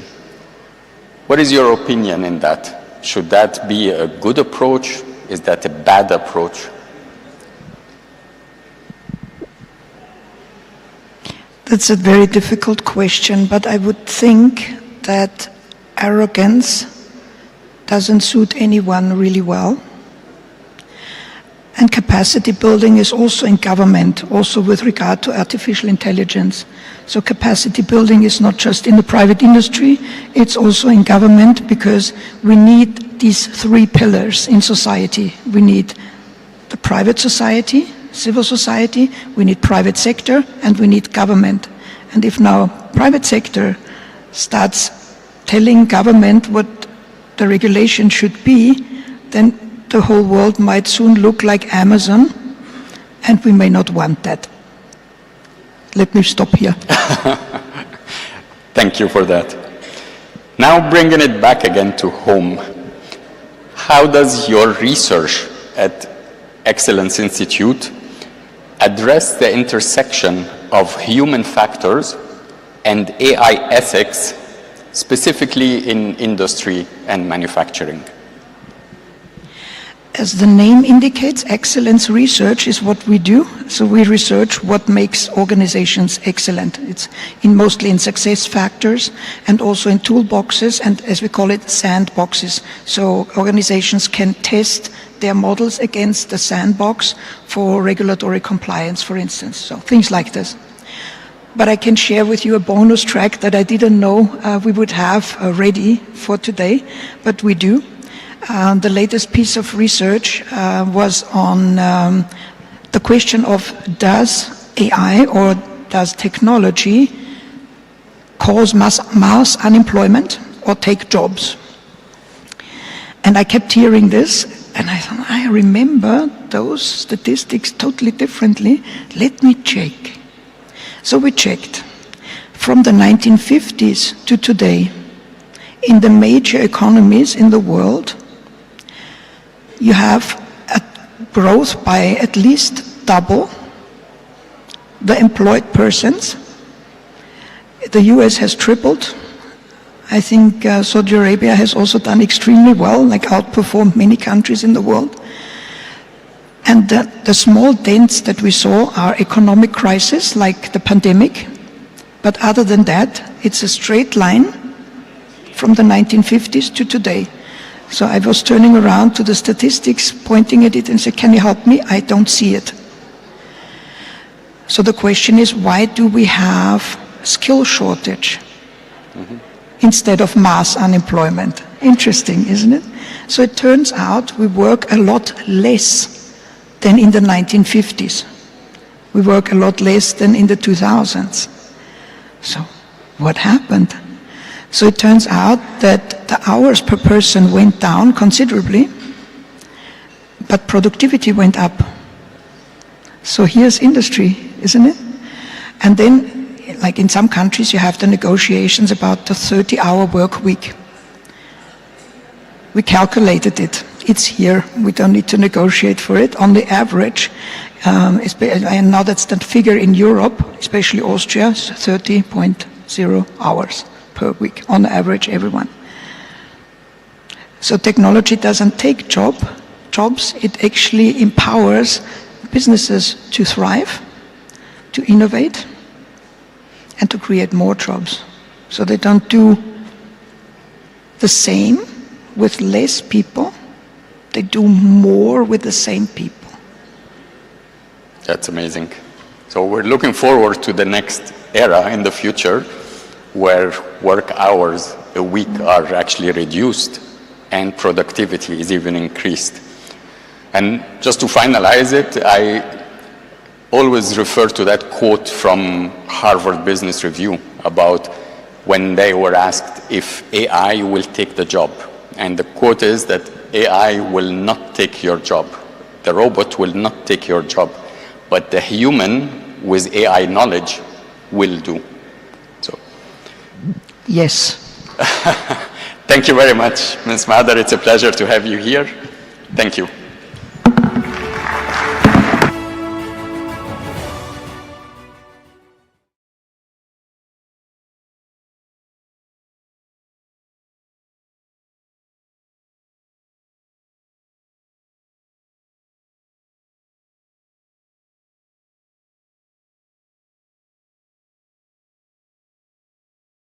Thank you very much for coming back after a very intense morning. I hope you're all caffeinated because another intense afternoon will follow suit. We are starting the segment Solution and Innovations in Technology. And to talk about solutions, I invite my dear colleague, Jason Slater, to talk about the UNIDO Solutions Platform.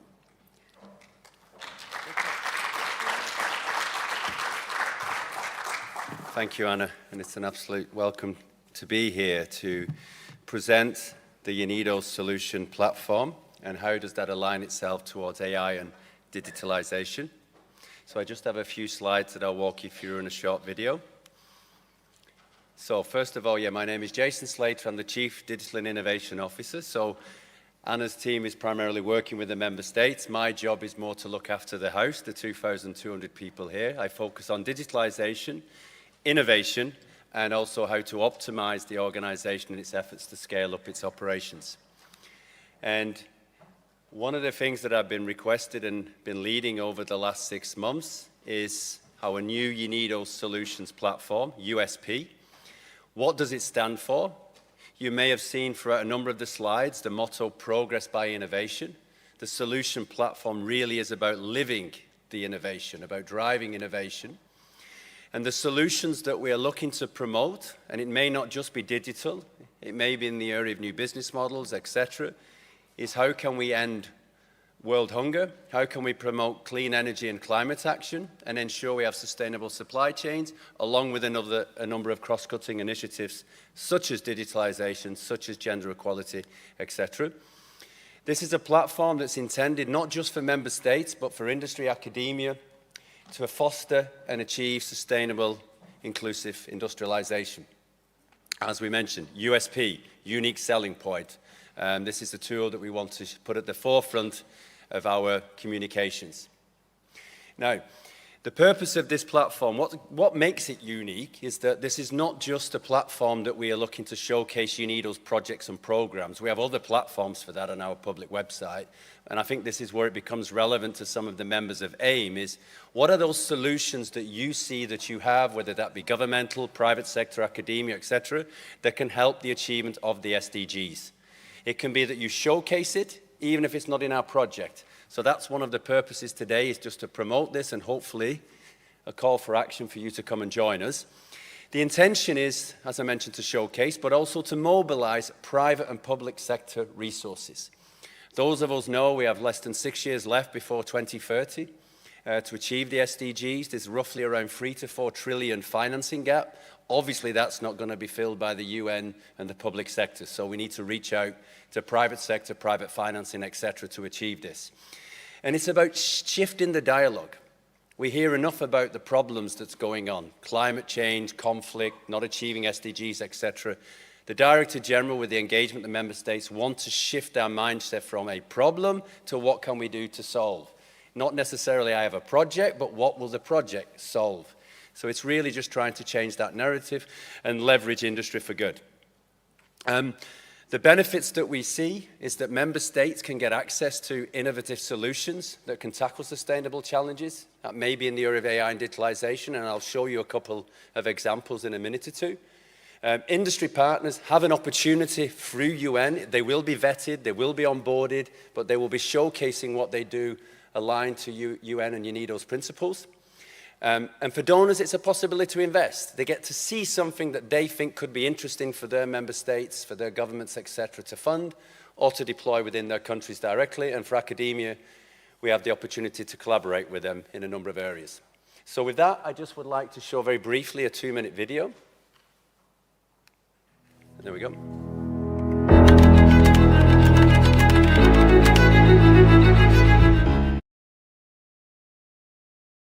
Global challenges, driving innovation step by step.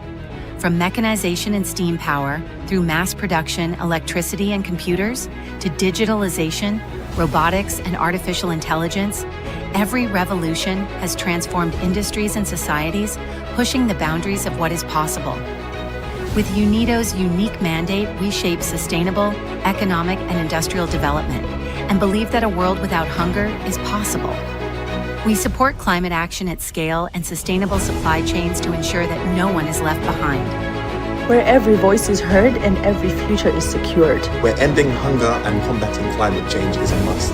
Where we bridge digital and data divides. Where sustainable industrialization is the standard, not the exception. Where we build sustainable solutions together. It's time to switch our focus from problems towards sustainable solutions, enabling progress by innovation. Today we are presenting the UNIDO Solutions Platform, shifting the narrative from problems to solutions.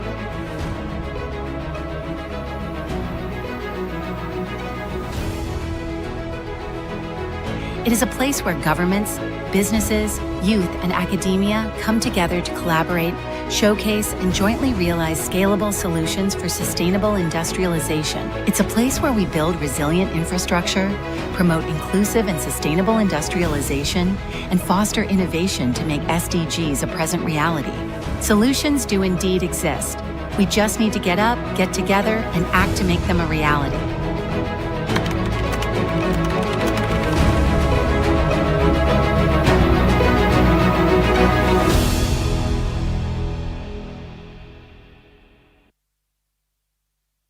So thank you.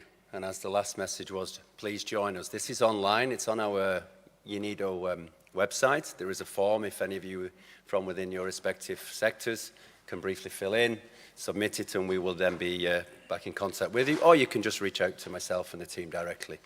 But one thing I just wanted to mention just before I conclude here is give a specific use case, because it's one thing to talk about a solution platform and what it means, but what we actually did, we wanted to really prove that this can work. So on the sidelines of the United Nations General Assembly, in Google's Manhattan HQ, their flagship store, as an official side event on the, under SDG Digital, we basically convened a workshop with a number of partners. So this was with Google, Lavazza, Illy, Engis, Google Cloud, ourselves, and the International Coffee Organization.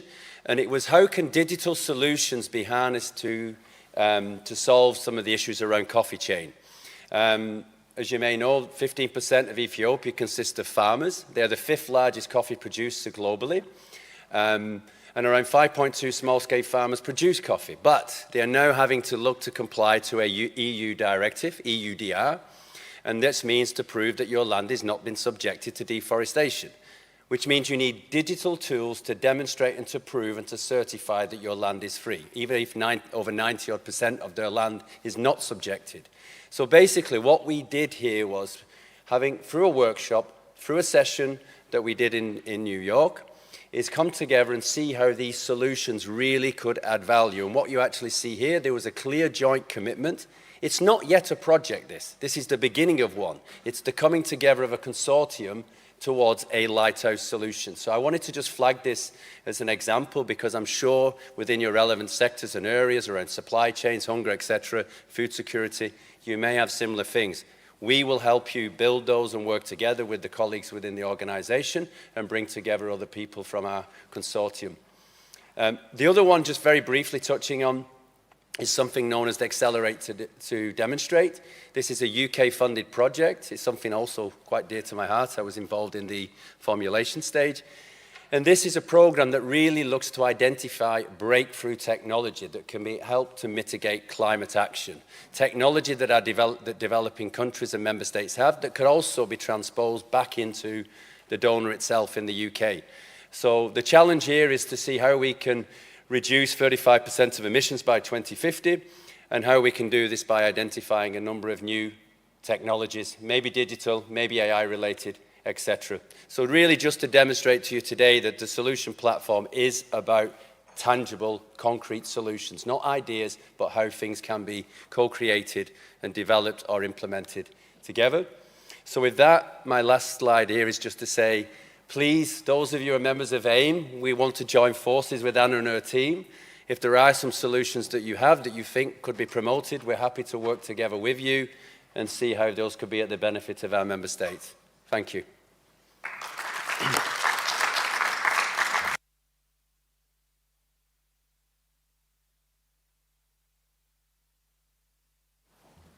Thank you very much. I am about to change hats again because I'm going to moderate the next panel. So, hello? It's working? Yes, thank you.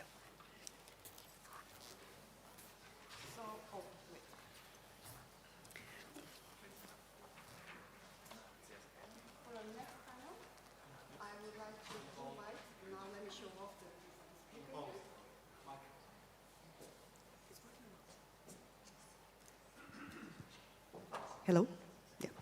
So I would like to invite to the panel Ms. Yijing Wang of SAIDI. Please welcome her to the panel.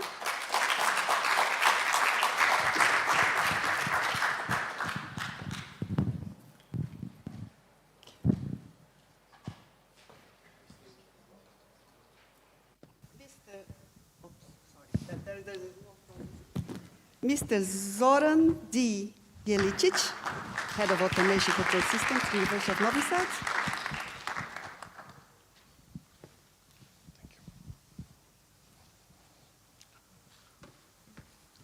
The next one, Mr. Christopher Volker, of Managing Director of Itratech.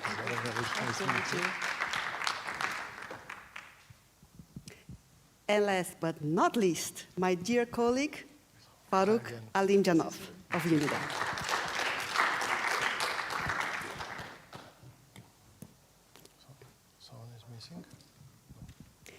So it's after lunch, it's graveyard, please take your seats. It's the graveyard hour, so let's start with something really quick. I'm gonna give each of you 1 minute for you to introduce yourself and tell the audience what are your hopes for the outcomes of this session. Ms. Wang, please. Thank you, Anna. Thank you, Anna.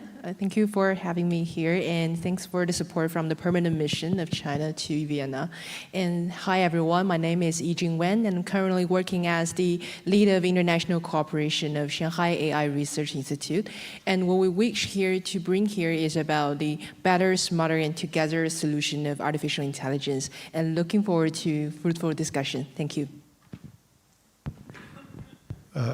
Hello, good afternoon. Thank you, Anna. Thank you for the invitation. My name is Zoran Jelicic. I am full professor at Faculty of Technical Science, University of Novi Sad, Serbia. My primary research interest and professional interest in designing, development, implementation, artificial intelligence control system and optimization algorithms in the industry, but I'm here as director of UNIDO Smart Manufacturing Innovation Center for the West Balkan Center that is actually bringing together academia university in dealing with digitalization in industry. So thank you for the opportunity. Thank you for the possibility to share our experience with you. So hopeful to fruitful discussion. Thank you very much. Mr. Volker? Hi, everyone. My name is Christoph. I'm a consultant at Iteratech, which is one of Germany's finest software companies. And my background is, I was in science for more than a decade, researching machine learning applications in engineering. And through this time, I already had a partnership with Iteratech on the topic of AI for sustainability. And yeah, today I want to show some of the solutions we've created. And my hope for this session is that these are tangible examples that maybe inspire others. Thank you very much. Hello. Good afternoon, everyone. Thank you very much. Yeah, I would like also to speak about solutions. My name is Faruk Alimjanov, and we are actually in our department in the division of digital transformation and artificial intelligence are developing, implementing concrete examples of application of the AI and other digital tools in the real sector. So I'm here to share basically some solutions, some codified, some simple solutions to show that it's not rocket science, it's not costing millions of dollars, it could be easily developed and implemented across the globe, be in LDC, in middle income country, everywhere. And basically, I'm here.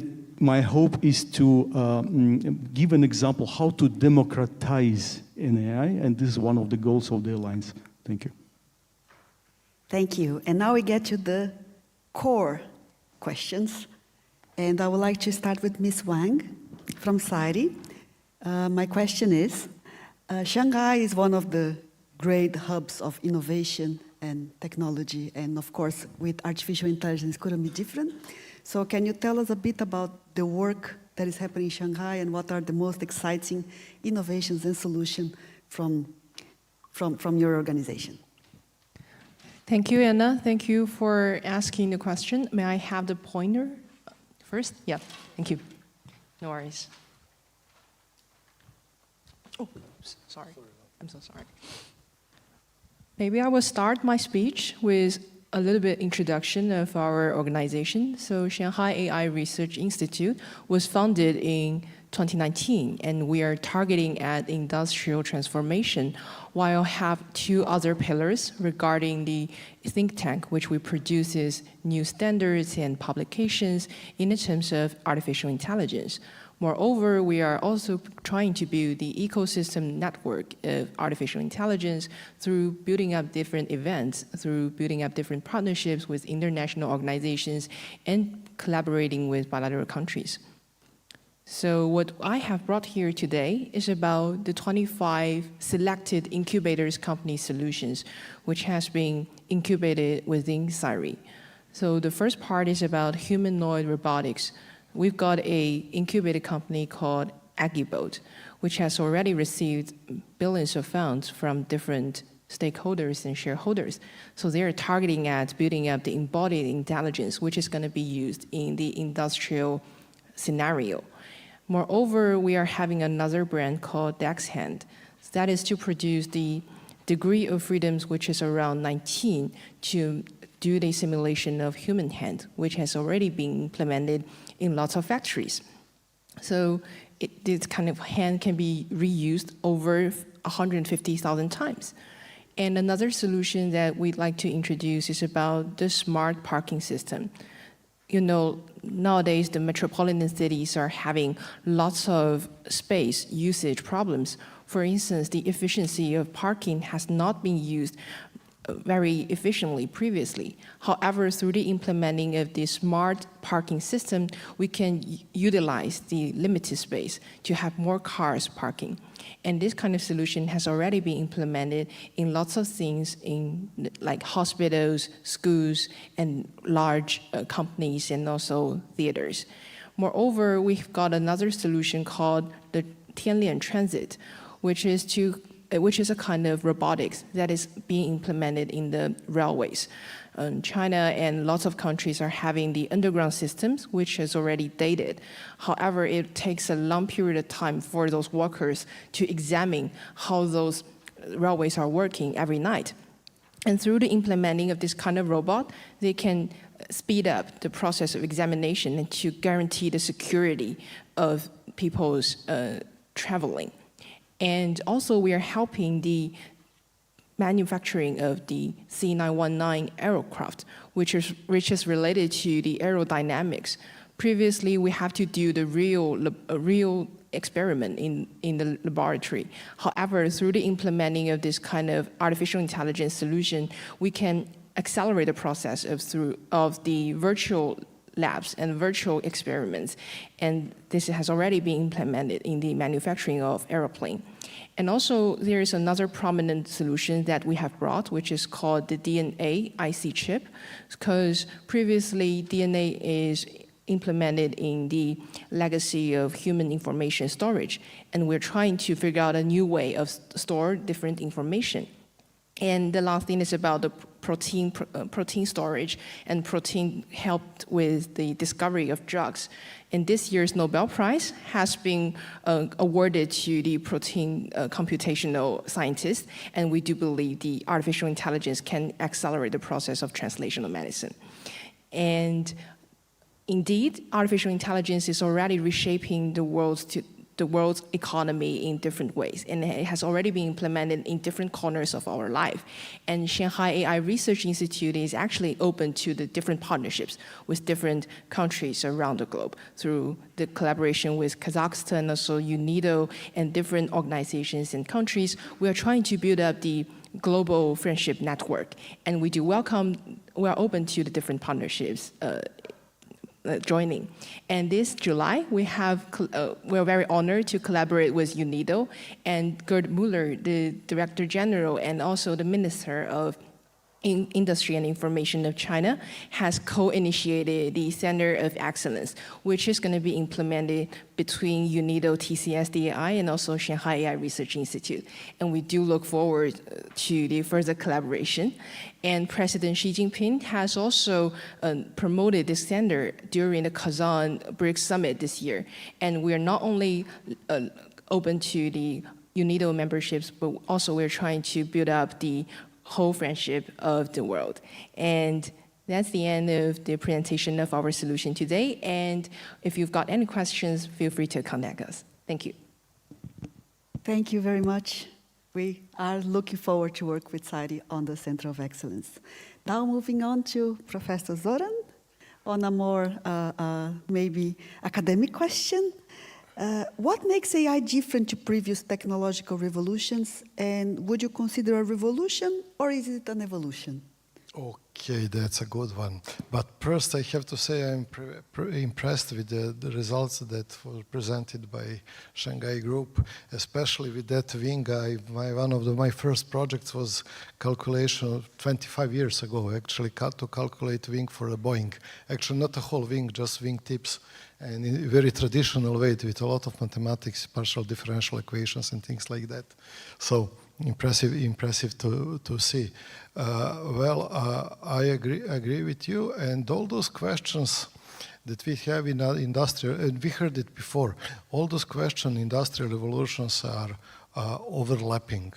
Ethical questions, questions about workforce, things like that, all those are having same problems, same things, but I think really, very honestly, that this is more democratic one.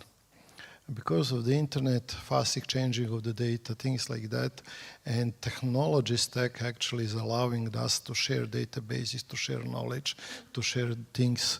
I prepare a presentation with that, with a similar, that's about it. But if I may go from the beginning to the end, this is actually Smart Manufacturing Innovation Center. Why we're talking about revolution in artificial intelligence? This is line actually of artificial intelligence, and this through history. And actually, this is history of computer engineering, to be really honest. To be really honest, mathematical algorithms start during the Second World War. We all watched the movie, but after that, it speed ups in 21st century with the huge computer power that we have right now. And when they ask the researchers for all around the world, about 2,000 of them, what is the most important things actually in for the future is actually computer power. It's not algorithms, it's about computer power. I think 65% of them said computer power should be increased in order to have better ideas. So, but to answer to your question, I will present, this is, let's say, 5 years result of my research group. This here is presented. Some results are industrial application. And those fault detection, some are job scheduling, some biomedical engineering, some of breast cancer and hemobrain prediction. Okay, some smart houses, remote sensing before convolutional neural networks. Some of them are prediction of the floods. But actually, what is more general for everything? Generally, is general way of thinking. Algorithms are different. But in order to solve any problem with artificial intelligence, you have to have first way of thinking. You have to learn the problem. Okay, there is no magic button. People are selling equipment like, really, I saw it, big bag box, press the button, hold it for 15 seconds, and it will learn everything about your factory and optimize everything in there. Okay, we are engineers. There are no general solution in life. There is no general solution in artificial intelligence, but there is general way of thinking, universal way of thinking. So what I'm actually trying to say, this is actually like a small conclusion. First, in order to have, AI is actually present everywhere already for many, many years. When you watch your TV, when you watch Netflix, it's artificial intelligence. When you start going to work, your phone may suggest you, if you're going to the work, this is best way to go. Okay, we are using artificial intelligence every day, but we are not knowing it. Another thing about the AI solution is collect the data. Anyone have to do it. But if you don't collect data, you can't do anything. You have to have data. Second is maybe could be a small tip. Don't over AI things. There are solutions that you can do by pure optimization, normal way of thinking. Don't put everything in AI. There are conventional tools that can solve it. It's fashionable, it's buzzword, but don't over AI things. Second, maybe as a sustainable AI. We already was mentioned that on the first panel. Somebody said we need collaborative AI. Actually, we need federated learning. We have to, for example, best result in breast cancer analyses were done by the hospitals. They're exchanging data, not exchanging directly with all those privacy, but have a better learning platform. That could be doable. And UNIDO as a cover organization, World Cover Organization, could help that. Those are, for example, for medical data, perfect. The second is artificial intelligence as a service. You don't have to have edge computing, but you can do artificial intelligence as a service. Okay? What does mean as a service? It means like traditional engineering web SCADA. You're using microservice over an internet to do your job. So you're renting the space, you're renting computer facilities, but you're doing that as a service. I think it could be helpful, not just for developing countries, but to merge in potentials all around the world. And last not least, this is my Smart Manufacturing Innovation Center leaflet, and today with UNIDO and what was mentioned, I think, with the Swedish ambassador today about women in science, we called it Alexane and ladies in research and digitalization. So thank you for this part, for this attention. Thank you so much. Moving on to our next distinguished panelist, Mr. Christopher Volker. AI has been named as an enabler, a key technology, a disruptor, a transformer. So from your experience, what are the challenges and solutions that we should be watching out for? Yeah, thank you so much for the question. I brought a few slides as well, and I'm super happy to answer this question because at Iteratech we're committed to drive sustainable growth with AI. So I want to give you a little bit of context. I mentioned earlier that we had this partnership with Iteratech finding AI solutions for sustainability, and this was in the context of construction. And construction is just this massive resource hub. Yeah, the numbers are absolutely crazy. For instance, 55% of all waste come from construction, or 8% of CO2 emissions come from the cement production alone, which is only one part of concrete, which is only one of many materials. So the footprint is enormous. And we've been working on solutions to deal with this more effectively. But now it's not a theoretic question anymore for science with the European Green Deal, which is very demanding for businesses. Solutions are required in practice, and this is what we're working on.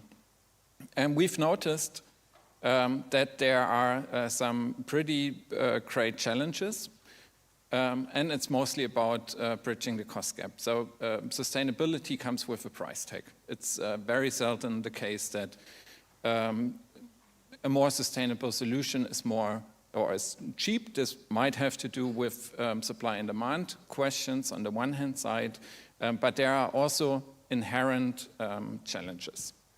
One challenge is the high complexity.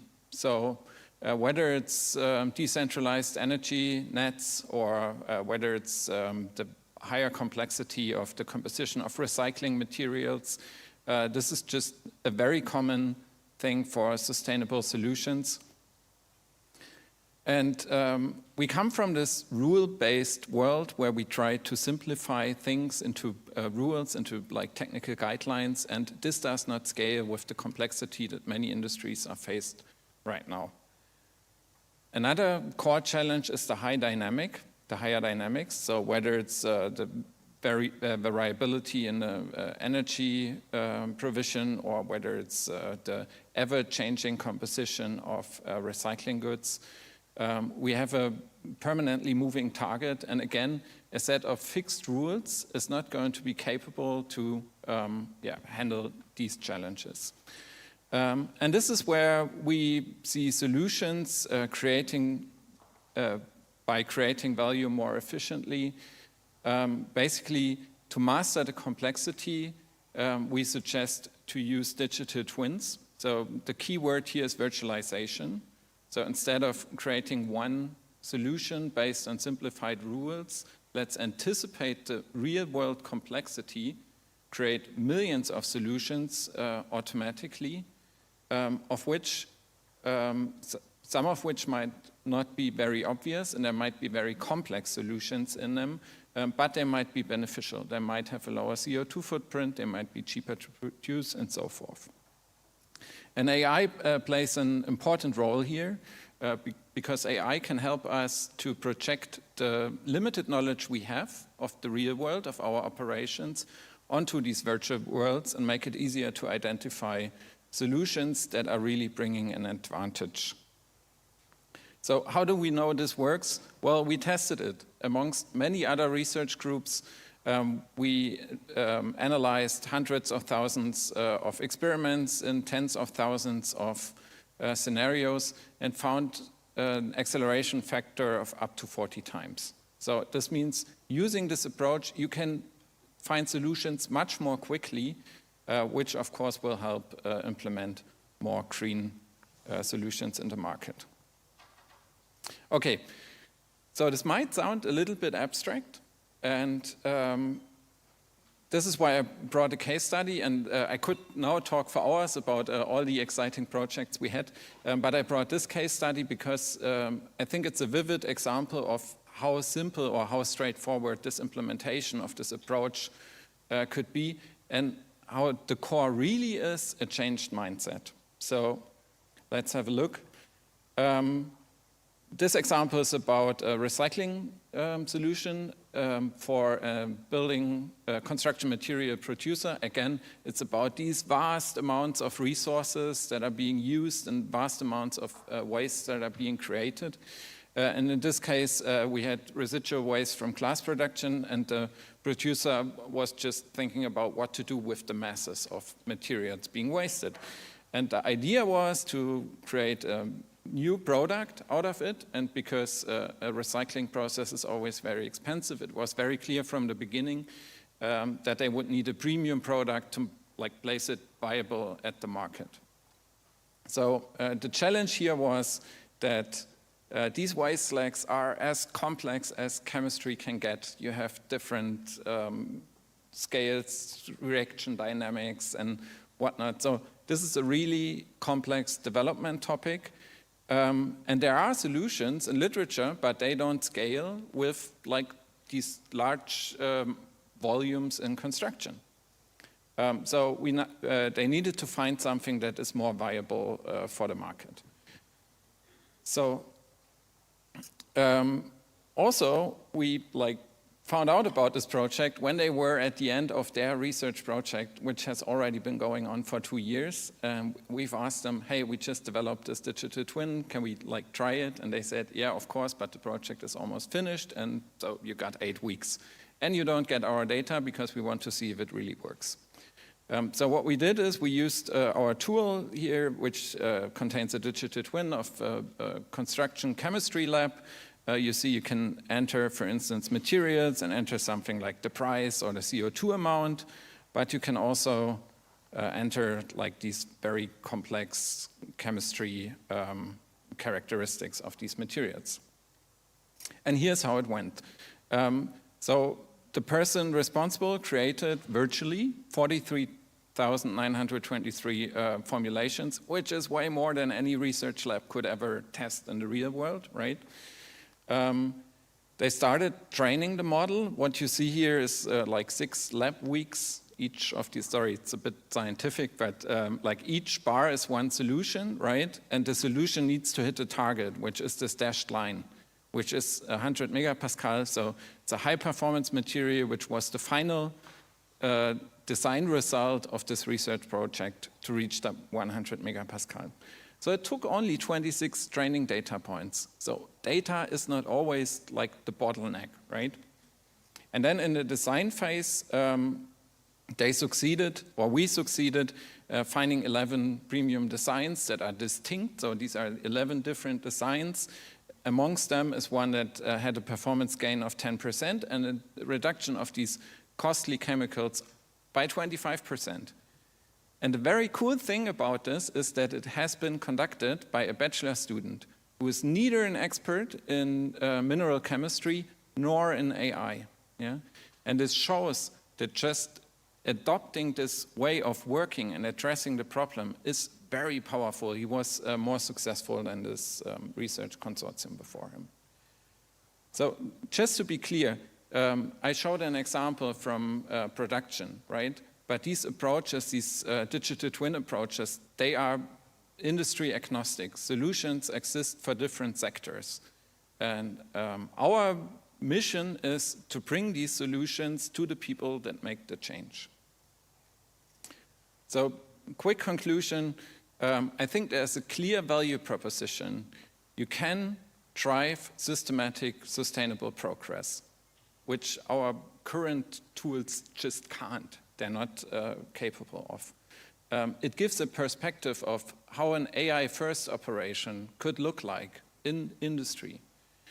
And this solution is feasible not just for resource flows, but also for processes across different dynamics, static, adaptive, and very dynamic fields, such as harbor operations or such. So, yeah, that's my conclusion. Thank you very much for such an interesting presentation. So on to our next panelist, Farouk. Innovation sometimes is using a known technology stack to solve different problems. And that's also innovation. So what can you tell us about on your experience running digital projects at UNIDO? Thank you very much, Anna Paula. Indeed, we're talking about solutions today. I would like to show some solutions of UNIDO, some favorite solutions of mine. In particular, they're very simple.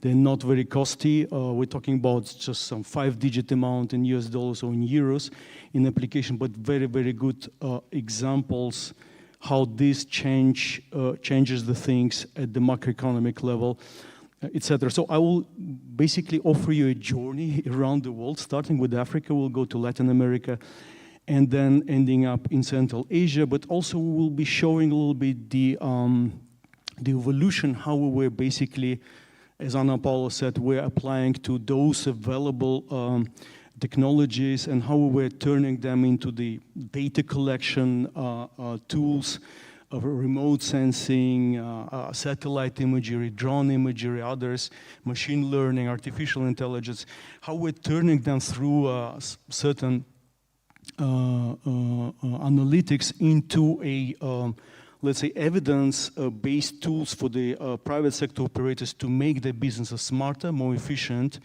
environmentally friendly, and now how they were applied manually in some cases and sometimes also automatically, and some future-looking projects for us. So as promised, some travel, but let us start with travel in time. I mean, those who might have been in Namibia now and maybe back 50 years ago, like 40 years ago. So this is the typical landscape of Namibia 50 years ago. So it's grass growing, indigenous trees and cattle, which is big fortune of the country, cattle browsing and giving one of the best quality beef around the world. But what the country was facing for the last 30, 40 years is this bush encroachment. So it was an effect of the invasive bush coming to the country, basically changing the usual landscape of the country and basically affecting not only agricultural industries, but also agri-food industries and tourism industry indirectly. So basically cutting the trees was not very maybe good topic at the time of the climate change, but we found a sustainable solution how to turn this bush on repetitive basis, how to turn this bush to the high value added products, especially in the rural areas where Namibia is middle income country, where Namibia needs jobs the most. So we basically were going to the production of the animal feed and a charcoal production, like revolutionary zero emission charcoal production. And basically testing with the good quality of that animal feed. You can see that within few weeks the cattle gaining some 50 kgs thanks to that. And we actually, based on this pilot example, we built a feasibility study showing that this is a successful experience. It could be multiplied by the factor of 30 to 50 in Namibia itself, but also to the factor of 100 on African continent, but also the same invasive bush exists also in Middle East, in Latin America, surprisingly. And but our idea was, the dream was to see also literally from the satellite perspective, how we can apply it, what is the mass, what is the volume, how scalable this project is, and how we can guide basically the producers to go and harvest the right bush and to bring the harvesters to the place where the most of this invasive bush is growing. So the solution was exactly in applying some satellite drone imagery. Basically, we were collecting some imagery from satellites, so we were using the RGB multispectral analysis. We were adding to that some spectral analysis, so it was like, you know, some value addition to what was by default available in GIS systems, but also we were trying to add some digital twins of that of the tree. So we were sending some expertise on the ground and making from this invasive bush a digital twin, and basically entering all that into the program, into the analytics, and turning all this to the commercial value, commercial value to the farmers, to guide those exactly to the areas where this invasive bush grows the most. And basically, this is very complex, and big data analysis, and the idea was to simplify the outcome. So we also developed a simple application available on smartphones and tablets, basically guiding the farmers where to go when the harvest is. And again, so that was basically, the final goal was not digitalization AI, is basically to build the jobs and value addition in the rural areas of this country. And the application of this tool was manual. So basically farmers were, especially in rural areas, were getting additional jobs thanks to this app. So the evolution went to Venezuela. So this example was pretty much inspired by our experience on another continent, where we had as an objective to increase the local production of basic staple food in this country. So we again applied, we appealed to the GIS system. So this is Portuguese region of this country, and we were collecting the data. But also here we went a little bit beyond. So you see on the left side, basically the multispectral usual drone, which was basically assessing let's say health of the field for different qualities, density, vigor, and stress, and basically making some analytics, so data acquisition, image processing, and then generating some data, leading to another drone which is carrying 20 liters of the chemical organic fertilizers, which is going and spraying that fertilizers exactly where the unhealthy, distressed plants are, and that within only one season, just 6 months, we had absolutely green picture out of this, let's say, distressed field were going to absolutely green, and in figures it was showing 100% increase in harvest per hectare. We're very happy with that result. So profitability of treating the field also increased from 25% per hectare to 56%. So we're really proud of this. And that brought entire data culture to the Venezuela agricultural production. And here I would like to just make a teaser, because this is another project where we're trying to apply those technologies in Uzbekistan. Is my home country, which actually, you might know, Uzbekistan is one of 2 double landlocked countries in the world. So what does it mean? We're far away from the sea. So to get to the sea, we have to cross at least 2 countries. But before, we had the sea. So this is the pictures of the 19th century. We had a big sea ourselves. We had a big fishery industry, a lot of people gaining lives from this. But what we had at the end of the day, so active production of the cotton, really brought, diverted a lot of waters from the Aral Sea, and what we have now is from this sea in the mid-80s, we have now, this is a disaster, what can I say? And this is a little bit the video of how it was shrinking within just 2 decades. The water now is stopped, in terms of getting away, but we are really thinking of so this is a little bit what would have now, the ships parked in the desert. And the government, including international community, is investing a lot to stop this process, to stop this desalinization, this planting some trees. And here we're having some ideas how we can apply GIS, artificial intelligence, but here I would like to stop because we would like to speak about this a little bit later today, so please bear with us. And maybe it will be some provoking discussion also to ask you what other AI ideas you would like to propose to solve this global disaster. Thank you. Thank you very much, Farouk. So now we move to the concluding round. And I would like each of the panelists in the same sequence that we did before to tell us what are your key takeaways. Well, one sentence can be challenging, yet what we envision is a very safe, sustainable, and leaving no one behind artificial intelligence world for the future. Thank you. So, right. Hopefully, it's working. So, what about conclusion? I'm inspired by your 2 presentations. Okay, I have prior knowledge about that, so that's why. And actually, what I'm trying to say, what would be kind of a conclusion? But when you're talking, for example, about e-banking, it's banking, it's not e. Okay. When you're talking about artificial intelligence, for example, those 2 applications, it is actually environmental protection and material science, and it's actually agriculture. AI is a tool. And there is so many similarities in algorithms that you're using for different applications. So artificial intelligence is one democratic tool, and it's always about application, not just about tools. So, thank you. Yeah, that basically perfectly summarizes my conclusion too. Is the mic on? Yeah. Yeah, okay, cool.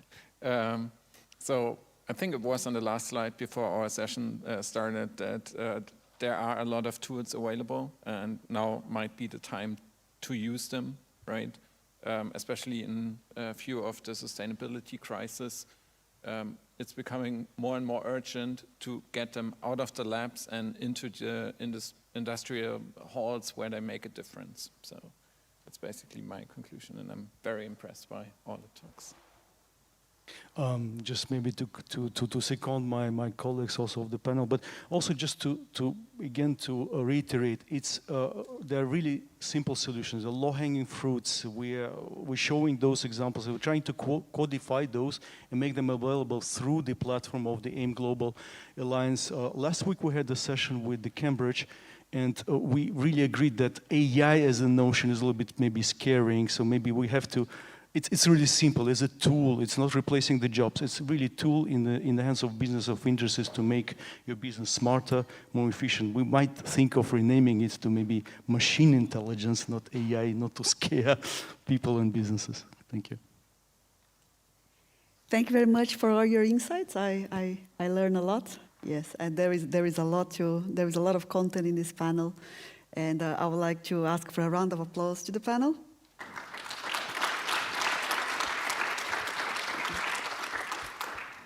Thank you so much. Now I put back my other hat as master of ceremony. So yes, picture. Okay, sorry.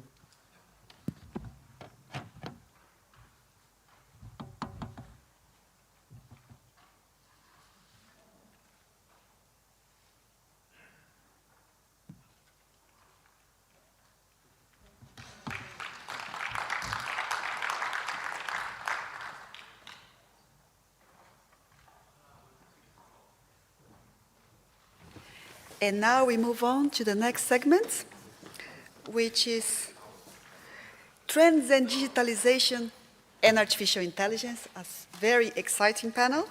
And I would like to invite Liu Hao, Executive Dean, School of Global Governance and School of Management of the Beijing Institute of Technology, who will be the moderator of this panel. Okay, thank you, Anna.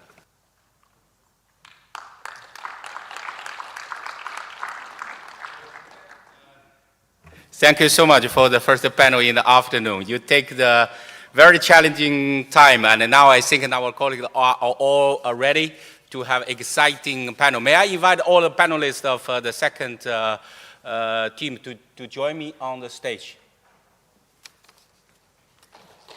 So we have Isabella, Katja, Thomas, Alexandra, and Sonia. Okay, please take the seat. And we will, for this session, we will try to reduce the time of advertising or introductory part, but we save more time to receive the questions from the floor. So please get ready. If you have any questions, get ready to throw the question on the floor. Okay, so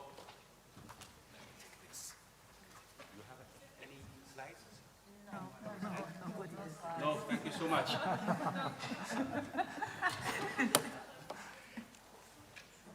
Okay, we will. I think we will have the first round. I invite all of our panelists to introduce yourself, but don't stop there.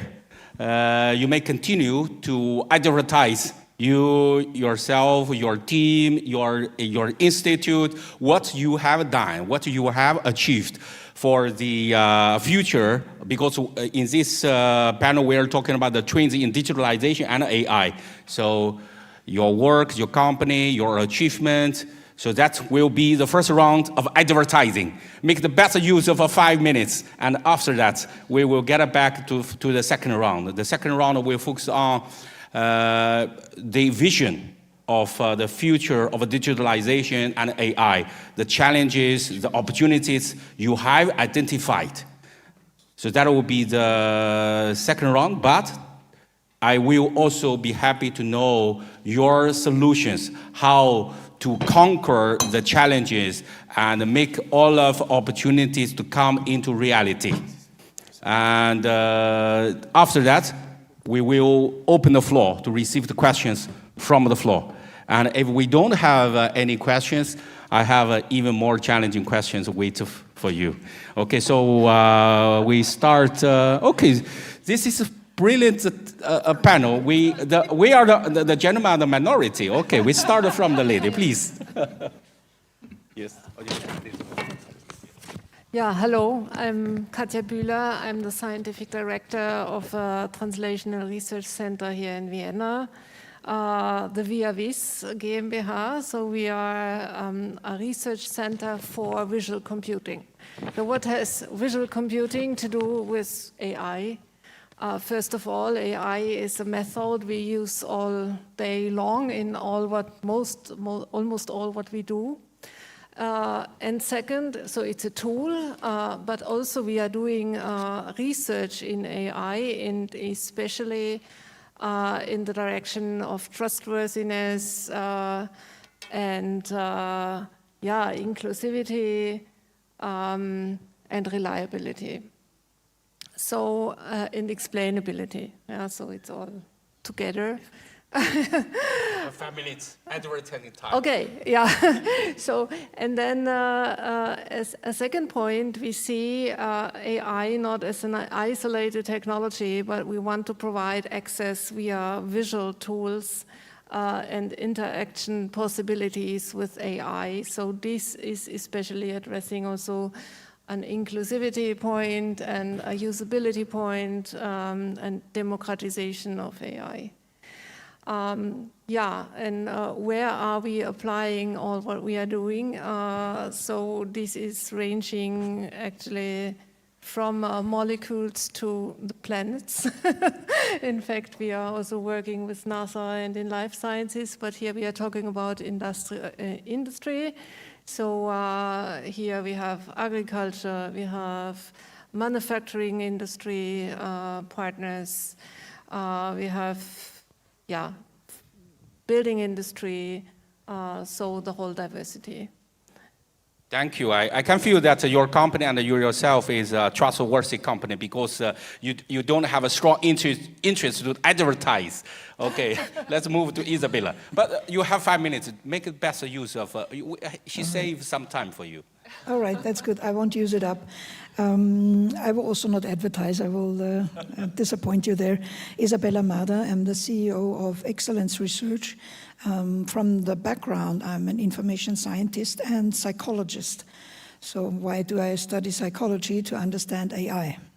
So not to make a therapy on AI, but to understand how humans interact and use AI and how we develop it. So what we do is we teach university courses, help students develop their own machine learning models, and we also transfer the latest research and helping industry and government apply the latest research within their practice and what they need. The latest piece of research, this will be probably the advertising, relates to what His Excellency DG Grossi said in the morning, that AI is not a job replacement. And it's not. And we looked at this because it keeps coming up as a recurring theme, that workers will be displaced, and quite the opposite is true. That's what comes out of the research. Like many countries have doubled their employment since 1950, doubled. The US has almost tripled it. So we do not see any technological intervention creating mass unemployment. And basically that regulates down to what do we do with least developed countries, industrialization and AI, and the result will be more jobs. But the question is, do we train people in least developed countries, have the capacity built, and then we don't have jobs on site? And this is the second question that relates basically to Nobel laureate Angus Deaton, who already said that the gig economy might enable developing countries to participate in growth without the need to migration. Because basically what you get, this shows the latest research, if you build the capacity, you have trained people in least developed countries, and you don't provide the job opportunities, then you have migration, and that's a pity. Okay, so when we are working on the AI, when we are working for the people, AI will not kick off people from the job opportunity. The AI will bring even more job opportunity for the people. So happy to hear that. And let's move on to our next distinguished panelist, please. Thank you. Welcome. My name is Sonja Zillner. I'm working at Siemens in the research department for AI. And there I'm responsible for the topic of trustworthy AI, so to make sure that everybody can trust all this industrial AI application we are bringing to the market. Lately, I'm also responsible for the governance of AI. So we are focusing currently on generative AI because this is now popping up, this new risk.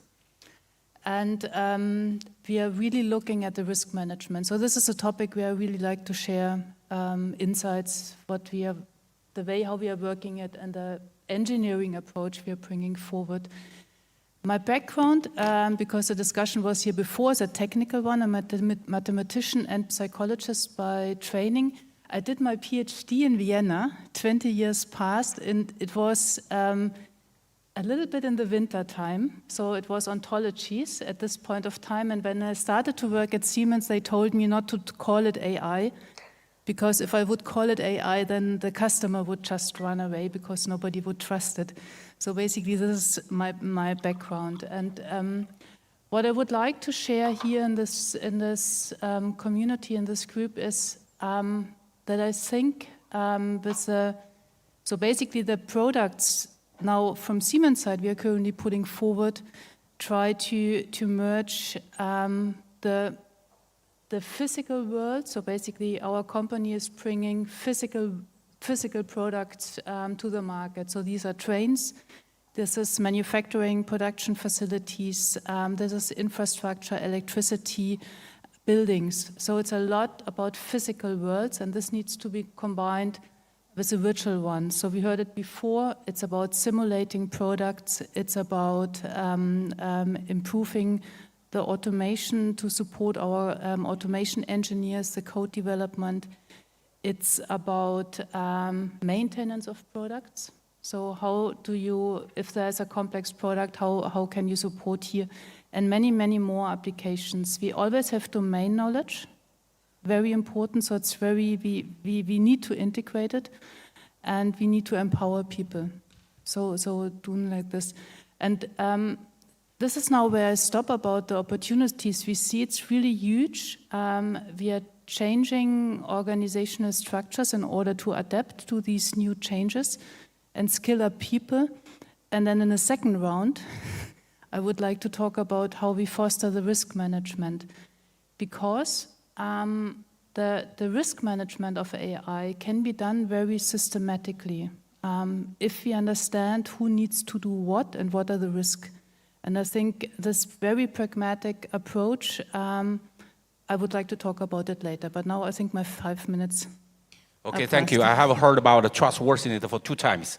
Yeah. So the trustworthiness will probably be the key word for the AI, whether it is from a regulatory or ethical perspective. We will discuss that later. This is, for me, all the time, it is echoing in my mind. This is a key word for the AI. And now we give the floor to the last Alexandra. lady of the session. Yes, please. Good afternoon, everyone. I'm Alexandra Varyuta, Digitalization and Analytics Officer here at UNIDO, where me and my team play a key role in driving, I would say, internal digital transformation agenda. My work focuses on leveraging artificial intelligence, particularly generative AI, to innovate and streamline our administrative internal operations. And also, I'm responsible for advancing business intelligence to support informed decision makings across organization.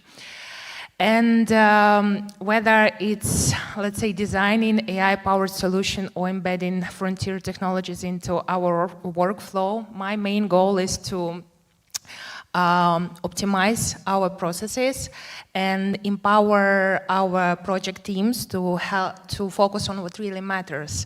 Like, for example, the project that Farouk mentioned is very close to my heart as well, because we kind of share the, I'm from Kazakhstan, so we share this crisis of RLC together. And I'm here actually very excited to share our journey of how we are trying to adapt generative AI. I would say that we see enormous potential that generative AI can have on the internal operations, yeah? And it not only can help to improve the processes, it actually helps us to reimagine and to sometimes even disrupt, you know, the way we operate. So over the last year, together we tapped into the network of our partners like Google, Microsoft, Gartner. We invited them here to show us, okay, what is possible. And through running, let's say, several workshops internally in our innovation lab with our business teams, we were able to identify use cases that will have the most innovative, let's say, impact and business value on the work that we are doing. So, for example, one of the processes the prominent processes that was identified was let's say, the development of the project documents. So you can imagine that when you develop a project documents, you go through a lot of compliance check, yeah? And the area where generative AI shines is synthesis of information across various documents. So you basically the time savings and efficiency gains in that area, they're huge. But we decided to focus on something which would be the low-hanging fruits, yeah, so-called quick wins, yeah, because that will actually set the ground, you know, foundation for how AI would be perceived. So one of the projects that me and my team developed is our internal knowledge-based AI-powered search.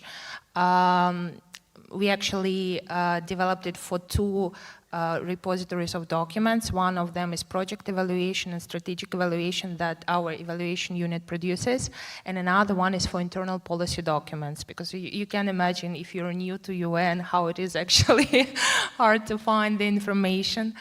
So we will hopefully soon go live. Yeah, we were able to launch a successful pilot phase. And another one, the area which is actually very easy to adapt is, let's say, drafting the documents.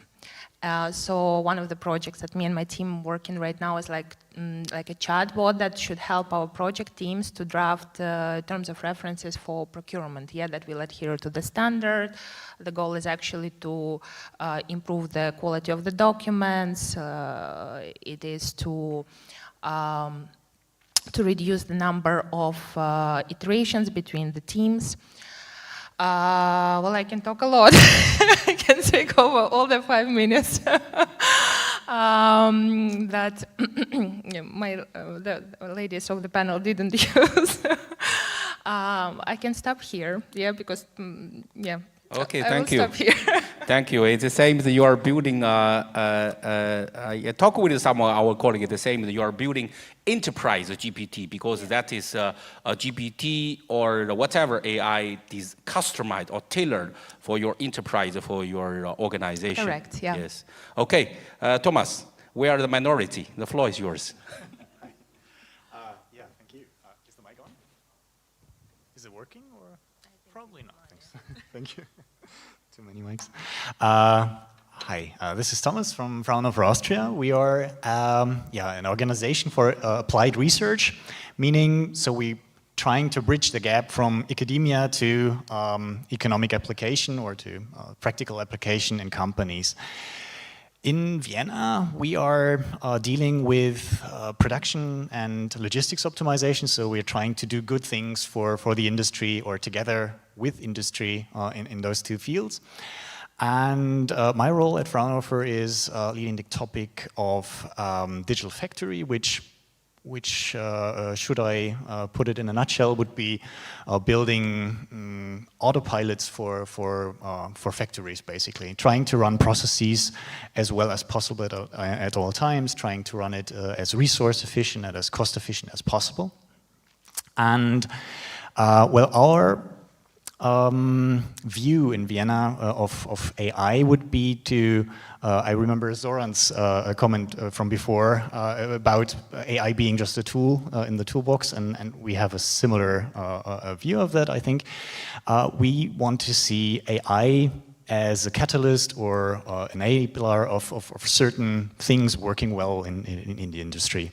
And so I would say we are focusing on the big challenges and trying to break them down for what's the industry need behind that. And right now, two mega topics could be summarized as one would be climate change and tackling that. Alongside that, loss of biodiversity, which might be the next thing on the same agenda, and energy security, because some of the imperatives of climate or tackling climate change, meaning switching to different kinds of energy. So there's the area of securing energy that comes after that, and especially in highly industrialized countries, but everywhere in the world, there's this topic of maintaining economic prosperity at the same time. So doing a full shift of industry paradigms and at the same time keeping prosperity. So this would be one group of big challenges, and the other group of big challenges would be labor shortages. So this especially, of course, in aging industrialized societies, maybe especially poignant or especially pressing topic. But probably all over the world, this is somewhat is going to be a problem sometime soon. So this is aging society and shrinking society, and thus labor shortages. And maybe just use 1 or 2 minutes to focus on just 2 examples of how to tackle both challenges, and they also show 2 different kinds of approaching AI. So the first would be biodiversity or energy efficiency and tackling climate change. We are working with companies on building digital twins that optimize energy use and energy efficiency and energy flexibility. So visualize or imagine you're looking down at a factory, you're simulating or you're building a digital model of what you see, products going around through processes, and you're simulating both what goes on the production floor and also what goes on energetically. So how is energy being used and so forth. And then you as the observer now are getting algorithms to work with that simulation, and you can then experiment with that, and thus you're building a digital twin, and those algorithms can be simple heuristics. You're trying to get knowledge from the people working for the factory and try to formalize what they are doing every day, and you can also use classical meta heuristics or stochastic programs trying to optimize, and you can use more advanced AI algorithms trying to learn about what's going on there, and then trying to emulate that, or trying to build meta models for which you don't have enough data, and then you can use AI to bridge that gap. So this would be one field, and the other, just briefly mentioning it, would be labor shortages, all kinds of AI assistance. And one we have built with a company quite well known probably in Finland, and there we've created a chatbot-based maintenance assistant.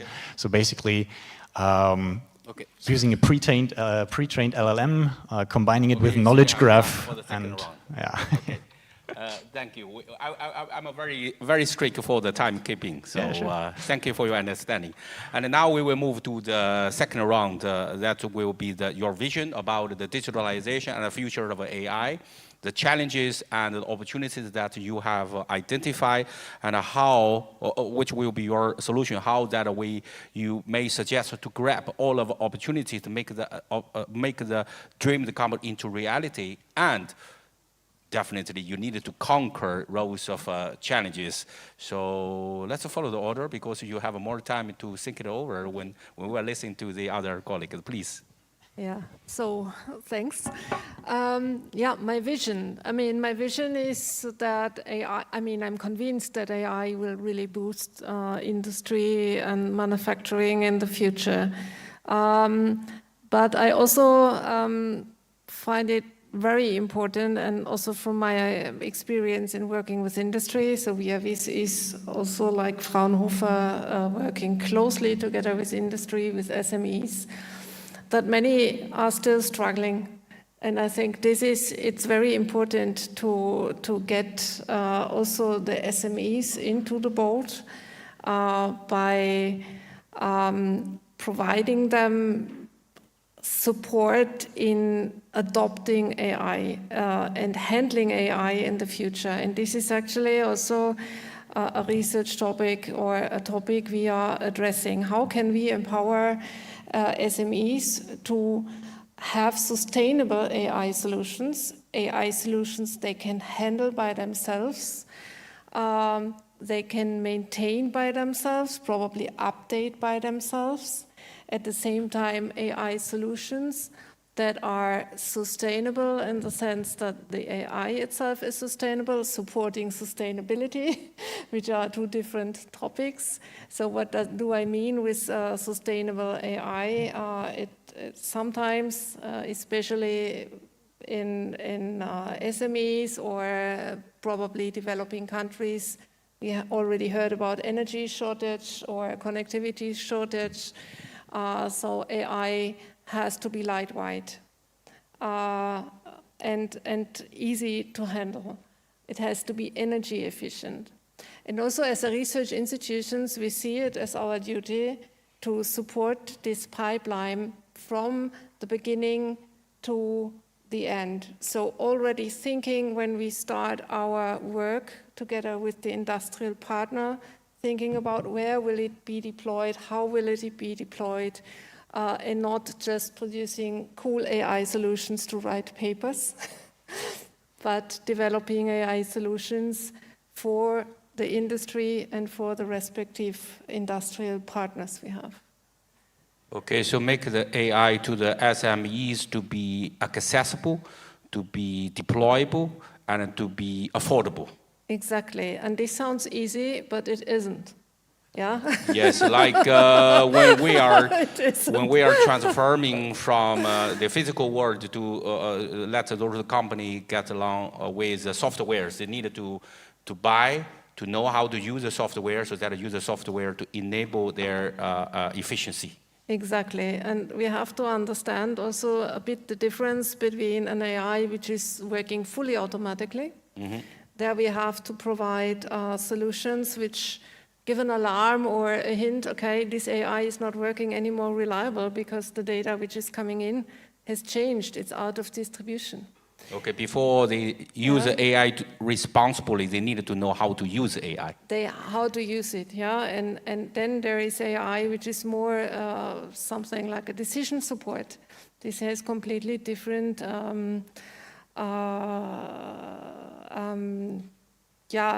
requirements because this AI has to communicate with the user and probably collaborate with the user, which brings completely new and extremely challenging problems up, which also as a research institute for us are really interesting.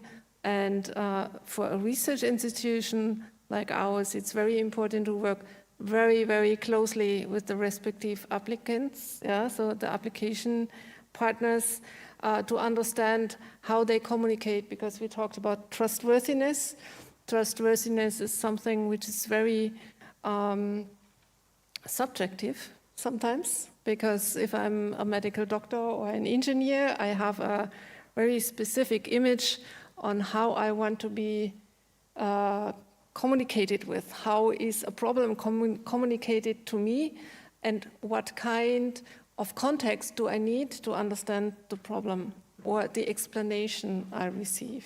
So these are very interesting research questions, which are active research questions actually, and challenging, and so this is, Thank you. Isabella, your vision, your solutions based on the challenges and opportunities. I would like to continue from what you said, why trust is important and why responsible development is important, not just in industry, but also for government, because if something happens in the private industry with irresponsible AI, then everyone turns around and looks at government to fix it. So that's why we might want to have a cautioned approach. And then also what, Alexandra, what you said is very interesting. We always look at productivity gains in terms of industrial and manufacturing processes. there is also productivity gains in knowledge work. And if you read late Peter Drucker's work, The Management Challenges of the 21st Century, then he wrote there that we had a 50-fold increase in productivity in production in the 20th century, and that the main contribution of management in the 21st century would be to provide the same productivity gain for knowledge work. And I ask everyone here in the room, where do we stand? It doesn't look too good. That's why it's a great projects that you bring up. We deal with 80 times the information that we used to deal with at our desks. Then in the 1970s, 80 times. But we are double as many employees, so that's really a lot. So we have technology to deal with that. Then we interrupt each other and we concentrate back 3 hours per day on what we have done before the interruption. 3 hours we do literally nothing. That's a lot. From an 8-hour workday, 3 hours gone already. The next 1 to 3 hours are consumed with search time. We search for information, like Alexandra has just launched this project. 1 to 3 hours unchanged for the last 25 years. Absolutely nothing has happened. We accelerated the speed of our servers and the storage capacity. What happened? Nothing. Still same search time, 1 to 3 hours. Also comes off your list. You're not doing any useful, productive work in that time. And this is where AI can really help with search, with finding documents, with improving quality, with improving speed. And mind you, humans tend to create more text with our tools. Let's create summaries. Thank you. Thank you, Isabella. Now, Sonia. So I think what is of relevant in the vision, what we need to achieve is that people can trust the AI. I mentioned this before, and in industry we call it trustworthy AI or industrial grade AI. So basically what we want to achieve is that we do not have risk there. As I said before, I would like to focus on generative AI because this is now popping up everywhere. And generative AI is particular because you have like this large model in the middle where you do not know what it is, right? And this you deploy in very different downstream applications. You mentioned several of them. So basically, how do we handle this situation? Very new risk coming up, risk sources. This is in the cybersecurity domain, so we have new attacks. This is in the legal compliance domain, so we have very different situations and copyright issues, IP rights, so this is really like a very new world we need to tackle. But we also have the issue of hallucination, reliability, robustness, all these technical topics coming differently. It's a different way to human oversight, so very new range of sources, risk sources. How can we tackle this? So basically we thought about what kind of solution can we give our product owners? So the people who develop these co-pilots. So how can we support them? And then we thought about how are we usually doing this? And we went back to the machinery directive. In the machinery directive, when you produce large machines, you have hazard lists. So you have a very systematic manner. So basically you know the control can go wrong, the software, the component, the interface. So you have all the different parts of the machine and you know exactly which parts can go wrong and where are risk sources. So we thought about maybe we do the same for generative AI. So basically what we developed is a hazard list, hazard taxonomy, so we even structure this. And now our people developing the co-pilots, they do it very systematically. We do it in workshops. Okay, so we have some experts who are guiding them. So, but this is a mechanism where we very efficiently walk through all the things which can go wrong and then tick point. And we also might have some ideas how to mitigate. So what do we do with copyright issues? Do we have a filter? How to handle hallucination? Do we inform the user? Do we guide where the information comes from? So basically now we have developed a very systematic approach which we now integrate into our processes. And I'm really thinking about because it's working really nicely in an engineering environment. Does this approach scale? Does it scale to other applications? And this is what I would like to conclude. One of the core parts when bringing this in operation was to understand where the expertise, so where are the experts?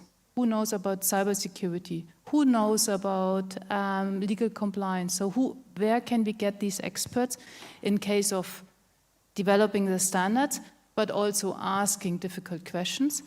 And then the second one is about who is responsible/accountable.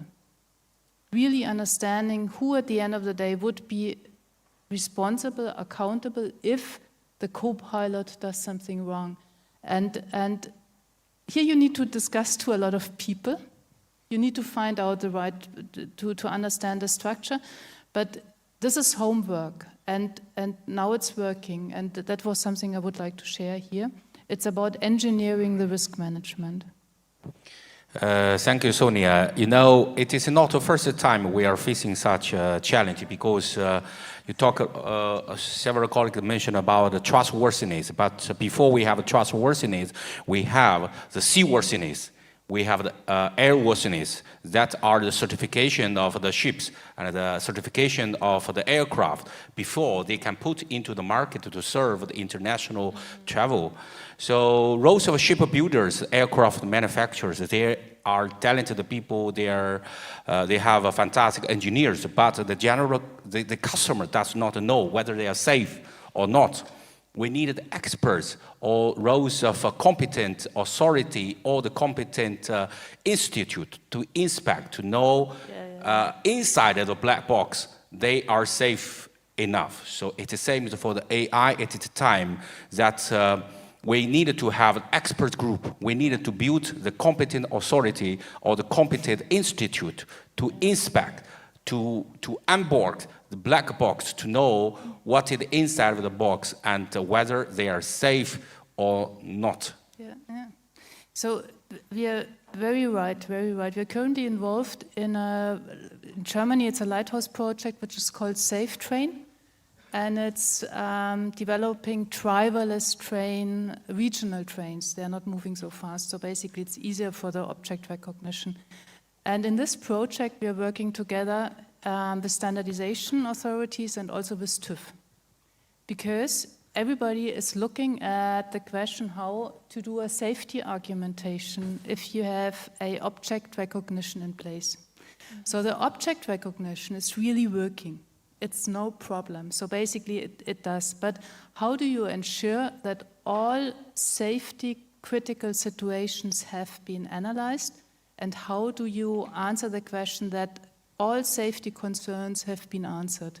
And here again, we are working with AI hazard list, listing all things which can go wrong, because we need to do this systematically. You cannot integrate all the time all the peoples and do large workshops, but you need to find a systematic manner to go through all things which can go wrong.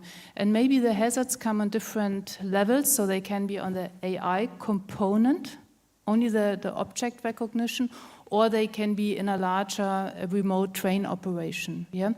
But this also we need to decide which parts we do the risk management or the risk analysis. But I repeat, it needs to be systematically, and guidance is needed. Because the certification is not just one step. It is systematic. It is needed to have experts from a different area. Yeah. And now let's give the floor to Alexandra. All right, so I will talk, I think, from the applied perspective of the challenges, let's say, that we faced. Can you imagine that in the UNIDO office in the future, one person will be a team? No, I believe in a bright future, I believe that GenAI has enormous potential to boost productivity, but also to actually augment employees, But this is where comes the first challenge, is the skill set development, what Isabella mentioned. There is a research that McKinsey did on, let's say, how software engineers use AI and whether it helped them to boost their productivity or not. So if you will look at the total numbers, the productivity boost in software development was around 35 to 40%. But it has its caveat. So the more experienced you are, the bigger the productivity boost you see. I think that it was around from 50 to 80%, because you need to validate the output of the generative model. But the junior software developers, they saw the decrease from 7 to 10%. So it's not only about, let's say, building the skills of people in middle income and low income countries. Yeah, it's actually about even our younger generation that leaves universities. Yeah, how they would be able to get the job. Yeah, if that job can be now automated. Yeah, so it's about acquiring the right skill. You know, me and my supervisor, we were discussing, okay, even now how we should develop. You know, what skills to outsource to AI and what skills to actually to have, you know, because in the end it will be about asking the right question. But you remember yourself when you started, you never knew, you know, what to ask. There are too many unseens, I would say, yeah, like Nasib Taleb says. So, and another thing which is super critical is you need to have your basics straight, you know. And the basic for the successful implementation of generative AI is data foundation, yeah, data architecture, data governance. Even when we launched the pilot phase of our AI-powered search, some people, they were like testing the solution, and then it was given the references of the old organizational units from 20 years ago. And it was just one of the documents that was still active, you know. But, you know, it will surface all, I would say, all the shortcomings that you have in your data.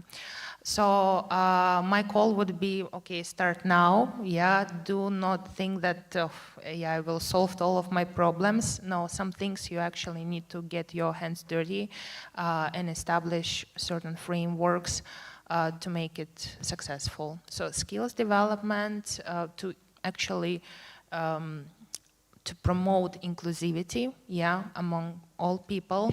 So all people have opportunity, and keep the eye on your data. Mm-hmm. Okay. Thomas, so you have touched some of the challenges in your first round already. So now you could bring some more opportunities and your solutions. Yeah. So we needed to be visionary, because the AI will be probably not as visionary as our human creators. Yeah. I mean, from my co-panelists, the topic of safety is probably in most of my industry applications is not as pressing. Usually it's more explainability to have people trust in the solutions and the results of AI, so that's the topic. But most of our work is still an uphill struggle of getting benefits out of AI, tangible benefits. So there's kind of a gap between what we all in the last 2 years have discovered, LLMs and all this weird stuff. We have access to vast amounts of knowledge, and we can do tasks. Some of us who couldn't program before can now now do programming and all that. That's nice. And there are aspects where this works already. For example, the second example with the Infineon chatbot, maintenance chatbot, there the less experienced maintenance crew have, through knowledge graphs and an LLM that can interact with that, they have access to all the knowledge basically of all maintenance crews before, and so they are much more likely to work more efficiently, and that's a great use of the latest AI technology. But I think most of the industry applications are not like that. Most of the industry applications are more where AI is more a possible icing on the cake, but not that the hard work of digitalization is still to be done. And so I think that's one key takeaway for me in most discussions that we see that there are vast possibilities, but for example, things like energy transition of our industries, we've got to turn them around in a matter of 10 years or 20 years. And so we've got to work with the technology we can get our hands on and get to work. And so the second thing would be to not be picky or too much of a purist about wanting to get AI to work, rather to focus on hybridization, getting traditional digitalization technologies, simulation, optimization, together with AI to maybe bridge data gaps or certain imperfections. And the last thing would be, it's more like a philosophical thing. So if anyone is familiar with David Graeber's bullshit jobs, so we should be able to discover when we've reached the point where AI would be able to take over most of our work and then be able to let go of that part of the work. Because in his book, is very provocative, he's an anthropologist, and it's not all too big taken seriously probably, but he says that the predictions were right, so most of our jobs have already been made redundant, but we don't realize it. We are too busy engaging in inter-organizational shenanigans, and so that's also an imperative for all of us to recognize when AI can do certain things and when we should let go of work. Okay, thank you, Thomas. Now we would open the floor to receive the questions, so that I will stand up so that I could easily identify whether, Professor Gong and Junyan, and then our colleague. So Professor Gong, you will be the first, and then Junyan and our colleague from working in Austria, but you are not representing Austria. Okay, Professor Gong, please. At first, I'd like to deliver my thanks to all panelists. From your background of research and development. My question is that now the widely used AI tool is ChatGPT. Compared to ChatGPT, or our task as AIM is to advance AI from chat to product. So compared to chat has a relative higher tolerance of errors, but that is not the case in industry. The industrial application puts forward a high requirement on accuracy, precision, reliability, and so on and so forth. What is the key point to make AI meet the industrial requirement? Thank you. Okay, who want to take the shot? I can try. Very good question. You have different approaches, also in AI, to solving problems. Does it work? Yeah. The one is the creative approach. There you would have a lot of training data, especially with OpenAI and ChatGPT, also a lot of trash data. Let's address it as it is, which makes it basically puts it out of use for industrial application and everything that needs to be trustworthy. ChatGPT is certainly out of this box. And then you have machine learning and targeted applications that are specifically developed for a specific use case. And then you have also in the large language model domain, you have a couple of applications that use responsible data and limited data. Responsible data would be, for instance, Claude AI, was trained on responsible data, and then you have limited models like a cortical AI, where you have just the data in that you need for the application. So basically that's a couple of domains that you can look at. So I think this is a very important question. We need to ensure that industrial-grade AI is met. I have to say, in accordance to the modality which you're using, you have different mitigation measures, right? If you stay with ChatGPT, GPT-4, and all the other large language models, I mean, we need to ensure that we have filters in place. in order to ensure we make too explicit the source of the information to ensure transparency. But we also need to train our people. Human oversight is very critical. So basically to keep them in the loop, they know, and they need to be critical in terms of using it. If you move to other modalities, we have a different story, right? If you images or sensor data, so we are already building those type of foundational models, then the checks are different. There often you have boundaries when you have sensor models because you know where the critical areas are coming.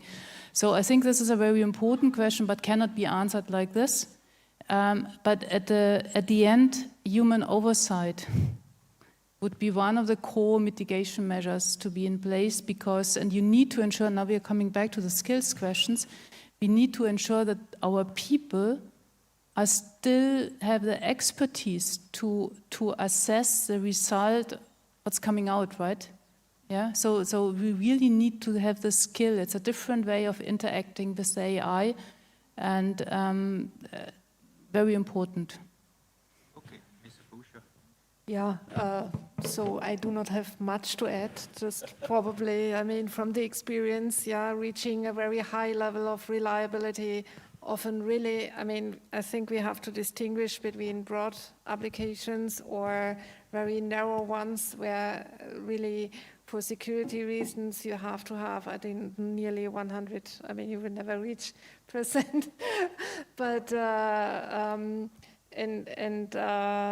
here, from what I learned also with our cooperations with industry was that the data, the quality of the data is the key.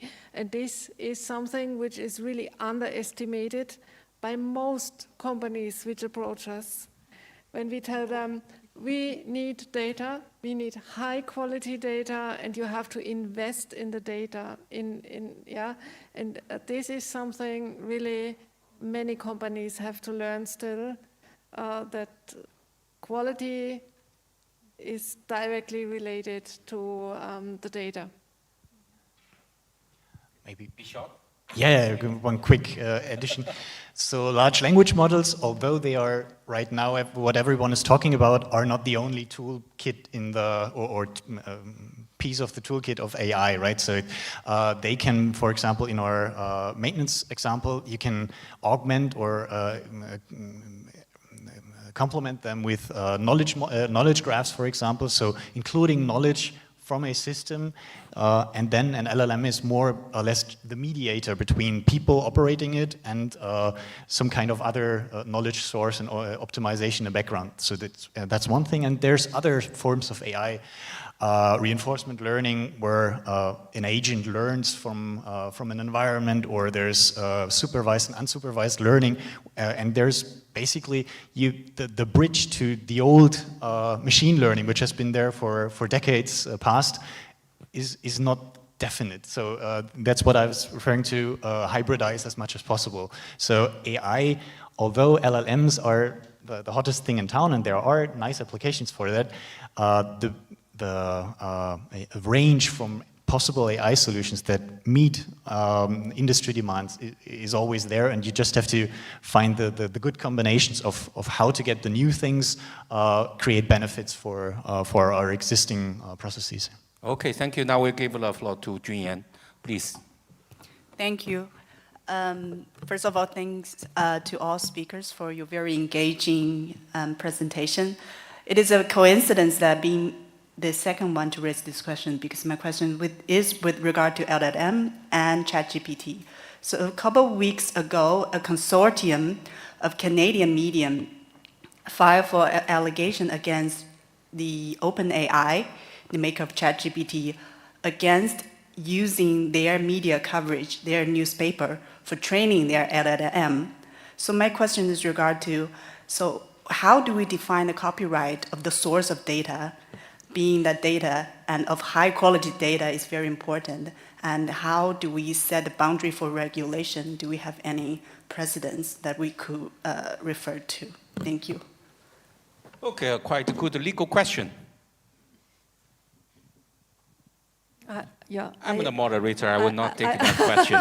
I can maybe say something about this because we had yesterday just a very long session with the lawyer about exactly this. Yeah, and the answer was if you train your model with data, because we also take some public data sometimes.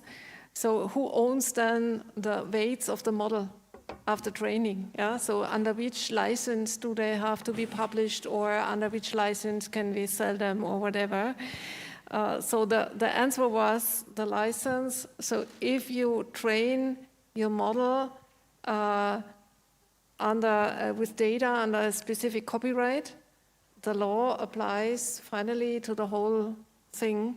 Yeah, because if you put data into your model, it underlies a specific regulation or a license, and then also these transfers somehow to your model. But she also said lawyers never give you a clear answer. Yes, that is why we are making money. And I think it might be completely different in different countries. Yeah, but I think the idea of having always in mind that look at the license of the data you are using, and this then affects the license of your final model probably. This was a good message, and I think it's generally enough to bring it here. Thank you. And before I give the floor to our colleague, just for the complicated ambiguity part, which are making our lawyer to be rich, I will not tell you today. But I can tell you that using of the copyright protected content or the data is not for free. But who owns the copyright if you are using the copyright protected data or the information for the modeling, for the training of algorithm? That is another question. We will discuss that later. But it is not free for using copyright data or the information. Now we give the floor to our colleagues, please. Hi, it's Malcolm James from DECI in Vienna.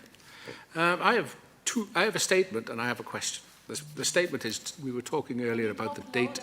Sorry? A bit louder so that we can hear you clearly on the stage. Thank you. Okay. It's unusual for somebody to say speak louder to me. But anyway, basically I was just going on to say that data expansion we talked about earlier, about the project growth. I can give you an exact example. 20 years ago I did an LNG project, and I needed to make storage for 1 terabyte of information for that one project. 10 years later, I did the same project for exactly the same process. 10 terabytes of data was required to be stored, and all because of what we talked about earlier. This is all to do with more data from smart instruments like Fieldbus Foundation and all these other wonderful things, which are great tools, but the data is a huge amount of data is moved around all the time. But anyway, that was a statement, so that's just to clarify what we had before. But what I also have is that corporations also do not trust AI. It's not just person, it's whole corporations. Do you think the likes of Shell are going to share data on a cloud for their sites? Oh, it'll never happen. So unless we have a moratorium with all the super majors around the world, and that includes CNOC and many others, we're never going to have full trust in AI unless we can share the data openly. And open architecture for these guys is never going to happen. GDPR, copyright, call it what you will. Is there an answer to that? Can we expect cooperation from the super majors? Okay, let's try to answer this question. Short, sharp, and sweet. And then we close this session to give the stage to the third panel. Okay. So we start from Thomas, one by one. Okay.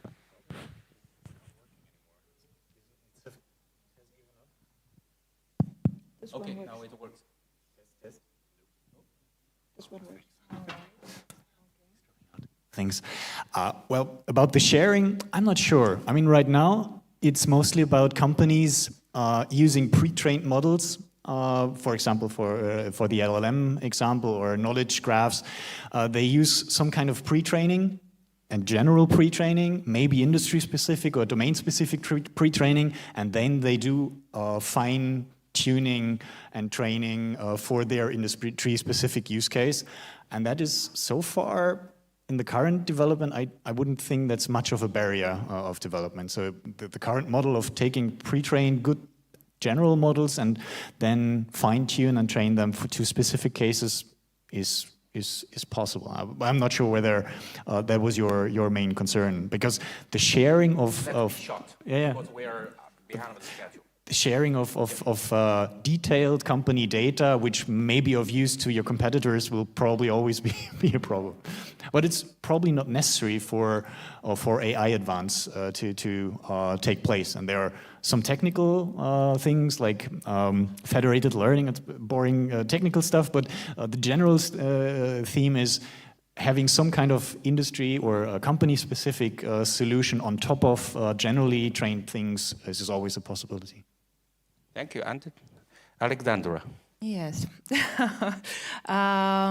Actually, open data sharing agreements, this is a very interesting topic, yeah, particularly for the countries that are a bit behind, yeah, that do not have data on their own. But that I would say another panel for discussion on its own. What comes to my mind maybe synthetic data, you know, that you create a synthetic data and then adapt it from one company to another. But that again would depend on whether companies would be able to give up their competitive edge. So yeah, it all depends. Yeah. Okay, Sonia. I think we are talking about sharing of data since decades, right? Yeah. So this is not new, but I think what has changed in the last years is we have developed a better understanding of the value chain of AI development. So really like that there are very different players in the whole value chain. And it's of importance to understand who's giving the data for what purpose. There always needs to be a purpose in place. In particular, to be sure about how to do this IP. There's often IP in the context, but there are also privacy issues with data. So this needs to be understood. I think the more we understand the value chain of these different stakeholders of the AI development, then it becomes clearer how to enable the exchange of data. And I see a very good development. With the AI Act, we had a lot of discussion, and there's a lot of now a better understanding of how everybody is engaging and what different roles are out there. And the next step will be data sharing, and it's already ongoing, right? I would be optimistic. Isabella, please. Thank you. I will make up for the time now to answer your question. Can we ever fully trust AI? The answer is no. And I want to echo Minister Gehr from Austria earlier this morning asking, is the system failing us? I would like to think we are the system. Let's do this together. Yeah, maybe also a word on open data.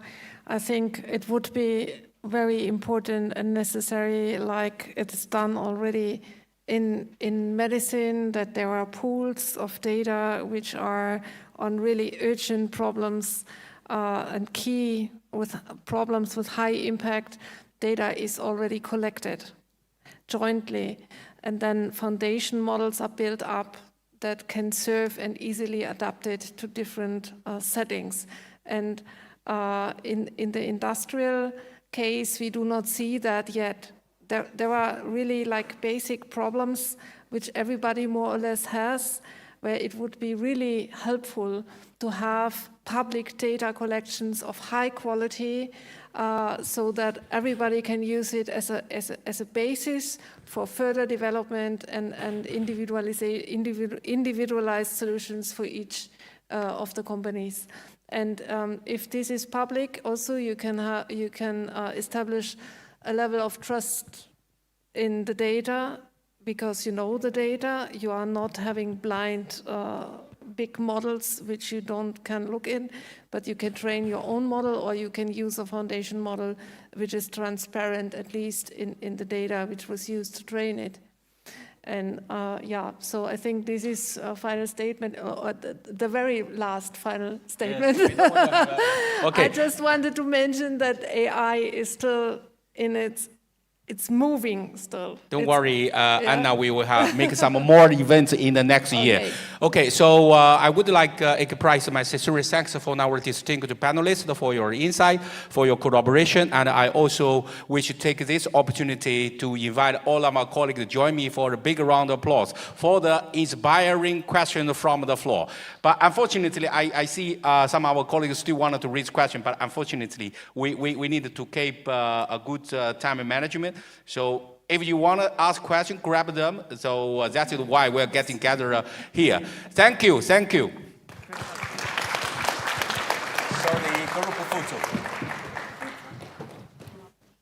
And now I would like to give the floor to, you will be the moderator. Okay, so we will take the time for the group of photo. Thank you. Thank you, everyone. You've been very resilient. We're getting to the grand finale. And, but first, let's do a disclaimer. Oh, okay. Let me not distract you from the picture. Don't worry, we will not feel right.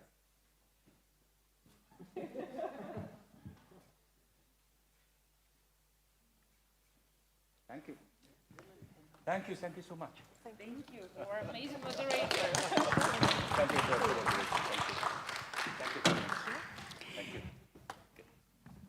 Thank you. First of all, a disclaimer. We are getting to the end of the day, the last sessions. And of course, to do the grand finale, the team had a lot of ideas, a lot of great ideas on how to do this very lively and very interesting. So this is a very ambitious session. But I hope it will be interactive. So because I can see that there are colleagues who still wants to make statements or ask questions. So there will be time for that. This session will be the most interactive. But to start, I will ask Junian Lu to come here because she's going to call the 4 moderators. Thank you, Anna Paula. So, yeah, I think the hardest part has already over. You have recovered from the food coma, and then we can look forward to the reception after you have seen enough of me. And right now, I would like to have the pleasure to invite all the 4 moderators of today's panel onto our stage and to give us a quick wrap-up for today's 4 sessions.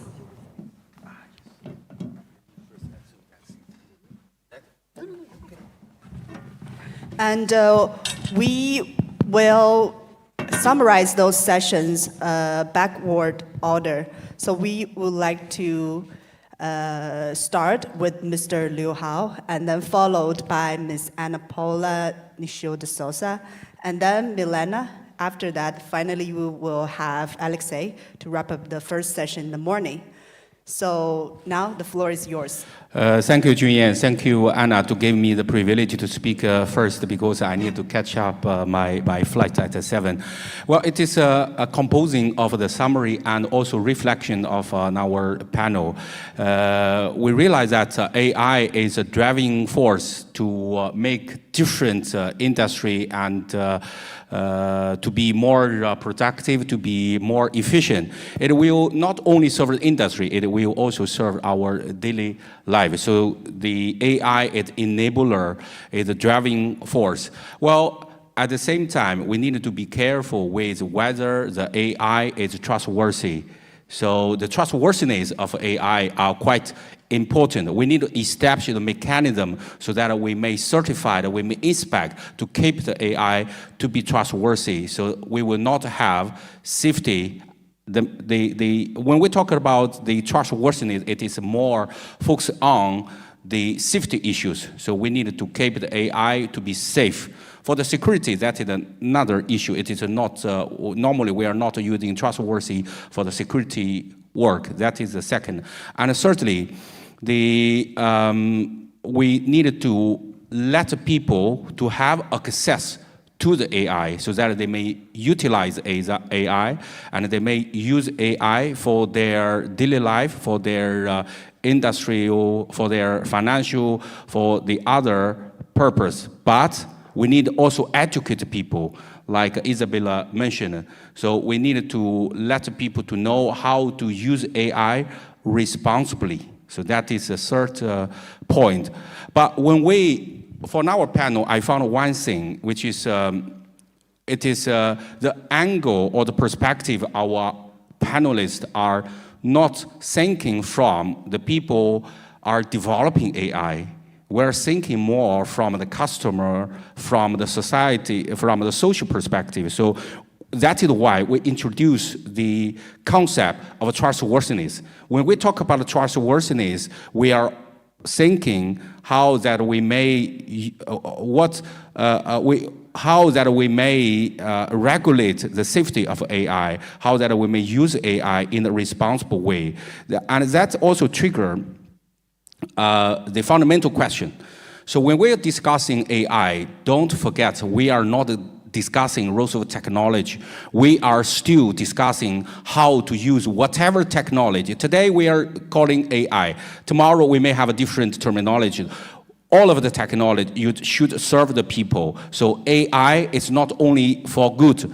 AI should serve the people. So all of the regulatory issues or the ethical issues are not about AI. It is about the people. So if we are thinking from the customer or the people's perspective, we may change the AI to be IA. So that will be intelligent augmentation. It could be intelligent assistant. It could be any word that makes AI to help people, to enabling people, not let us to be the slave of the AI. So that is my summary and reflection of our panel.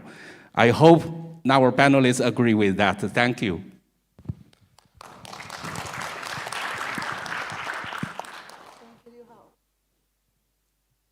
So now it's my turn. I was the panel number 3, Solutions and Innovation in Technology. And it was a very interesting panel, and that panel is very close to my heart because, like Mr. Gill, I'm also an engineer by training and a technophile at heart. But there were a few lessons in this panel that I would like to summarize. This is just my perspective. Of course, later we will have a very interactive session where you can also bring your perspectives and your takeaways from this session. So my first takeaway is that there is a lot of capabilities all over the world. So the solutions are out there. My DG is correct. The solutions are out there. We just need to get our sleeves, get together, and make it work for the good of humanity and for the good of the planet. So that's lesson number 1. Lesson number 2 is, yes, challenges abound, but sometimes, and that's something that I think UNIDO has a unique talent for, you can turn a challenge into an opportunity. And we had many examples in the spectrum. So the third lesson is, and actually I was very happy to see that my first paper was on neural networks nobody was talking about AI, we were talking about neural networks in the field of data mining. So I was very pleased to see that the AI is so not new that my paper fits in the second half of the timeline still. So AI is not new, but at the same time, it solves new problems now. And that's something, and I think that's the other lesson.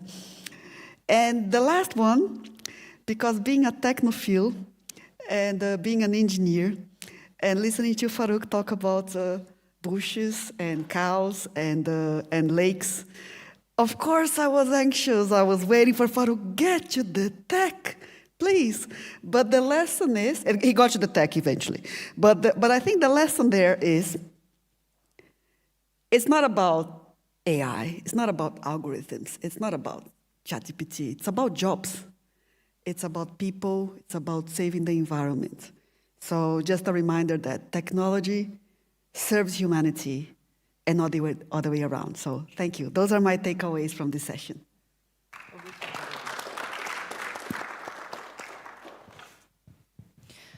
So I would like to revisit briefly the panel on global policy perspective sustainability. And during this panel, our distinguished speakers introduced us to a broad scope of initiatives ranging from international, regional level to national level. Among them, AIM Green Index was introduced, Global Digital Action, several strategies on introducing industrial safety and security measures, as well as international standards in telecommunication technologies. So what is the key takeaway from this panel? I would say that one of the most important ones is that these initiatives essentially show us that alongside international efforts to introduce legal enforcement mechanisms and supervision mechanisms, there are also very strong efforts in place towards mapping actionable, replicable solutions, especially those that could eventually be used in developing countries that, for the time being, are lagging behind. But these metrics, they already take into account their realities, and they try to align the current policy-making, regulatory, and standardization efforts to these realities. The second takeaway, and with that I would like to second what Mr. Liu just said regarding trust. So ultimately, all these frameworks, they are needed to build trust among stakeholders that are involved in AI-powered transformation, but also towards regulations, mechanisms themselves, because they allow us to learn from real-life experience, implementing technologies, testing it, looking into high-risk areas specifically, and finding solutions how to mitigate them beforehand. And the last point is from the industry application perspective. We've seen that there is in-depth research on environmental implications of AI in terms of reducing carbon emissions and optimizing energy efficiency. But at the same time, there seems to be a significant gap into a broader sustainability concept that encompasses not only environmental but also social and economic dimensions. So in this sense, what is really crucial is this multi-stakeholder collaborations towards establishing these mechanisms, building trust towards these mechanisms, and allowing companies to open the pathway for benefits rather than taking slow steps and risking falling further behind. So with that, I would like to pass to next. Thank you. 1, 2. Thank you, Milena.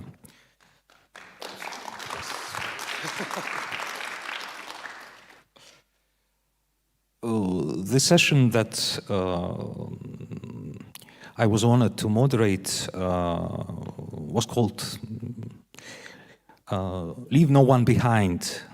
It was the policy perspective, and several themes were raised throughout the session that I just sat down and summarized into key outcomes of the session that I would like to voice right now. First, societal effects. AI's societal impact must be monitored with a focus on ethical adoption and human-centered values. And we heard from Mr. Gehr that it can be guided by the frameworks similar to Vienna Manifesto on Digital Humanism. Then, collaboration. We need collaboration among diplomats, engineers, scientific community, and the businesses, of course. Yes, Mr. Gong. This is essential for addressing the challenges of AI implementation and to unravel the opportunities, of course. Second point, the consideration about the developing countries, and I'm looking at Professor Sama. Africa, as an example, is an investment opportunity. It's not the recipient of aid. And in terms of investment, it requires the development of infrastructure. It requires the technology access. And how do we do it? Through international partnership, of course. Again, the theme of importance of businesses, the private sector, alongside policymakers and scientific community will play a pivotal role in this. And then the third point from the session from Ms. De Sola and, well, essentially from all other speakers is inclusivity and technological accessibility.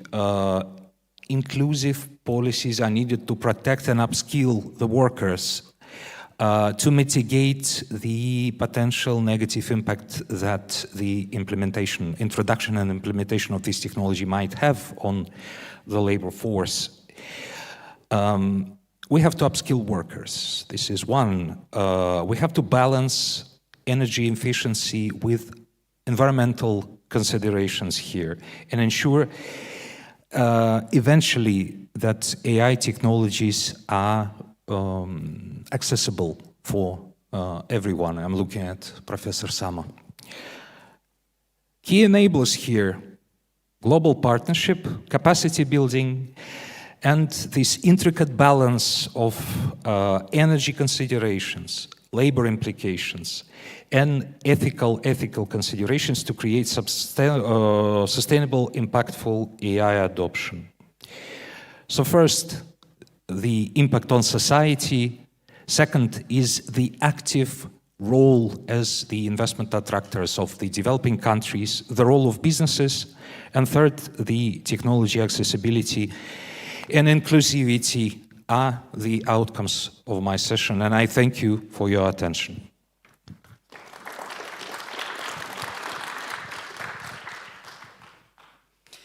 Thank you so much, our dear moderators. So, as Anna Paula has promised, this very last session will be interactive and collaborative, and I believe this is the session that you enjoy most.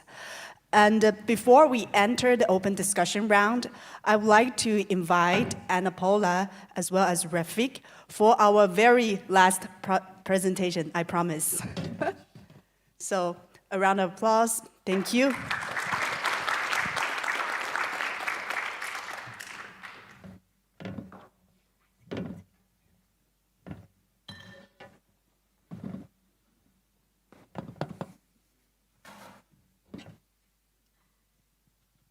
So this is just to set the stage for an open, and then we're going to open to an open discussion. What we did is we called the membership and asked them to think of ideas on how the alliance can move forward. So a few colleagues, a few members stepped up. So we're going to start with them just to get the juice flowing. But I hope that we'll have a very lively discussion that we will end with a reception. In around 5, I think. So without further ado, I'm going to start. So ideas moving forward. So what's the backdrop? I feel in this first year, it was a very formative year for AIM Global, and we also did a lot of work in global policy, and we felt this change of tack that in the Summit of the Future, before the Summit of the Future, there was a lot of talks about moonshots, there were a lot of talks about innovation, and we felt a change in the discourse that people were looking, say, okay, it's 5 years to 2030, it's 5 years for us to do a stock take of the SDGs, we're off track, now we want solutions.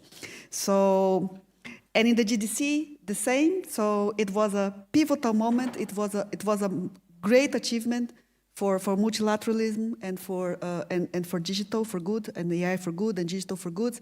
But after every milestone, there is a next day. Say, okay, now we need to implement it. So that's more or less the background. So I'm going to repeat our motto. That's how I ended the year in review presentation. Our motto: from the members to the world for humanity. So we are doing AI for good, and the strength of the alliance is its members. So I already did the mini round table. And again, I just like to, I've already presented this slide. Again, the UNIDO mandate and mission, that is to, and in the context of digital, it's about bridging the digital gap and protecting the environment. So when we work in knowledge and skills, global foreign partnerships, and global just being the more prominent example right now, but not the only by far. Technical cooperation, we've seen a few great examples. research and policy advice, and normative work. So we want to be the bridge that helps developing economies to achieve the twin transition, green and digital. And now, as the alliance is maturing, we need to start talking about perspectives, the regional perspectives, and the global policy perspectives. UNIDO is very active in the Global Digital Compact. We're also a member of the VACES convened by the ITU. We're also very active on the G20 in this context, in particular the Digital Economy Working Group. And we're also increasing our participation on BRICS, now BRICS Plus. And we have the regional perspectives, Africa, Arab states, Europe, Latin America, Asia Pacific. So it's a lot of work, and nobody can do it alone. Even each alliance cannot do it alone. So I will hand the floor to my colleague Rafik, who will talk about the regional perspectives of Africa. Thank you, Anna. Good evening. My name is Rafik Feki. I'm working within the same division of Digital Transformation and Artificial Intelligence. And I was given the challenge to talk about the future. And the future, as we learned, might be assessed with different views. I was reading a study that was published within the World Economic Forum I think 4 years ago, where it was foreseen as a conclusion that 80% of the new jobs that will come to the market in the 5 following years, means since 2020, will be not existing at that time. And we see that it's not true. So reading the future should be really subject to a lot of precaution. And as we are talking now about moving forward, the next steps of M Global, the starting point would be the contextualization. It is extremely important. We cannot address Europe the same way we address Africa, the same way we address Latin America, etc. And that's why one of the critical work that we would like to launch next year is to develop the specific regional perspectives for the different regions. And we will build on some work that we already started. It was discussed already with some member states. So this work will be fine-tuned and presented to you next year for validation. That will be somehow the strategy/action plan of UNIDO and of M Global to address AI and smart manufacturing for the forthcoming years. So this is the first move that we are trying to implement in the near future. Still within the same logic as a continental or as a regional perspective, Professor Sama talked today about ESMA, that's the Alliance for Industry 4.0 and Smart Manufacturing in Africa. That's an alliance which is considered by UNIDO as the African chapter of M Global. So we would like now to go to the regions and start to narrow down our vision and our tools from the global level through the umbrella of M Global and touch to the concrete work that we would like to do with the countries and for the countries. ESMA is the first initiative that has been developed. It was developed a few months ago. That's a fruit of almost 18 months of work with experts and with UNIDO big family. And the objective is to democratize access of technologies and AI for the continent. And I am happy that hopefully through this kind of initiative, one of the speakers addressed the issue of what could be done for Africa, and hopefully this initiative will contribute to, or will anticipate on your question on how we could do concrete work for that continent. Very quickly, let me just explain to you how this initiative is articulated. We defined 6 technical pillars for this initiative. The first one is about how support industries, SMEs, and all the startups to adopt Industry 4.0 and AI technologies and solutions. So it's about the adoption. The second one is how to support the tech providers in the continent to be internationally competitive.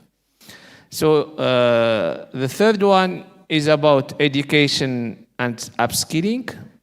Which kind of work is needed for this continent to support the skills? The fourth pillar is about scientific research and innovation.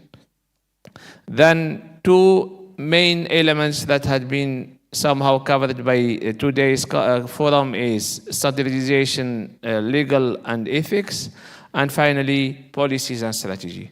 So we see through this alliance we try to cover all the main elements of needed to establish a conducive ecosystem to promote AI and Industry 4.0 in the continent. Then, of course, sustainability, communication, and partnership will come as cross-cutting elements.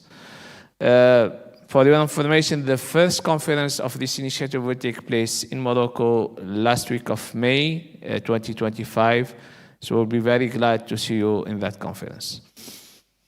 Then, the work that needs to be done is how we could strengthen the collaboration together through a structured way. Since the establishment of AIM Global, we were really getting a lot of ideas from you as partners, as members, but now it's time to put a structured way to collaborate. So we are thinking about a steering committee or a strategic committee, which will mainly be the member state's voice and the main partners. Then a more technical committee where we will need the brains, the experts as partners to support all our actions and all our ideas. And finally, through different thematic groups, I'm going to present some of them still as ideas. We will go to the concrete work, and this is the way we see or we suggest the governance of AIM Global for the future. And finally, in terms of technical organization or the orientation in terms of topics, again, we will see they are very similar to what we established for the Continental Alliance. While there are, of course, critical elements to consider when it comes to AI. For the pure technical areas, we will establish working groups dealing with policies and strategies, skills, industrial applications, standardization, technology, and finally research and innovation. And this would be subject to the different technical groups that I was referring to in my previous slide. And all this work has to consider critical cross-cutting topics and elements that had been, most of them discussed today in the forum. I'm sorry, I must remind you to be mindful of the time to guarantee the interactivity with the audience. Thank you. So inclusiveness, ethics, data protection, partnership. When I talk about partnership, it's essential to consider one of the critics, not critics, but one of the challenges that had been raised today, partnership with the other initiatives as well. And finally, sustainability and climate change. I am not going to go to the details. Those are the different details that could be covered by the different topics. And centers of excellence. Our aim through AIM Global would be to extend the network of those centers to cover much more regions and much more members. This is the current situation, and hopefully in the near future we will be able to accommodate and to set up much more centers. Very quickly, AIM Global would be as well a platform that will help us to equip our members with the needed tools, like the Enterprise Digital Readiness and Maturity Assessment tool that UNIDO is preparing currently. Strategic guidelines in several, today we launched one.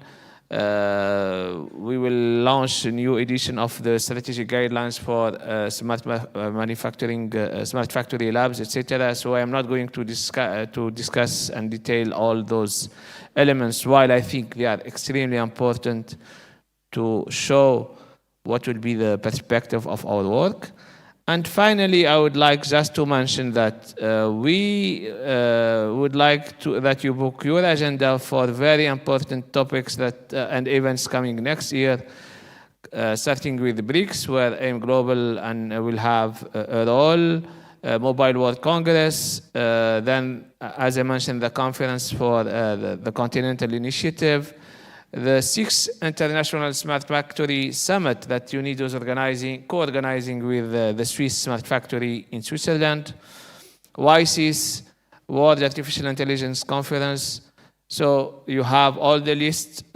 Please, I know this will not facilitate your agenda for next year. Sorry for that, but I think some of them will be extremely relevant to the topics that we discussed today. I think with this, I am at the end of my presentation. Thank you. Thank you so much, Rafik.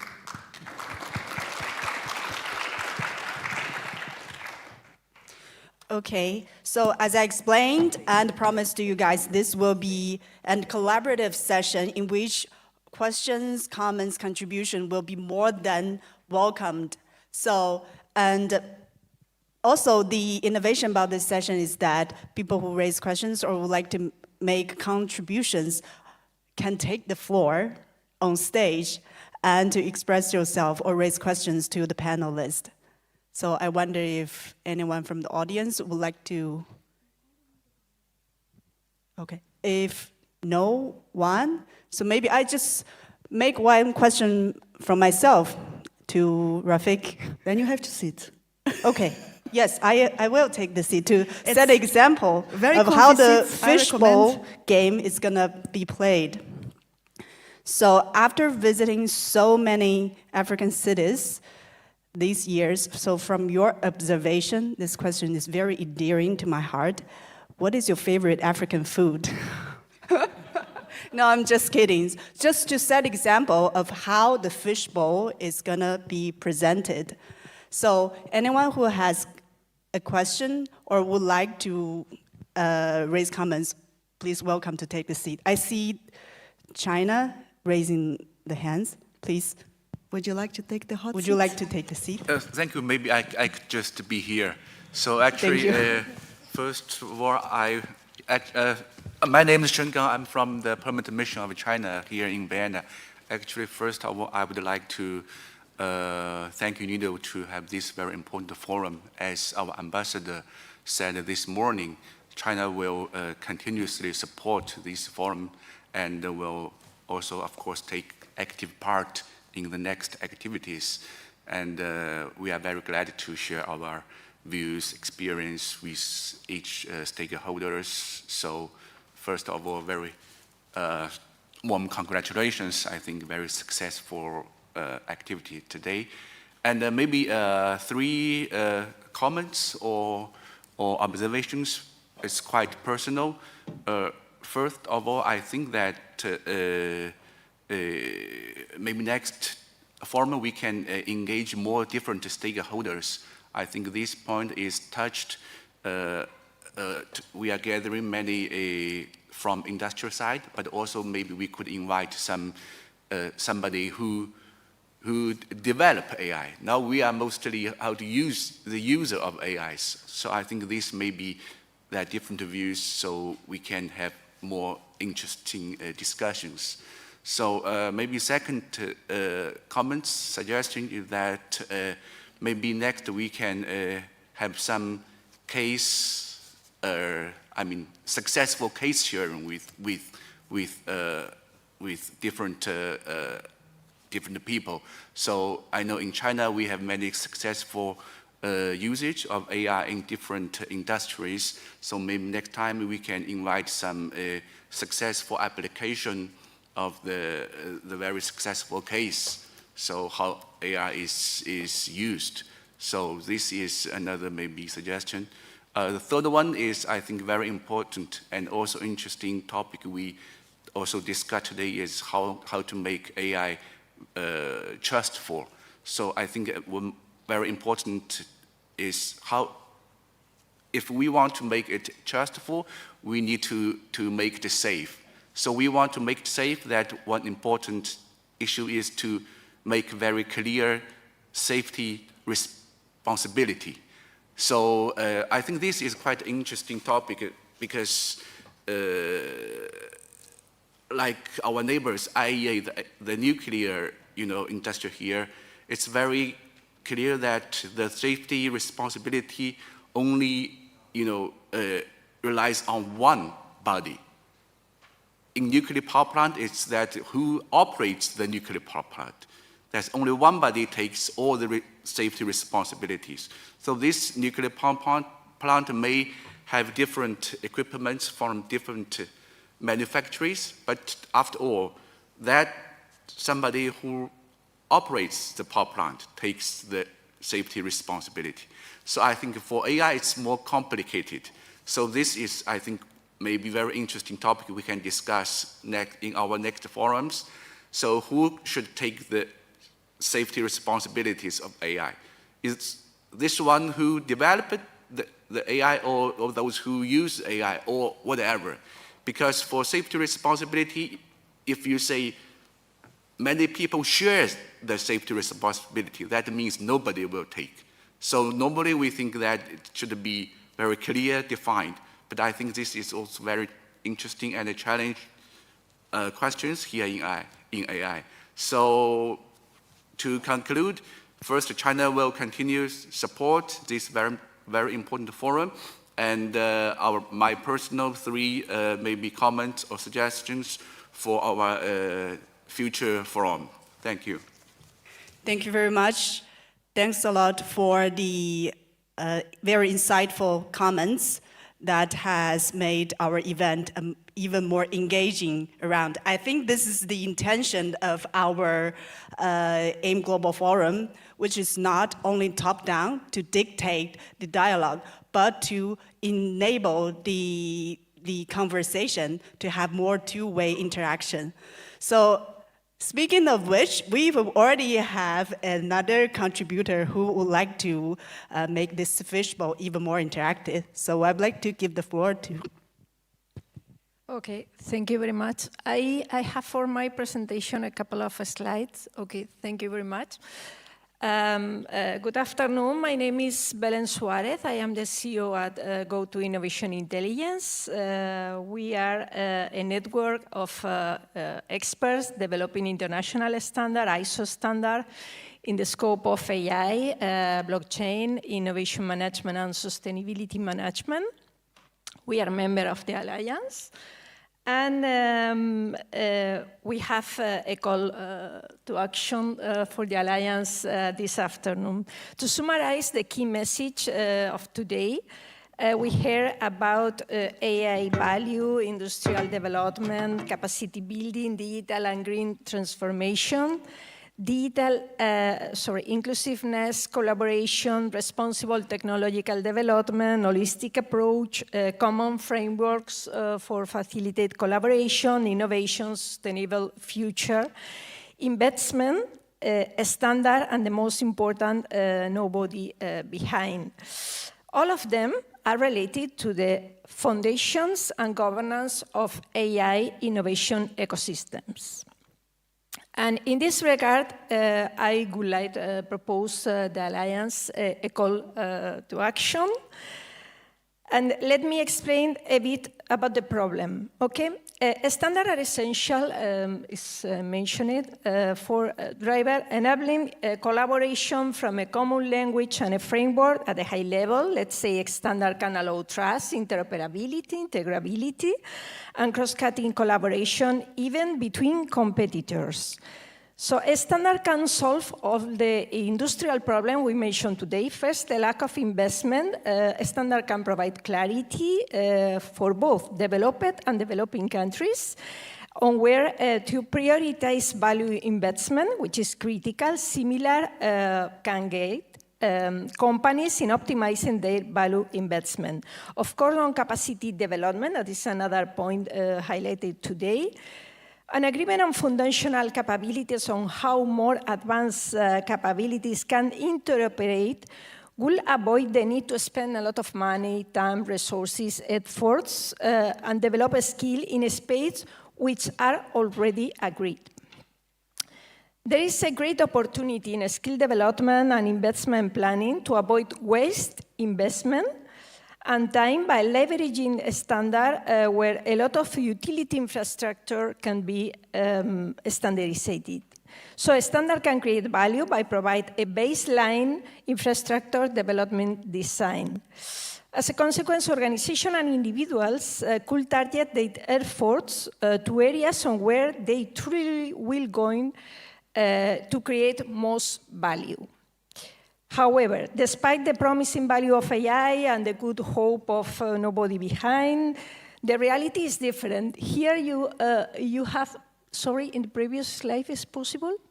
Here you have a representation of countries in the ISO Committee on Artificial Intelligence. As you can see, developing countries are underrepresented in the countries who make decisions about the standard, and most of them are occupying position about observer. It means that the standards are not informing by the needs and expectations of developing countries. However, the standards should be applied at the international level, at the global level. So here we have a significant gap that we have to bridge in some way. So the solution we are proposing today is to harmonize the principle, the key aspect of AI innovation ecosystem, foundations, governance, and sustainability. For the moment, on the ISO standard, we are covering environmental sustainability, so there is another missed area, social and economical sustainability. And our proposal of a strategy is to participate in a standard to addressing both industry challenges and the needs in developing countries. Standardization enables efficiency in foundational investment, leads time for skill and investment planning within company and sectors, lead time for workforce transition planning and preparations, maximize opportunities for collaboration to share and co-invest in core skill and functions. And standardization provides a clear, let's say, societal and industrial common ground onto which innovation and target investment can follow. Reduce costs to innovation and build capabilities by allowing leveraging standard and compliant technologies and services. So the team, of course, the Alliance is in a very good position to lead this initiative. Of course, they should do in collaboration with international standards, so it is the right moment maybe to partner with ISO. And of course, Go-To Innovation team will be very happy to facilitate this collaboration. And to conclude, the window of opportunity, that is something on innovation we use continuously. There is a broader consensus that the urgent need to bridge the gap among AI players globally and ensuring inclusiveness and access to AI. And let me conclude the skimming the gap urgency. We may choose to ignore the reality, but we cannot avoid the consequence of doing so. Thank you very much. Thank you, Mrs. Ellen Suez. So are you ready for some storm? So the floor is open for questions. If no, I wonder if there are questions from your side. Let's call the next Okay. volunteer. Thank you. So I would like to invite Mr. Liu Jian, a researcher from the United Nations University, to the stage for his presentation.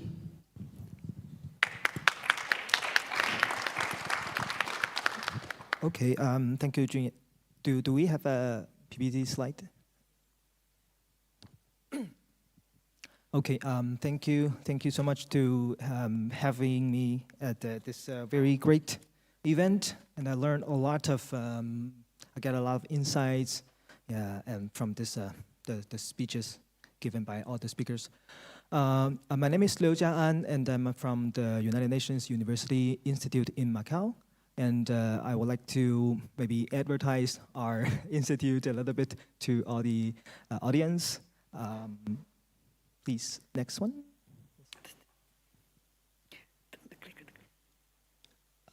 Okay, thank you.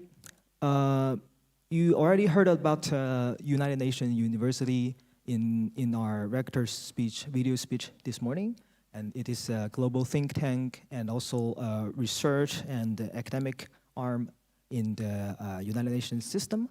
And United Nations University Institute in Macau, called UNU Macau, is one of the 13 institutes around the world within the UNU system. And we focus on the digital technologies to solve the global issues. And we have two research focus. The first one is what are the impacts of digital technologies to the world, and particularly to the global south?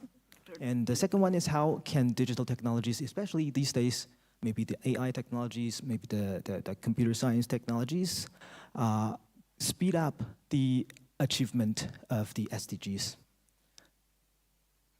Okay. And also, I'm going to introduce a little bit our network. It's called UNU Global AI Network. This was launched in April this year. And we had the UNU Macau AI conference happening in Macau. And also, UNIDO AIM is a member of our network. And we are also a member of the UNIDO AIM. Okay. And we have 76 members from 27 countries in the world, and all the participants, all the members are from different sector, from the academia, from the civil society, from international organizations just like UNIDO, and also governments, and also private sector, and we have also some individuals in the UNU Global AI Network. And I also invite all of you to joining our AI network, and we have lots of activities. We just launched this network in April this year, but we already have lots of activities. We have monthly meetings with all the members, and also all the members invite other members to join their initiatives, their projects. And also we have dialogues for action, AI for nature, and AI for public sector. And we also launched a book series with the Springer Nature on the AI and SDG. And also, I would like to introduce a little bit our research priorities. We have two research priorities. The first one is using system thinking to achieve the SDGs. We treat the SDG as the weak problems, and all the issues linked to each SDGs, they are linked together. And we need something like the systematical thinking to analyze on those issues and analyze the links between those SDGs, and so that we can have a very systematic solution for achieve the SDGs. And for doing that, we also use lots of AI technologies, data analysis technologies to analyze on all the data and all the reports, like the government data from the government, data from the UN agencies. And we have also lots of we are also using large language models to achieve to for our research activities. And another research priority is that the participatory approach to bring more human values in the digital technologies. For example, one of our recent research project is that we are using AI to represent, we call it AI voice for voiceless or for the marginalized people. For example, in the policy-making process, there are lots of people that are left behind, then their voices are hard to be heard within the entire policy-making process. And then AI can be the facilitator and can be the voice for those voiceless people. And also another very interesting focus is we are using Excuse me, I have to be the bad guy. I hate to be this, but please be mindful of the time. Thank you. Then I'm going to skip the technical details before you fall asleep. And okay, we have lots of research projects, and we are collaborating with all the UN member states and all the other UN agencies. And if there's a last paragraph of my speech, then I will invite all of you to join our network and invite all of you to join our next UNU Macau AI Conference 2025 in October next year. Thank you. Thank you so much, Mr. Liu Jian. So I would like to ask if there is any question from the floor. If no, then I would like to offer the floor to my dear colleagues, Mr. Ashraf Abshadi, to have our presentation. Thank you. No, the clicker. Thank you very much. So in the spirit of the session for 2025 and beyond, and since Walter was asking for requests because he did not get enough requests last year, I have a request for Austria, and maybe, hopefully, Austria can be a partner in this next project. So, the project that we currently have, and we have some challenges with, is called Reclaiming Lost Waters. My colleague, Farouk, in the previous sessions was talking about the challenges and the issues at the Aral Sea. So once it was the fourth largest lake in the world. Currently, it is suffering from desertification and a lot of environmental impact in the area. Even the fact that it was monitored in Iceland, that there was salt coming from the Aral Sea. So you can imagine how much it has flown out there. Once it was a beautiful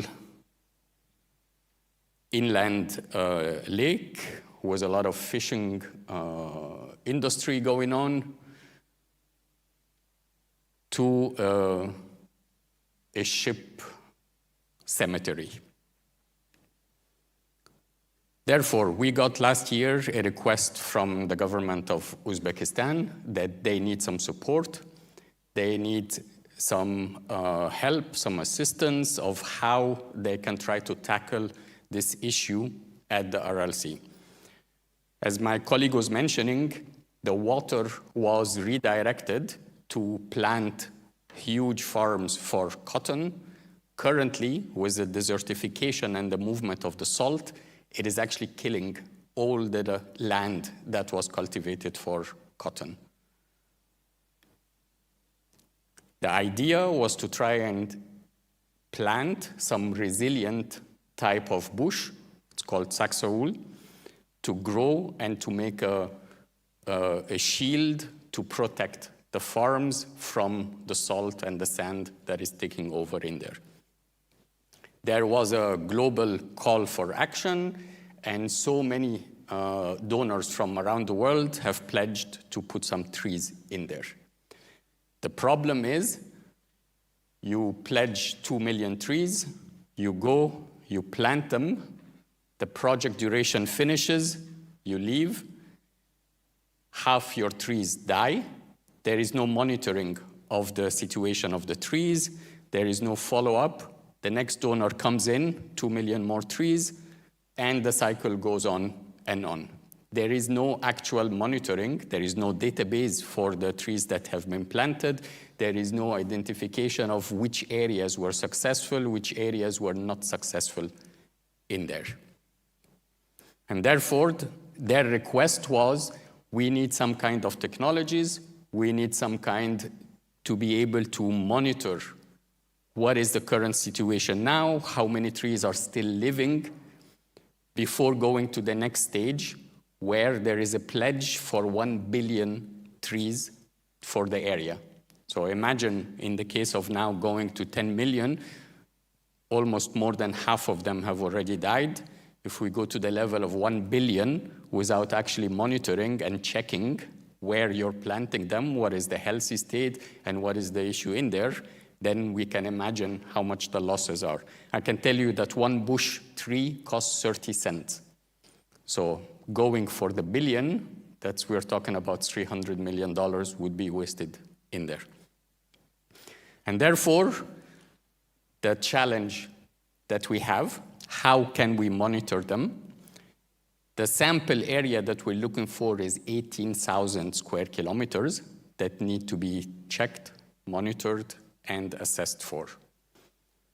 With AI, we want to develop a model to actually locate, identify, and try to see the status of health of these plants. For remote sensing and GIS technology, we want a platform that should be open to all donors globally, so that before they do a pledge for implementation and plantation of these bush trees, that they go and locate where would be the ideal, what is the current situation, and where is the best chance for the trees to be available. From the other side, we make a call to all the technology donors out there, if they have in the research some more resilient type of plantation, if there are new technologies somewhere where you don't need to water it, it is resilient to salt, and it can grow in the desert, please come and approach us. It will be great to build that knowledge at IM Global. Of course, there are tons of benefits, just to say that this platform and that project has a lot of potential for success. Yet it has challenges, as I was mentioning before. And this is our call for collaboration. And before Yunyan gives me the boot, Just about to. I know. This is just for 2025 and beyond. Please, a call for action. We would be happy to receive your knowledge, your research, and to join hands for that. Thank you very much.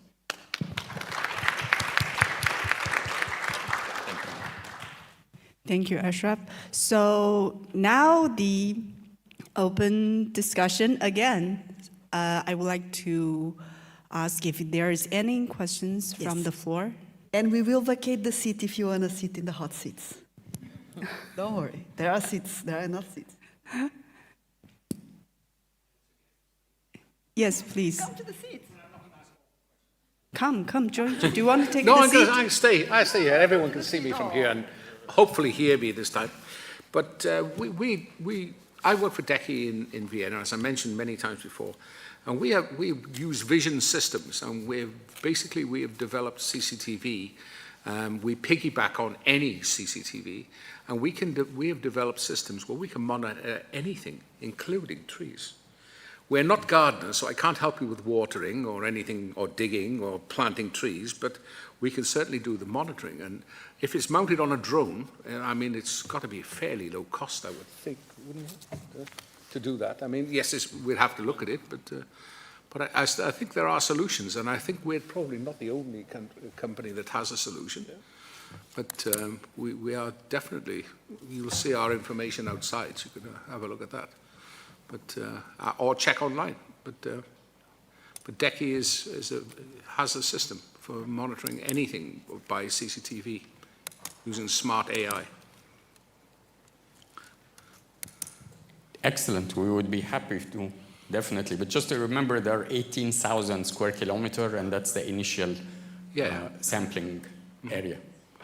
But we basically fly the hardware goes with it. So basically, the server system would be on the camera, and then it would come back and download, come back, download. Perfect. We would be happy to. We'll get your contacts, and then we will follow up. The CEO is sitting next to me, so there you go. It's his fault. I see he's sweating now. Yeah, probably. I make him do that all the time, nothing new. So if there's no more questions, so we can close the open discussion session. And before we close this session for good, we would like to welcome the video speech by Ms. Zhang Xiaoyan, Vice President of China Center for Information Industry Development, for our open discussion session towards the AIM Global Vision and ideas moving forward. Excellencies, dear colleagues, ladies and gentlemen, greetings from China. It's my pleasure to join you at today's forum. On behalf of CCID, China Center for Information Industry Development, I'd like to extend my sincere gratitude to UNIDO for your kind invitation, and congratulations on the success of this first ever and landmark event of the official gathering of the UNIDO AIM Global. I just returned from a 2-week UN training program on sustainable development. As the UN SDG 9 is industry, innovation, and infrastructure, artificial intelligence can play a critical role in the industry and the manufacturing sectors by improving productivity, changing the production methods, and ensuring sustainable development. Meanwhile, issues like AI governance, ethics, and the digital divide poses big challenges for today's world. As the world's largest manufacturer, China is now pushing forward new industrialization. CCID is the leading think tank in China under the Ministry of Industry and Information Technology. We enjoyed good relations with UNIDO in recent years and joined AIM Global last year. In October of this year, we were invited to the second MIPF, the Multilateral Industrial Policy Forum of UNIDO, held in Riyadh, Kingdom of Saudi Arabia, during which we successfully held a symposium on new industrialization. Madam Anna Pola, the Chief of Digital Transformation and Artificial Intelligence of UNIDO, attended this event and delivered her remarks. Thanks, Anna, for your kind support, and I believe you are now in Vienna at this forum. 2 CCID reports were released then. One is on the digitalization of SMEs in China, and the other is the green development of China's industry. We understand the focus of today's forum is to harness AI to drive productivity, foster innovation, promote sustainability, and address the digital divide, which are of great significance to the AI development. Looking into the future, CCID is willing to work more closely with UNIDO and to be more active in the AIM global activities, such as joint studies and research on AI governance, technology and standard interoperability, data protection and risk prevention, etc., providing recommendation to the government in policy stimulation and regulation. Another way of cooperation is the best practice sharing. To analyze different needs of member states at different stages of development, to collect successful cases of member countries, and to share China's experience and best practices on AI empowerment for mutual learning. Ladies and gentlemen, as we move towards a future defined by AI's potential, let's join hands together to make AIM Global all success in writing new chapter of AI, in building a future where AI is a force for good and no one is left behind. Thank you. A lot of thanks to the contribution is Zhang Xiaoyan. So I would like to conclude today's open discussion, which is also the last session. Can I have the pleasure to have a group photo for this session? And I would like to then give the floor to Anna Paula. Thank you.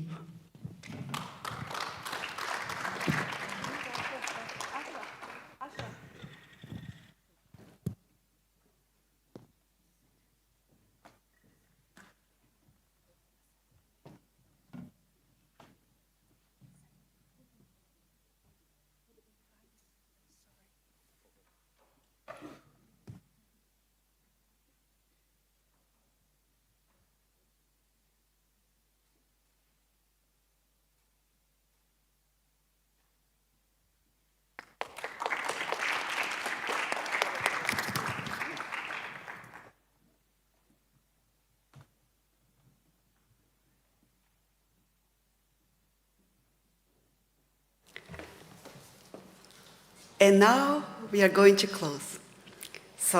And we are only 5 minutes behind. It's a Christmas miracle.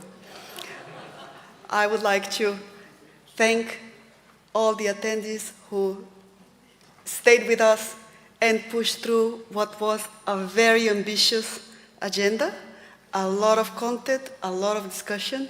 So I would like to first to thank you and congratulate you for honoring and enriching our event. I would also like to, a special thanks to all the speakers who brought their insights, their knowledge, and their wits to the sessions and made the sessions much brighter and much interesting. I would like to thank my team, the Division of Digital Transformation Artificial Intelligence, who, in the expression that we use in Brazil is that we kill a lion a day.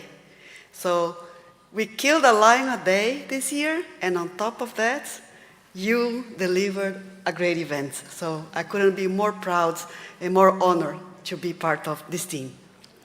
So with that, I would like to close and invite everybody to join us at our reception right at the front. I think that after today, many of us could use a drink, and we hope to continue the discussions outside. Thank you very much.